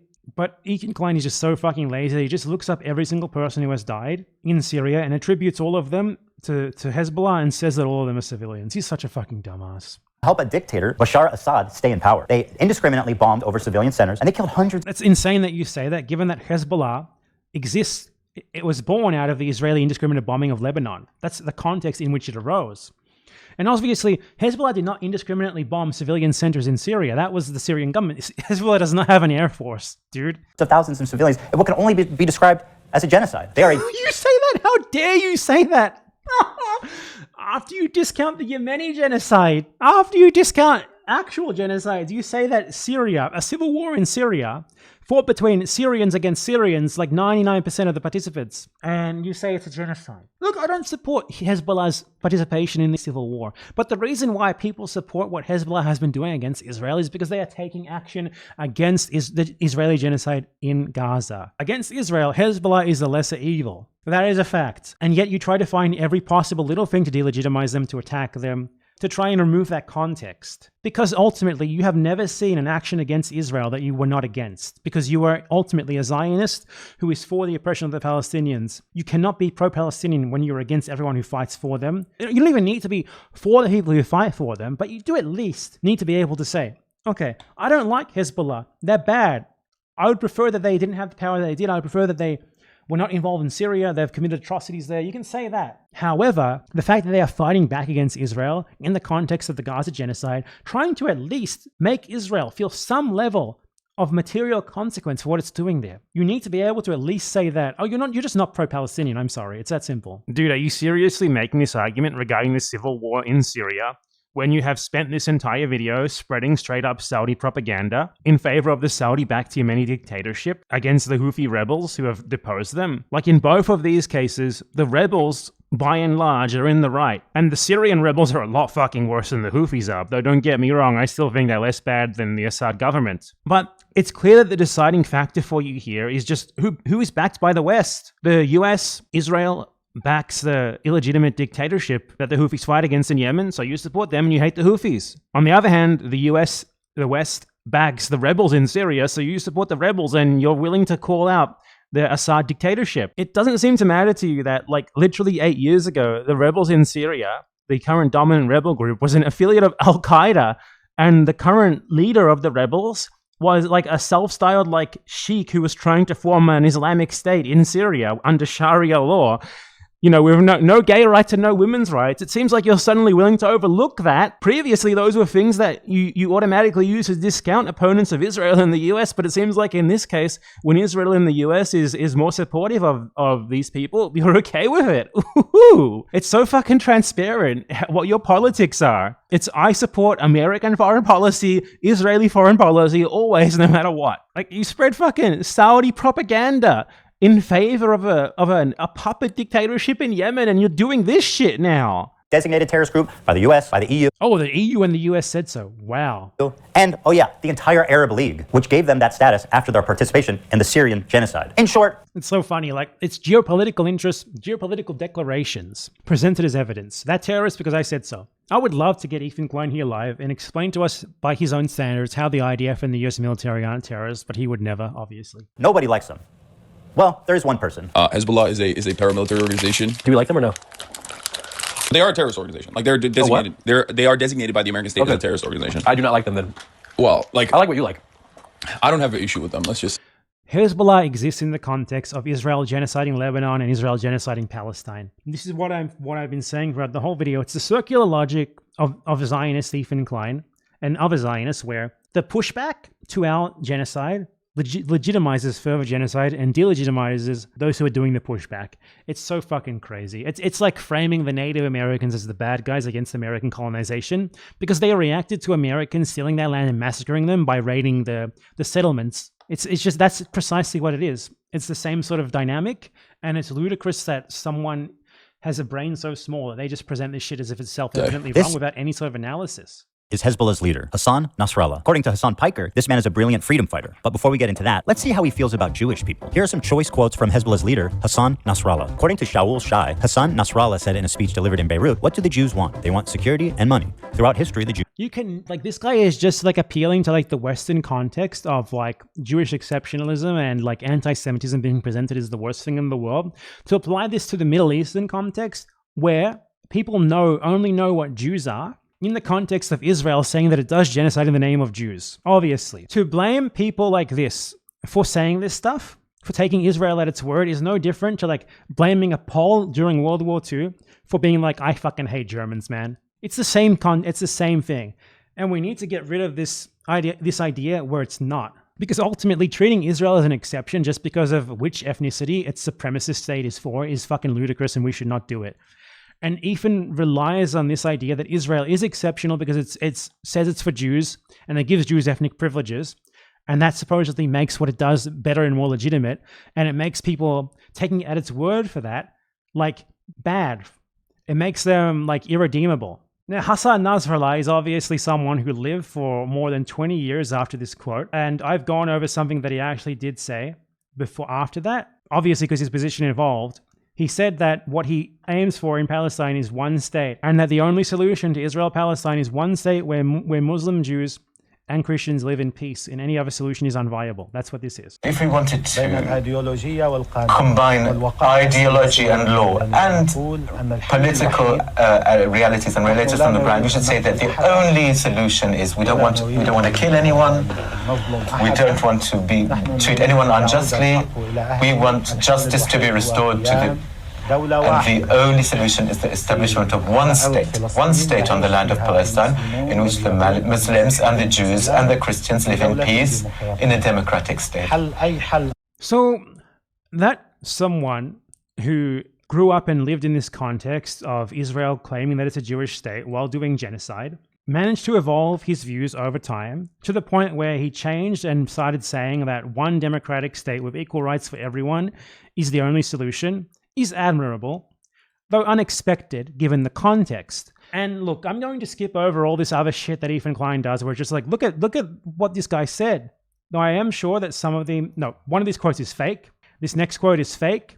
This is a fake quote, as this article notes. This one here. We searched the entire world for a person more cowardly, despicable, weak, and feeble in psyche, mind, ideology, and religion. We would not find anyone like the Jew. Notice, I do not say Israeli. I don't have an issue. This is a fake quote, which was determined, as this article goes over, by the London Review of Books. This is an article from 2012. Ethan Klein is quoting a quote that was revealed to be fake more than a decade ago. So yeah. You know, like all of these quotes that do seem to be legitimate are all from like around the early 2000s. And Nasrallah, where he clarified his later position, this is all from later. Like this video here, for example, is from 2024, where Nasrallah said, for example, that he does not believe in global Jewish conspiracy theories. He actually believes that the idea of the global Jewish conspiracy is wrong, and that the US are the ones who are in control of Israel, which is obviously true, and that Jewish conspiracies only serve to excuse Arab countries for their financial ties with the US and refraining from fighting Israel, which is true. As you can see, this is someone who changed their mind. This is not even about regardless of the Zionist proposal, they are people who are evil in their ideas. The state of the grandsons of apes and pigs, the Zionist Jew, the murderers of the prophet. This is all really old. Like every single one of these quotes is from like 2002 and earlier. Jews invented. So, as I said, this guy's views evolved over time, obviously. By the end of his life, he believed in a one-state solution with equal rights for all, and he outright said Jewish control conspiracies are wrong. legend of the And that is true regardless of how much of this shit you go over here. Even if it wasn't true, you still obviously have to understand this in the context of the region, which is Israel, a state doing genocide constantly while saying, we're doing this for Jews, we're doing this for Jews. Nazi atrocities. I don't have an issue with them. I can't believe I'm calling Nasrallah base. I mean, listen. You have to remember something, okay? A lot of these dudes, you see them in their fucking fits, and you hear about like some of their attitudes about like gay people, for example, and you immediately fucking resort to Orientalist perspectives. And? Not realizing that these motherfuckers are better read than you by a million. Okay? Like, it's not a broken clock situation. No, dude. Half of these dudes literally get educated in America and in the UK. What the fuck are you guys talking about? The more you learn, this is why it's Orientalist. Dude, to literally look at these dudes. Just like look at these clips. I'm not going to tell you why they're wrong. I'm just oh no, they're fucking barbaric baboons, and like sometimes they get this shit right. No, dude, he knows. Arabs aren't barbaric baboons. How dare you say that, Hasan Piker? I'm going to zoom in on you slowly just to show how dumb that statement is. It's crazy. He's read more books than you could ever imagine. Knowledge. And also, ultimately, he is regarded as a pretty brilliant a person in terms of like everything that he's done. You might not agree with his methods. You might not agree with his attitude overall in terms of like, in terms of his opinions on civil liberties and shit like that. Like, he said gay people should be executed. Dude, this is like every single religious fundamentalist worldwide. Jews, Christians, whatever. It's always funny, as I said earlier, how they resort to this, ooh, they hate gay people. Yeah, dude, no fucking shit. How do you expect there to be any sort of progress on social rights in these countries that are destroyed periodically every 10 fucking years by Israel, the US, and Saudi Arabia? And ultimately, what people like about these groups, what they do support, is limited things that they do, not literally everything about them. Like, for example, blockading Israeli shipping during a genocide. That's a good thing, even if the group carrying out is bad. But ultimately, this motherfucker has read a shit ton of books. Knowledge. I feel I've shown you guys enough evidence that Hezbollah is an evil terrorist organization, but have you considered this? Why isn't Israel an evil terrorist organization? I could make a fucking 10-hour-long video about the crimes of Israel. You wouldn't say that they're an evil terrorist organization, Ethan. You meant to say is Hezbollah is Muslim, okay? That's what you meant to say. What you meant to say is they're Muslim. So, of course, as they're Muslim, it's different. If you're wondering why Hasan's audience is so radicalized, it's because of stuff like this. Israel, America's greatest ally, the most important country in the world, the most moral nation, the most moral democracy on the planet, is ruthlessly and mercilessly bombing southern Lebanon, including southern Yes, that's true. Beirut. What did Lebanon do? They just kind of were there. They happen to be Israel's neighbor. You're kidding. Yeah. Even as someone who's critical of Israel, this retelling is fucking insane. They just kind of were there. Hezbollah started launching rockets into Israel hours after the October 7th. Hezbollah started launching rockets into Israel at IDF installations. That's what this says. That's what your own source says. Military targets in the context of Israel bombing and attacking fucking Gaza. Raid began. They launched 12,000 rockets, killed nearly 100 people, including 12 children, and displaced. Including 12 children? That's a way better ratio than Israel. 44% of Israel's victims in Gaza are children. Given that Israel is the most moral army in the world, I guess that Hezbollah is the most precise army in the world then, 3 times more. It's 250,000 Israelis from northern Israel. That's what... It's like Ethan has not seen a single action by any group ever, anywhere, against Israel that he is not against. Like, Israel literally starts doing genocide in Gaza, and rockets are fired from Lebanon in response to that. And he's like, look at these self-evidently bad actions. How could they possibly do that? He's pro-Palestinian, yet he's against every single action against Israel in the context of it actively doing genocide in Gaza. It's such a fucking joke. Cause them to respond. What did Lebanon do? Shit.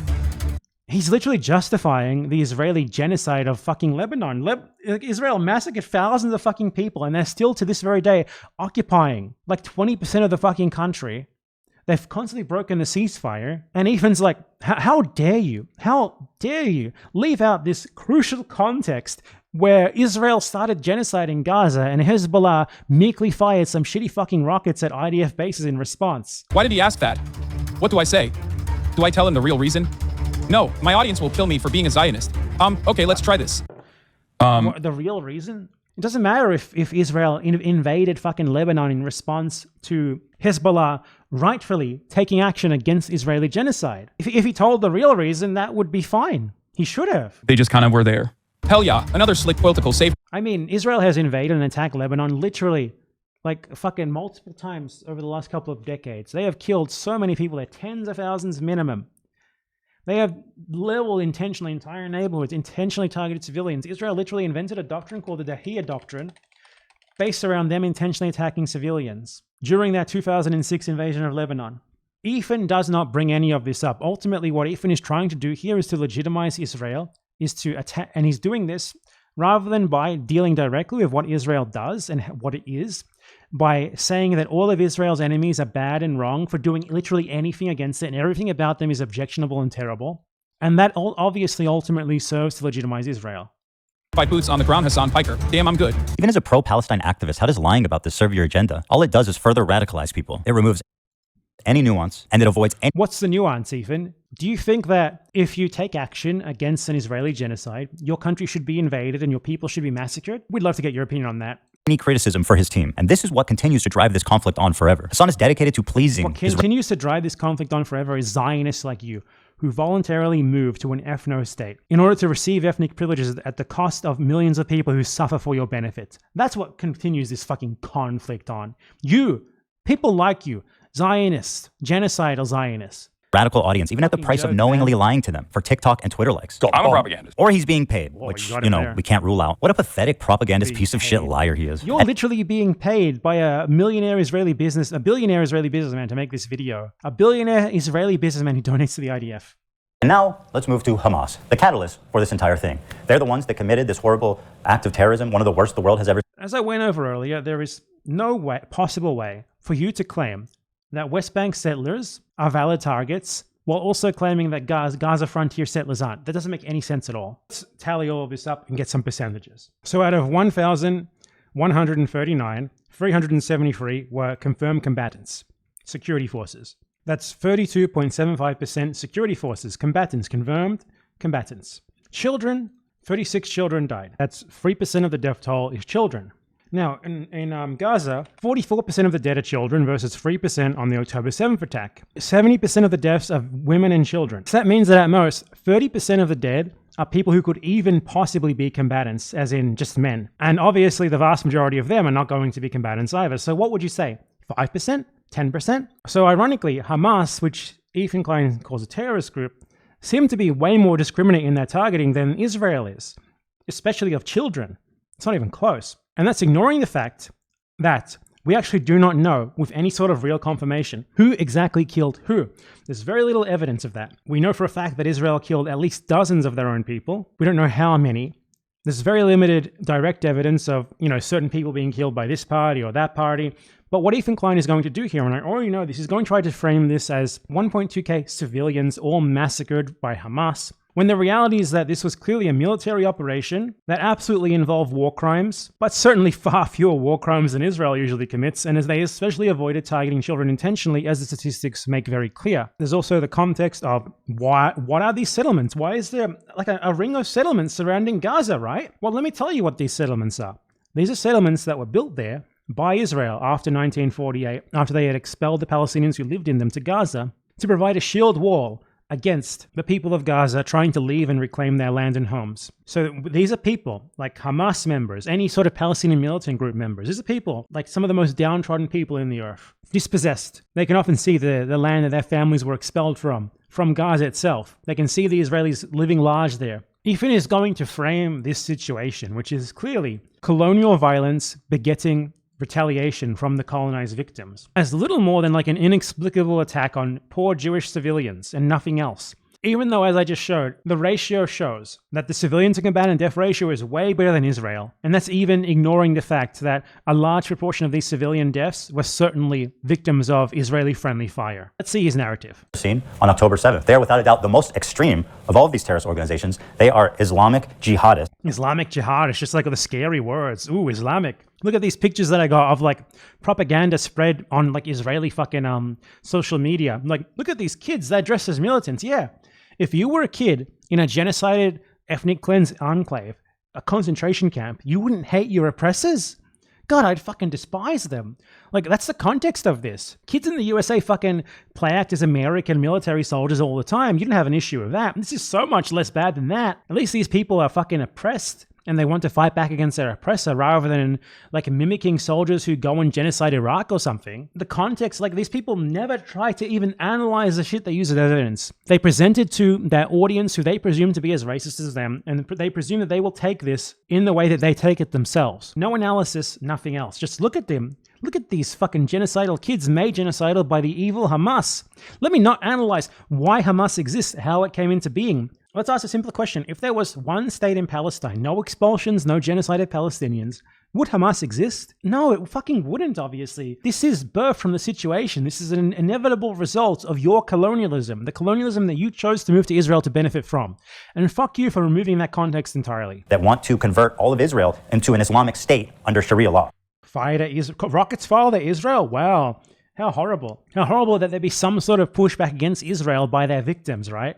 That's their stated goal. Hamas has been on the designated terrorist group pretty much as long as there's been a group. These guys The USA says they're terrorists? Well, that's it. Have been suicide bombing civilians before ISIS leaders were even born. They fired 50,000 rockets into civilian populations and performed over Why?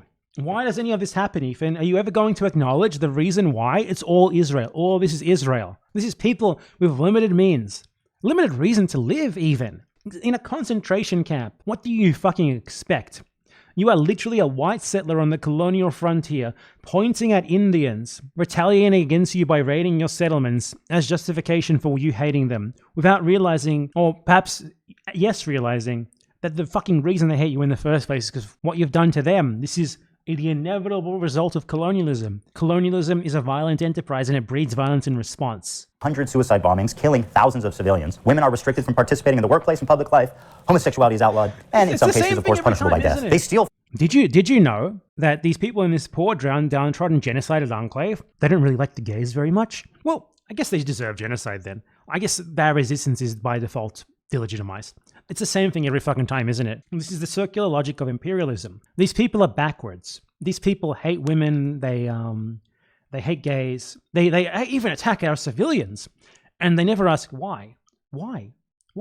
Why did this begin in the first place? What did you do to cause the situation? Well, you've imperialized them, you've genocided them, you've caused their poverty in the first place, for one, which is what breeds those regressive social attitudes, the superstitions.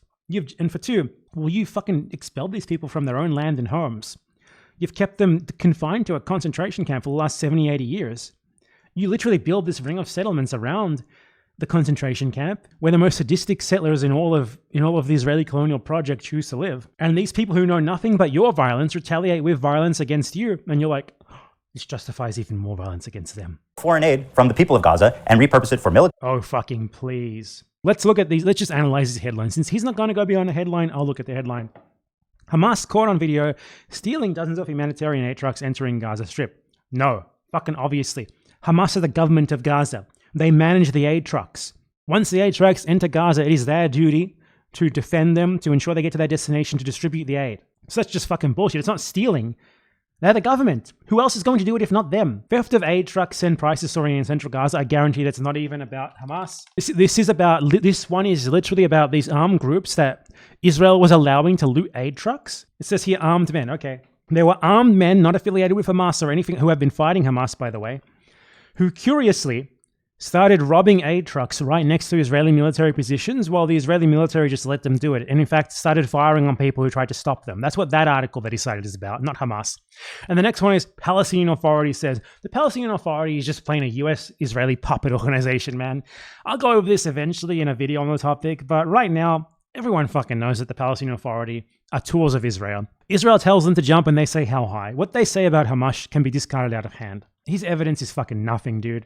Give me a break. Use, or they just sell it back to them. For example, why are all the Hamas leaders billionaires? And let's be You actually believe that they're billionaires? What the fuck are you talking about? real. These guys clearly are not skipping any meals. While the people They're billionaires. These are pictures in fucking Qatar when they go to the fucking negotiations and shit. And they stay in hotels there. of Gaza languish in poverty. These fine gentlemen are living in multi... This is utterly fucking insane that he genuinely believes this. He's just like, they're worth $4 billion. What's the source for that, Ethan? You don't provide a source. Like, the entire GDP of Gaza, Ethan, including aid, is $9 billion per year on average. And you're fucking telling us that you genuinely believe that these guys are worth $5 billion each. Do you have a functioning fucking brain, you stupid motherfucker? multi-million-dollar penthouse. Like, I guarantee you, he just Googled like an Israeli propaganda article that said based on fucking nothing, all these people are billionaires. And he just accepted it as facts and did not feel any need to provide us with the article. Classic Ethan. I wouldn't expect any less. Let's analyze some of the sources for these claims that Ethan is making here. That, genius pro-Palestinian, definitely not pro-Israel propagandist Ethan Klein makes here. This comes basically all from like far right and Israeli propaganda media, like Hamas's blood-soaked billions. How does the terror group stay rich? Let's check out what they have to say about Ismail Haniyeh, the current head of Hamas's political bureau. He is said to be worth a whopping $4 billion. He's said to be worth $4 billion, so I guess he is. The Israeli propaganda outlet said so. Then they cite like a random retired Israeli colonel who says they're billionaires. Oh, I mean, if fucking Colonel Moshe Elad says so, it's true. And then they cite Al-Asa, which is the fucking Saudi the Saudi propaganda outlet that I just talked about. Like it's like a circular fucking propaganda. Like the Israeli propaganda outlet cites the Saudi state propaganda outlet with these fucking made up shit about how they're billionaires. The New York Post says Hamas leaders worth staggering $11 billion. Hey, look, they use the same photo that fucking Ethan Klein did in his propaganda. And literally nowhere in this article does it even actually say where they got these numbers from. They just keep stating it. And that's their source. The same fucking picture that Ethan Klein used. This guy laid down on a hotel bed once in Qatar. I guess he's worth $5 billion then. Once they were on a private jet when they were negotiating in Qatar. Well, that's the only source that I fucking need. He's just a Zionist propagandist. This guy just straight up believes like Der Stürmer propaganda. It's insane, dude. Houses in Qatar. That lines up with leftist values. Or, well, they were billionaires. They're all dead. They're all dead. Hamas is a bunch of psychopathic terrorists of the worst order.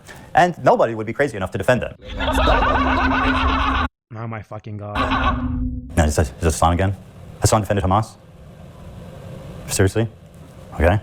We had to make last-minute changes to this part to prevent it from being age-restricted on YouTube. I cut out the footage from Hamas, and I will attempt to narrate it for you as best I can. In this scene, an older woman is walking hand in hand with a girl who looks about 12. And as they're getting in the back of the van, one of the terrorists gives them a wave goodbye and says goodbye to them in English. Goodbye. And the two of them smiling wave back. That's crazy, dog. Dude. Okay, that's crazy. That's crazy. Basically, even Ethan Klein does not like that in a video like Hamas, like a Hamas militant came off looking good. Dude, no one fucking cares. Honestly, I'm just skipping through this dumb part. We already know. I pegged him immediately. If you want an actual, real, good narration about October 7th, about the context around it, about how and why it happened, you don't watch Ethan fucking Klein, okay? You watch this video. The Gaza Ghetto Uprising. You watch this. It has sources, trust me. Trust me, it has sources. It's way better. And it's by someone with a fucking brain. Yes, an Israeli with a brain. Not Ethan Klein. He's an Israeli without one. So I want to skip ahead to like another fucking topic here. Obviously, Ethan Klein is not going to provide us with any actual good commentary on Hamas or anything to do with anything anti-Israel. This is another one of those things where he just shows HASAN talking about like the context around Israeli genocide of Gaza, and he just says it's kind of self-evidently fucking wrong. Oh, this is so tiring. It's the same thing over and over again, man. Is there anything new ever?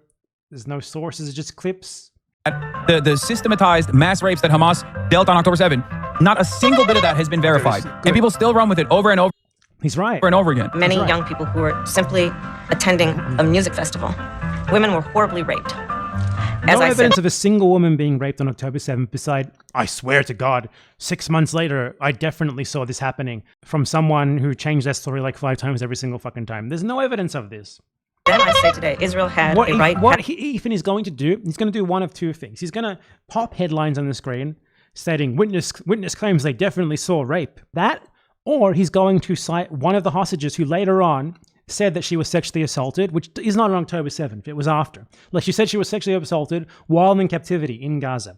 It's going to be one of those two things. And he's going to either just pop up headlines of witness says as if, oh, that must be true. We can't possibly critique that. We can't possibly critique why the Israeli state would suddenly get a bunch of witness testimonies of like people linked to themselves most of the time, of like the most ridiculous shit ever. Like, one of them was like, Oh, I swear to God, I sat hiding and I saw like 10 Hamas militants raping a corpse, and then they cut off like her breast, and they also like skewered her and ripped out her like unborn baby and stuff like that. And it's just like, dude, you have to be so fucking stupid to believe this shit.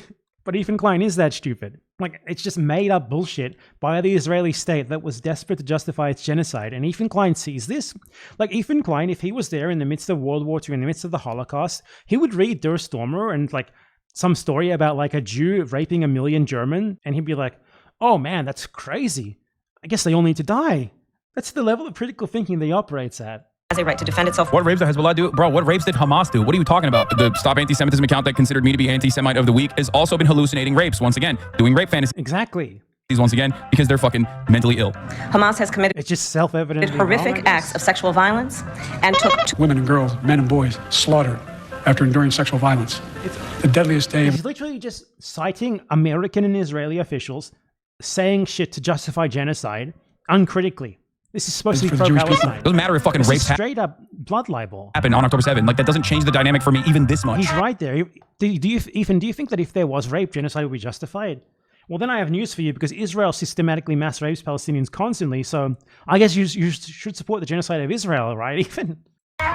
So that's the other part of this problem that many people can't contend with. Like, I can't believe how quickly leftists go from believe all women to Pixar it didn't happen. The vast majority of which woman should we believe? People, if not all, who were raped were murdered on the spot, obviously.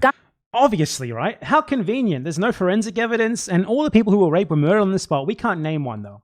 Goldstein Almog was kidnapped from her home on October 7th by Hamas terrorists and was held captive for 51 days. Though only 17 years old, she witnessed the murder of her father and sister on that day and is now speaking out about what she witnessed in Gaza as well in a new documentary by Sheryl Sandberg, Screams Before Silence. So it's so predictable. It's literally exactly what I said. So the documentary that this interview is about, Screams Before Silence, that Ethan is citing as literally his only evidence here of supposed Hamas mass rape, is precisely what I said beforehand. The person on the screen is like Israel's supposed smoking gun for this mass Hamas rape narrative, and it is this one hostage who claims that when she was hostage, not on October 7th, like when she was taken hostage, she was sexually assaulted. None of the other hostages make this claim at all. Only her. So Ethan Klein is dishonestly presenting someone who claims to have experienced sexual assault / been raped while she was hostage after October 7th as evidence of this mass rape narrative on October 7th, when those two claims are far removed from each other. As the Wikipedia page for this documentary says, that is the only actual like half decent evidence for any single Israeli being raped since October 7th. Not just during it, but since. This one person who claims that she experienced sexual assault. So the entire documentary here is based around that one claim, and then in order to like sort of gish gallop you and imply that that one claim legitimizes the mass rape claims on October 7th, because literally then the whole documentary is, as you can see from the subtitle, a documentary film on the sexual violence committed by Hamas on October 7th. That's the subtitle, specifically about that. So the strategy of this documentary and of Ethan Klein here is to present the one credible claim of sexual assault, which didn't even happen on October 7th and happened afterwards, as having happened on October 7th. And then they try to muddy the waters and they try to like throw in a bunch of other shit as a gish gallop, when the incredible, completely uncredible testimonies of rape that did supposedly happen on October 7th are thrown in with that in order to legitimize them as if these are equal claims, as if these are equally credible claims. Like, as you can see here, it says, additionally, the film includes testimonies by members of Zaka and other witnesses about rape and sexual assaults on October 7th. Now, Zaka is an organization that is literally directly linked to the fucking Israeli government.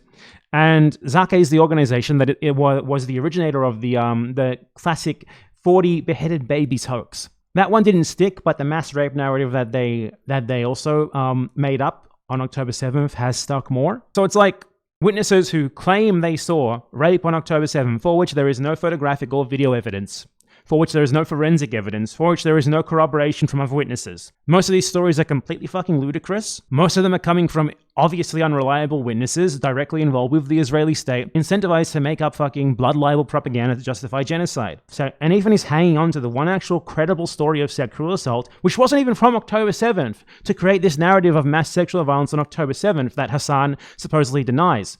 When I don't even think HASAN denies it, though he should, because it didn't happen. There's no evidence for it happen, and extraordinary claims require extraordinary evidence, for which you have provided fucking none. But what HASAN was saying was that rape would not legitimize genocide. That's what he was saying. That was all. So it's precisely what I pegged earlier, because there's this horrible lack of mass rape on October 7th that Zionist propagandists like Ethan Klein need for their genocide-enabling narrative, for their blood libel against Palestinians. So the way that he and others have tried to deal with that is, as I pegged him immediately before he even spoke, is by taking the one single credible story of any Israeli being sexually assaulted in any sort of context remotely related to Gaza since October 7th, which happened afterwards, and then using that to like dishonestly gish gallop towards a narrative of Hamas mass rape on October 7th. It is pure blood libel propaganda. Like one fucking sexual assault, one person claiming to have been sexually assaulted after October 7th legitimizes genocide, Ethan Klein? What do you say about the actual proven, far beyond any reasonable doubt, with literal video evidence, Israeli mass rape of Palestinians then? Ethan? Does that legitimize the genocide? Does that legitimize October 7th? The CCTV all over the Gaza envelope is fucking massive. You know, they managed to like capture Hamas militants running in there and everything from 1,000 different angles. Yet there's no evidence of sexual violence. Interesting how they didn't manage to recover any forensic evidence of sexual violence either. And in fact, they tried to bury all the bodies and use that as an excuse not to do so. Interesting how most of these testimonies only surfaced, as this one did, literally months later in the midst of Israeli propaganda blitzes, specifically designed around justifying genocide with stories of mass rape. All of that is why Israel has refused to cooperate with the actual UN mission that does have an investigation capacity into the events of October 7th, because there's no evidence for their narrative, and they know that, and they want to keep independent investigations from finding that out. So Ethan Klein is going to cite a UN report. It's the UN report that I debunked earlier with the clip that I played earlier. But that UN report that people like him like to present like it's dispositive evidence didn't have investigative power, and it was just entirely based on taking like Israeli government sources at face value, and also concluded that there was no evidence of systemic mass rape on October 7th anyway. Nonetheless, as the actual Commission of Inquiry that did have an investigative capacity into October 7th noted, a number of speakers condemned the non-cooperation of the Israeli authorities with the Commission of Inquiry and the prohibition preventing the Commission of Inquiry from entering the Gaza Strip. These speakers called on Israel to cooperate with the Commission's mandate. Israel also, just this year, again specifically blocked a UN probe that was specifically into Hamas's sexual crimes from October 7th. As you can see here, this is from January 8th, 2025. So you have to wonder why Israel is so reluctant to allow there to be an actual independent investigation of these claims. Just more reason why we should not take the Israelis at their word on this. Though Ethan, of course, demands that we do. You know, very pro-Palestinian of him, right? Like one hostage saying that she was raped, would that justify genocide? Again, Israel is a country that weaponizes rape, not just against women, but against men. The Israeli military systematically, anally rapes Palestinian men. Constantly. Random Palestinian men, they pull them off the street, they rape them in prison. Fact, I have actual real sources for this. There's video evidence of it. Like, are we supposed to believe that the Israelis, with CCTV everywhere, could not get any evidence of a single sexual assault on camera from October 7th? And yet we have literal video evidence of the Israelis mass raping Palestinian prisoners, somehow smuggled out of an Israeli concentration camp for random Palestinians that they kidnapped from Gaza. And we're supposed to believe that we can get this evidence of Israelis raping Palestinians, yet there's no evidence of this supposed mass rape on October 7th that you uncritically believe in. It's just such bullshit, man. Happened on October 7th. HASAN, maybe you would like to call her a liar. Please, go right ahead. For one, this is not October 7th, Ethan. This is a hostage claiming that she was raped in captivity. And again, as I said, I clocked this beforehand. He was going to present a hostage who claimed being raped as evidence of rapes on October 7th, when that's not what she alleged at all. She alleged that she was raped as a hostage after October 7th. This is not evidence of mass rape on October 7th. Fucking rapes happened on October 7th. There are dozens of testimonies from witnesses, most of who were There's not. hiding and heard or saw it happen. And each week...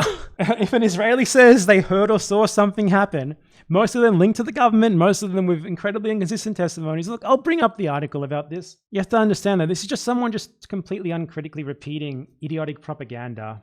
And it's so tiring because I've already dealt with this a million times. This article on MondoWise is a very good dissection regarding the evidence of supposed mass rape on October 7th. I suggest you read it if you want the gist.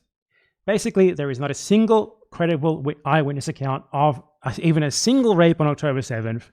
There is not a single piece of forensic evidence. There is not a single piece of video or photographic evidence. There is nothing but hearsay, most of which comes from people who only came forward with these supposed testimonies months and months later when there was perverse incentives for them to do so, many of whom have changed their stories multiple times, and none of these testimonies corroborate each other at all. Many of them are literally members of incredibly shady organizations directly linked to the Israeli government. And all of this happened in the context of Israel and its allies desperately attempting to justify the Gaza genocide by putting up a veritable propaganda blitz all around the world, saying that this genocide was justified by supposed mass rape on October 7th. It's literally the fucking Hamas beheaded babies thing, just again. That was based on nothing but witness testimony as well. There's no evidence for it. There's no evidence for this either. So give me a fucking break. It's the same sort of thing. This woman, again, her claims are about being a hostage, not on October 7th. There's more stories coming out. There's a UN report that concludes it happened. The UN report did not conclude it happened. The UN report didn't even have an investigative capacity. This article is specifically about the UN report. I already played the clip of me debunking this shit earlier, talking about the UN report. It's just such a fucking joke. I would love to talk to him about this stuff live, man. I would love to watch him fall over and fucking squirm as someone just does not accept his fucking eyewitness testimonies where like a random Israeli, like fanatical genocidal Zionist says, I totally saw 50 subhuman Palestinians rape 18 women. That's the sort of stories that this guy fucking wants us to believe. And all of them, aside from perhaps this one single hostages story, which did not even happen on October 7th, are fucking bullshit. There is literally no reason to believe this atrocity propaganda. Ethan himself said that he refused to actually acknowledged Israeli rape of Palestinian women in the clip that we went over earlier, on the basis that he thought that, you know, one witness testimony shouldn't be believed. Yet here he is telling us, like, how dare you not believe these women? How dare you not believe, like, not even the women who were raped in all the other cases?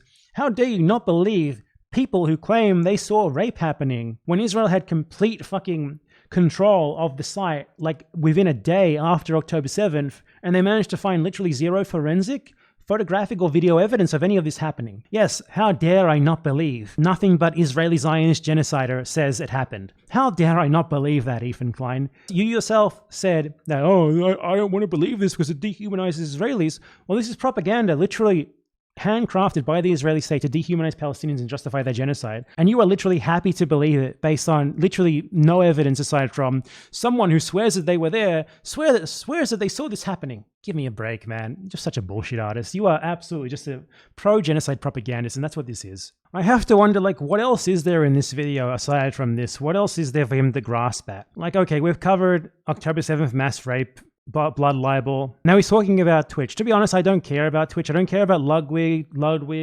I don't care about whatever Frogan. I want to get to the part where he tries to claim that it's anti-Semitic to not like Sabra hummus. Where's that? That's around here, I think. Let's watch this part. I was listening to the local news in Israel. Families were calling into news stations begging for help. Let me show you what I mean. He's literally citing Yosef Haddad here, by the way. Yosef Haddad is a fanatical Israeli state-employed propagandist. That's who this is from. I don't have any empathy for Israeli settlers living on the colonial frontier, just as you don't have any empathy, as you said, for Israeli settlers in the West Bank. Colonialism is an innately violent enterprise, and your violence against your victims will breed violence and retaliation. I don't want anyone to die ever, for any reason. But I acknowledge that we live in a world where sometimes people carry out immense systemic and direct violence against others that breeds violence in response. And Israel is literally nothing but that. Every single instance that you bring up of supposed Israeli victims is Israel causing it itself. And unless you are against the existence of Israel, you support this continuing. So I'm not going to give this any water. Where's the Sabra Hamas part? Page placement all year long. This is actually my favorite detail about Frogan. She won a Rising Star Award at the Streamer Award, an award she'll put on by her friends. And then the next year, guys, she gets nominated for Rising Star again. Are they fucking with her? You can't be Rising Star twice. It's up or it's down, man. In fact, you were never up. That was the problem. They tried to pretend like you were up, but you were always down. Rising Star twice. What's this, fucking Mario Kart? It's just a video like, here's the people I don't like. Dude, I don't care. So this is the Sabra Hamas part. This is going to be a really funny false anti-Semitism allegation part. Because Frogan is the two-time Rising Star champ, and because of her massive viewership of 100 concurrent viewers, it only makes sense that Twitch would give her one of the main stages at TwitchCon to do a 45-minute-long segment. Her idea that was Twitch approved, an Arab to Jew racial tier list. So the premise... Racial tier list. Let's see how much this holds up to the evidence. Is who can say Habibi, an Arabic word of affection like baby or sweetheart. And this tier list determines who can say it. Top and most desirable tier is Arab. And at the bottom, the worst one is, quote, loves Sabra. Now, why does loves Sabra equate to Jews? Sabra's this is such a stretch. Well-known Israeli company that makes hummus. They've been on the divestment list for many, many years. So likes a shitty Israeli brand of hummus is like the lowest point on a tier list of who can say Habibi. Yeah, that sounds about right. Obviously, hummus is a stereotypical Arab food, and liking a shitty Israeli brand of hummus, especially given the fact that Israel is a country that is an ethno-state that is based on the exclusion of Arabs and having as many Jews as possible to form as big of a Jewish majority as possible and give those people as much benefit as possible at the expense of said Arabs, yeah, I would say that is a pretty fine thing to put at the end of your tier list of who can say Havivi. Your argument here is fucking ludicrous. Activists are well aware of their status. Oh yeah, and Sabra literally means a Jew that was born in Israel. It's the name of the fucking brand. It doesn't matter what it means. No one ever uses the word Sabra or cares about it except Israelis. This is the name of the brand, obviously. Obviously, you can say, I don't like Sabra. People who like Sabra are an Arab or whatever. You're just making a fucking ridiculous stretch. It's the name of a fucking brand. Like, you're just taking it literally and being like, aha, this is proof they hate Jews. Dude, fuck off. These people likely don't even know what fucking Sabra means in Hebrew. No one cares. It's like looking at the brand name of Coca-Cola and saying, what? You said that you like Coca-Cola? So you like to put cocaine in your cola? You like coca leaf? Like, give us a break, dude. It's obviously they're talking about the brand. They said loves Sabra, not love Sabras, which would be like, an actual plural that would make sense if they were talking about people. It's about the fucking brand. It's just such a fucking bullshit stretch. You're such a fucking moron. It also plays up an anti-Semitic trope that denies Jewish identity in the Middle East. Everything's an anti-Semitic trope now. It denies Jewish identity in the Middle East. There's this idea that if you say that an Israeli brand of hummus is shitty, that means that you're engaging in an anti-Semitic trope. This is not an anti-Semitic trope. You invented this. Israelis are all white colonizers who are stealing the culture and identity of Arabs to make it seem like they belong there. Watch Frogan and her co. Dude, Israeli factually does steal the culture of Arabs to make it seem like they belong there. Let me show you how. I already went over this in a video response to you. I want to note the connotation there where Ethan seems to think that you can't be a colonizer as long as you're not white. Like he's like, oh, white colonizers, white. The reason why people talk about Israeli white colonizers is because the people who like move there, like you, the people who choose to move there and get citizenship nowadays and for the last like fucking 60, 70 years are all white. Almost all of them are European Jews like you. That's where that stereotype comes from, because every single time you see a post from some guy and it's like, oh my God, I finally reached the Holy Land, my indigenous homeland. It's like a white guy from New York. Blake Flayton, a pro-Israel propagandist who moved there. He's literally a white twink from New York. This is why people say that, because whenever you see someone's like, finally, I'm in the homeland. I'm here in my indigenous homeland. It's like someone like this and you as well. That's why people say that, and it's not wrong to say that either, obviously. So let's go over the part of this video where he talked about like Arab Jews as a tool for cultural appropriation in Israel. But I'm going to let him finish his narration here before I do that. House accuse Israelis of culturally appropriating Arab culture. The one thing that's like funny is that there's two types of like genocide, right? There's like genocide of real people, and then there's like cultural genocide, right? Like this is fucking funny. Like, those motherfuckers trying to take hummus and say it's Israeli is the most insane thing to me. Dude, the fact that they have the audacity to... Is he just claiming that any usage of the word they is like a dog whistle against Jews? You fucking dishonest piece of shit. It's literally the fucking collective now in English. You fucking moron. What the fuck other word are you supposed to use? Sabra make that like the staple hummus of America? Insane. That's what super offensive does. And like that's actual like cultural appropriation. Like people get mad when someone has like dreadlocks and they call that culture. I'm like, come on, it's just like a hairdo. Like it's okay. People like white people are allowed to have dreadlocks if they want dreadlocks. But like actually trying to claim our food, our desserts. Just one question for you guys. Who the fuck do you think is making the hummus in Israel? Martha Stewart? No, this is... Who fucking cares who's making it, Ethan? It's about this idea that Hamas is Israeli. Israel is a fake country. Israel is a country formed as part of a long-planned European settler colonial project, as I already went over in this fucking video that you intentionally ignored and did not respond to. And the problem is not Jews from Arab countries, or Arab Jews, as you should be calling them if you really do believe they're Arab, eating hummus. The problem is claiming that hummus is an Israeli food, which Israel and Israelis do all the time. That there are immigrants from Arab countries who eat hummus, who brought hummus to Israel with them, who have hummus stands or whatever. That doesn't mean that you can say fucking hummus is Israeli. There's Thai immigrants in Australia. Is fucking pad Thai Australian food, Ethan Klein? Is it okay if I start talking about like the staple Australian dish, pad Thai? That's the problem here, Ethan. Like, that's the fucking issue. The problem is not that people in Israel eat hummus. The problem is that Israel and Israelis claim Arab foods and Arab clothing and stuff as theirs, as specifically Israeli. And I went over this in my response to you, but I mean, let's just watch. Same fucking Arabic-speaking Jews that you kicked out in the 1950s. They speak Arabic? No, they don't. Yes, they also like hummus, and they like all the same shit you do, because they are you. They're from your country. You kicked them all out, and now you're... They are you? You kicked them all out. No, they fucking didn't. He just says a falsehood and then repeats it over and over. Accusing them of stealing your culture. You want to talk about cultural genocide? Well, here it is. You racist piece of shit. Cultural genocide? Do you know who's tried to marginalize Arab culture in Israel? The fucking European Jews who founded it. He's just like yelling and screaming as a substitute for an actual argument and analysis with any sources at all. Motherfuckers trying to take hummus and say it's Israeli is the most insane thing to me. Hey, scumbag, here's a hummus place we used to eat at. The chef is from Yemen. Here's another dude from Syria. Does this dude look like a white colonizer to you? Would you like to... Well, if he's not white, I guess he's allowed to do colonialism, move into a Palestinian house whenever he wants. Tell him he's stealing your culture. Well, this is what most Israelis look like. Dude, the fact that if you're not white, you can't do colonialism and you can't do ethno-nationalism. Never knew. Anyway, let's play this clip debunking his whole narrative from my video on the topic. So when we say hummus is not Israeli, it's not that people are saying these people are not from Arab countries. It's that Israel as a nation literally claims hummus. There have been cases, for example, where the Israeli state and the Israeli lobby literally have gotten the name changed of dishes when they are called like Palestinian couscous, for example. It is an appropriation for a nationalist project. And while we're on this point, I just want to note that this sort of homogenizing of Arab-Jewish identity into like one unified Israeli identity is where the cultural appropriation comes in. Arab Jews, when they arrived to Israel, were pretty much immediately put on this state-mandated course of Europeanization. This is why me even saying Arab Jew is something that would be controversial in Israel, because the very ideology of Israel is more Jewish, less Arab. And that conception of Jewish is European, not Mizrahi, as they call it. The very term Mizrahi is a creation of the Israeli state. It is only a few decades old, 40, 50 years old. These people were seen by the original Israeli governments as basically subhuman, as being too like the Arabs who they were oppressing, and that part of their identity was essentially beaten out of them over the decades, both literally, physically, and metaphorically through propaganda, repression, what have you. So I agree with Ethan in part here.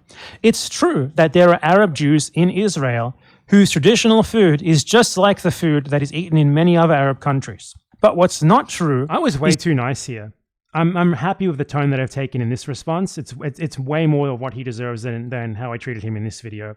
It's to call this Israeli, because the Israeli state and its identity are artificial constructs of European Jews. In a country that is factually made up of people from many different places, as Israel is, it makes no sense to start claiming the food of these migrants as food of that country. I imagine Italians would also get angry if Americans started saying that pasta and pizza were theirs. As ingrained as that food is to actual American cuisine today, everyone knows it is not the origin of those dishes. But Israelis don't talk about hummus, for example, as if it is a dish of Arab origin that Israelis now consume as a result of migrants to Israel, imparting that into this Israeli culture. No, they very much claim it as their own, and this is a part of what Ethan has been engaging in here, Palestinian erasure.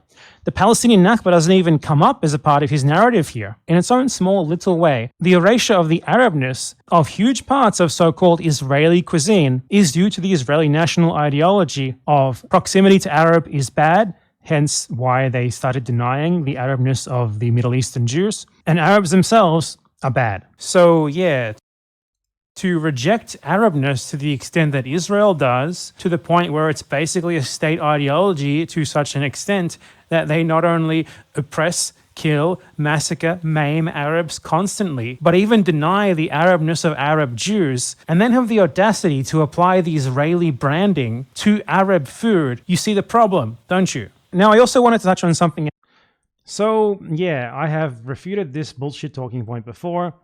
It's obviously fucking bullshit. It's obviously not anti-Semitic to use the word sabra here. Like, what a fucking joke.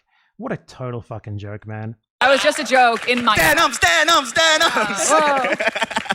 Well, obviously it's Love Sabra, right? Yeah, it has to be. That's easy. That's definitely Love Sabra. She apparently consulted with the head of the KKK, and he told her, more subtle. So if it wasn't obvious enough, they pull me, one of the best-known Jewish creators, and immediately... This guy is only ever Jewish when it's convenient for him. Like, the only reason that he cares about this is because, like, one of the people on this panel was adjacent to HASAN, and he saw it as an opportunity to, like, get back at HASAN through attacking her. In Sabra. HASAN, by the way, who's Turkish, not Arab, is Arab. How the fuck would you not be put... You're angry that you were put in, like, a tier list where you can't say Habibi as a fucking Israeli Zionist. Like, you are the least can say Habibi guy in the fucking world. Obviously. That's the good one. That's the good one. The Arab ethnicity is S tier. Then Denham's jokes that we don't have a category low enough for Zionists. No one said anything about this was Jew. No, you are inserting this language yourself through, like, absurd conspiracy bullshit that's only going to work on your audience of lobotomized teenagers. Once again, calling out my Jewish identity. Dude, where's the? You guys are missing a category for Zionists. Oh my God. He literally does nothing but say, oh my God, they call that my political ideology. They actually meant to say Jew. It's nothing but weaponizing like people's fear of being branded anti-Semitic. And if it isn't about being Jewish, why would they put Ben Shapiro in the thumbnail, one of the other most prominent Jews on YouTube, and the because he's also a fucking rabid Zionist. Why category next to me when he's not even featured in the game? Who's next down there? Anne Frank? Einstein? Seth Rogen? Yeah, and Frank, Ethan Klein, Ben Shapiro, and Frank. That makes sense, dude. This is not a leap at all. Like 2 rabid genocidal Zionists in the F tier. Dude, I guarantee you these people were not actually all here on the fucking list either. It's just a fucking random thumbnail, you dumb fuck. Again, Schindler, well, he wasn't Jewish, but they would put him down there, let's be real. It also doesn't help their case that both my wife and Ben Shapiro's wife were born in Israel, which would make... It's like such a fucking leap. Do you think they were thinking about your wives? Dude, they were thinking about my wife when they made this offhanded thumbnail for a video that probably has like 3,000 views. He just makes shit up. He makes shit up and just states it confidently. How does anyone watch this and buy it? This is actually... no, it's not as bad. I was going to say it's as bad as like his leap from Israelis getting delayed Amazon packages means that you want to put Jews in Auschwitz. But no, it's not near that. But it's like kind of like that, What a crazy guy, man. So blatant and so obvious that like you have to form a fucking insane conspiracy theory and pretend that what you're saying happened is what actually happened. Like you are an insane guy. And I gotta say here, just to interject while I'm editing, that you should do this to Ethan Klein too. It's fair game. He does this to everyone else where he just like creates these ridiculous conspiracy theories where he twists what they say in the most ludicrous ways to be like, oh man, I bet this was anti-Semitic. I bet you really wanted to just call me a Jew, didn't you? So I think everyone should do that to him, except with obviously his incredible racism against Arabs and Muslims. It's absolutely just fair game. He does this to everyone else, so why the fuck not do it to him? Ethan Klein uses the word they. Oh, he's clearly talking about all Arabs. Ethan Klein uses the word hummus. What? Are you saying that I should be turned into hummus just because I'm an Arab, Ethan Klein? That's about the exact same validity as the shit that he's doing here, so go fucking hog wild. Here on their main stage. How is that even possible? Right in front of their sponsors too. Chevron, Capcom, and Samsung. It's funny how he's like, Chevron? Like the... Everyone's well-known upstanding company. Fucking Chevron, the oil company. Racial tier list was brought to you by our sponsors, Chevron, Capcom, and Samsung. So you acknowledge that Israel is an ethno-state then, right? Because it's the Jewish state, right? And you called it a racial tier list. And you seek to maintain that racial majority, as you said in the clip that I showed at the beginning of this. Ethan Klein, what's going on there? This is an example of Twitch management elevating a racist nobody like Frogan at the detriment of their own company's well-being. Why? After the predictable controversy this caused, Dan Clancy, the CEO, went live for the first time after 2 weeks and did an FAQ. I do not give a fucking shit about Twitch, man. So this is another thing that he brings up. He's like, you cannot create an account in the region of Israel. He's going to claim that Twitch like anti-Semitically prevented Israelis from signing up. Let's look at that. Streamers were causing a lot of noise to get noticed, but Twitch completely ignored them for 5 months. When he created a support ticket with Twitch, it was straight up deleted with zero explanation. Around the end of the year, when people started talking about anti-Semitism on Twitch, Dan Saltman discovered the Israel ban when he was sent the code proving the block happened, presumably from someone who works at Twitch, and it could no longer be ignored. He calls it an Israel ban, but it was also Israel and Palestine. And the stated reason for that was completely legitimate because people were like uploading or streaming like combat footage, like atrocity footage and stuff. And they wanted to block that temporarily. So it's Israel and Palestine, both. And you are claiming that this was like an anti-Semitic Jew ban is the way that you and other more... You quoted Dan Saltman? You quoted fucking Dan Saltman, like the leader of fucking Destiny's mass harassment campaign? The like head of Destiny sex crime defense? Dan fucking Saltman? He's your source, Ethan Klein? For someone who loves guilt by association so much, you seem to not really manage yourself very well in terms of like not associating yourself with fucking abhorrent people. But again, Israel and Palestine, you obviously can't claim this is only a ban of Israelis. So let me make something clear. Israel should be globally boycotted until it is brought to heel and forced to abolish its ethno-state and allows the people that it stole its land from to return. It is that simple. Israel should be boycotted. Israel should be banned on every single website. Israel should be boycotted, sanctioned, every single good. There should be ships blockading Israel's coasts, not letting anything get in there until it agrees to abolish its disgusting ethno-nationalist apartheid state. We can take that to the bank. Twitch I commend you for accidentally boycotting Israel, though I don't approve of your boycott of Palestine at the same time. Israeli and American media started to pick up the story, which finally forced Twitch to respond. He also explains the block started on October 13th, which happens to be Global Jihad Day, when Islamic terrorists call on other... This is the funniest stretch in the whole entire fucking world. Global Jihad Day. Do you think maybe it might be that this was 6 days after October 7th? People were uploading footage from, like, people in Israel and Palestine were uploading footage to Twitch, or like streaming footage to Twitch that Twitch didn't know how to deal with, and there was too much of it, so they just decided to do a temporary region block 6 days after October 7th during the Gaza genocide's beginning? Or was it because it was Global Day of Jihad? Twitch is participating in Global Jihad Day, and this guy presents this as a serious thing to bring up. Oh my god. It's too bad it wasn't on the 14th, because that would have been the Sabbath. And instead of Global Jihad Day, if it happened like one day later, what Ethan Klein would have said instead was that this happened on, they actually did this on the holy Jewish day of the Sabbath. Were they sending an anti-Semitic message here by banning the Jews of Israel? But instead he had to go Global Jihad Day because they Googled like the fucking date, and this is what happened to show up, and it's like, oh my god, Twitch was doing jihad. There's globally to act, which he thinks is an odd coincidence. They were never notified in any way, and it greatly affected their business. He says he doesn't feel safe with Dan Clancy in power, and feels he can no longer trust him. When Israelis try to sign up, it gives you a generic error message. It doesn't say anything that suggests that you're ineligible because you're in Israel. So what about when you were Palestinians signed up? Why is that fact being left out of this, that it's both and that your own sources show that it's both, but you're ignoring that in trying to paint this as anti-Semitic? when one of these guys wrote to Twitch customer service, this is what they said. I am really sorry that you are having issues creating an account. We have reviewed your case thoroughly and can confirm that, unfortunately, you are not eligible to create a Twitch account. As a result, we will be closing your case at this time. Under the new increased scrutiny, Dan Clancy panicked and posted 2 terrible explanations on Twitter that were immediately community noted. How can Twitch say on one hand that they were terrible explanations? You don't explain why, you just say they were community noted. What is a community note? Does a community note seem like a good ownage to you? A community note is just like a popularity contest. You get enough fucking morons to upvote something, it'll show up. This is the dumbest shit ever. They reviewed the case thoroughly, and then, on the other hand, say it was an accident and they didn't know. I honestly believe that Ethan Klein would fail like a fucking year 10 high school class. Very fishy. A big media company like Twitch doesn't realize that their new account signups from Israel has completely flatlined? You're telling me that you guys didn't notice that? That's impossible. Then, at the same time, it was announced that from Palestine as well. Why aren't you mentioning it? Sneeko, Fresh and Fit, and the little Houthi twink terrorists were all unbanned, and they could stream. The little Houthi twink terrorists. You have done nothing to fucking prove it. This is outright defamation and slander of that guy. I wish this guy was in a country like Canada. He would fucking lose a lawsuit so fucking bad, dude. Again on Twitch. This is like the holy trinity of anti-Semitism. So guys, yeah, we're back on Twitch. Welcome. I know... Yeah, these guys suck. I do agree on that. But lumping the fucking guy in there just because he's a fucking Arab who supports action against Israel is fucking ridiculous. Look, I do not care about this Twitch shit, aside from him lying about the Palestine thing. Wait, Shinzo Abe? Is he memorializing Shinzo Abe? Oh my god, no way. Holy shit, that's awesome. The Houthis, Ansar Allah, is doing what Luffy would do. You should tell him that. Zero punishment. HASAN, watching terrorist propaganda with zero critical commentary. They do they do musicals. They're very musical people. I know, are you being serious?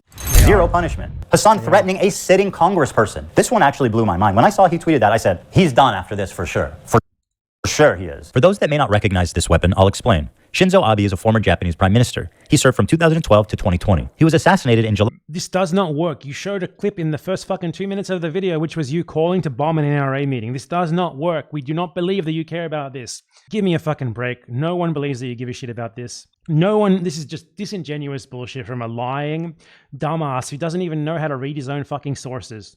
Honestly, I'm over it. I'm not finishing the last 4 minutes of this. It's just ludicrous.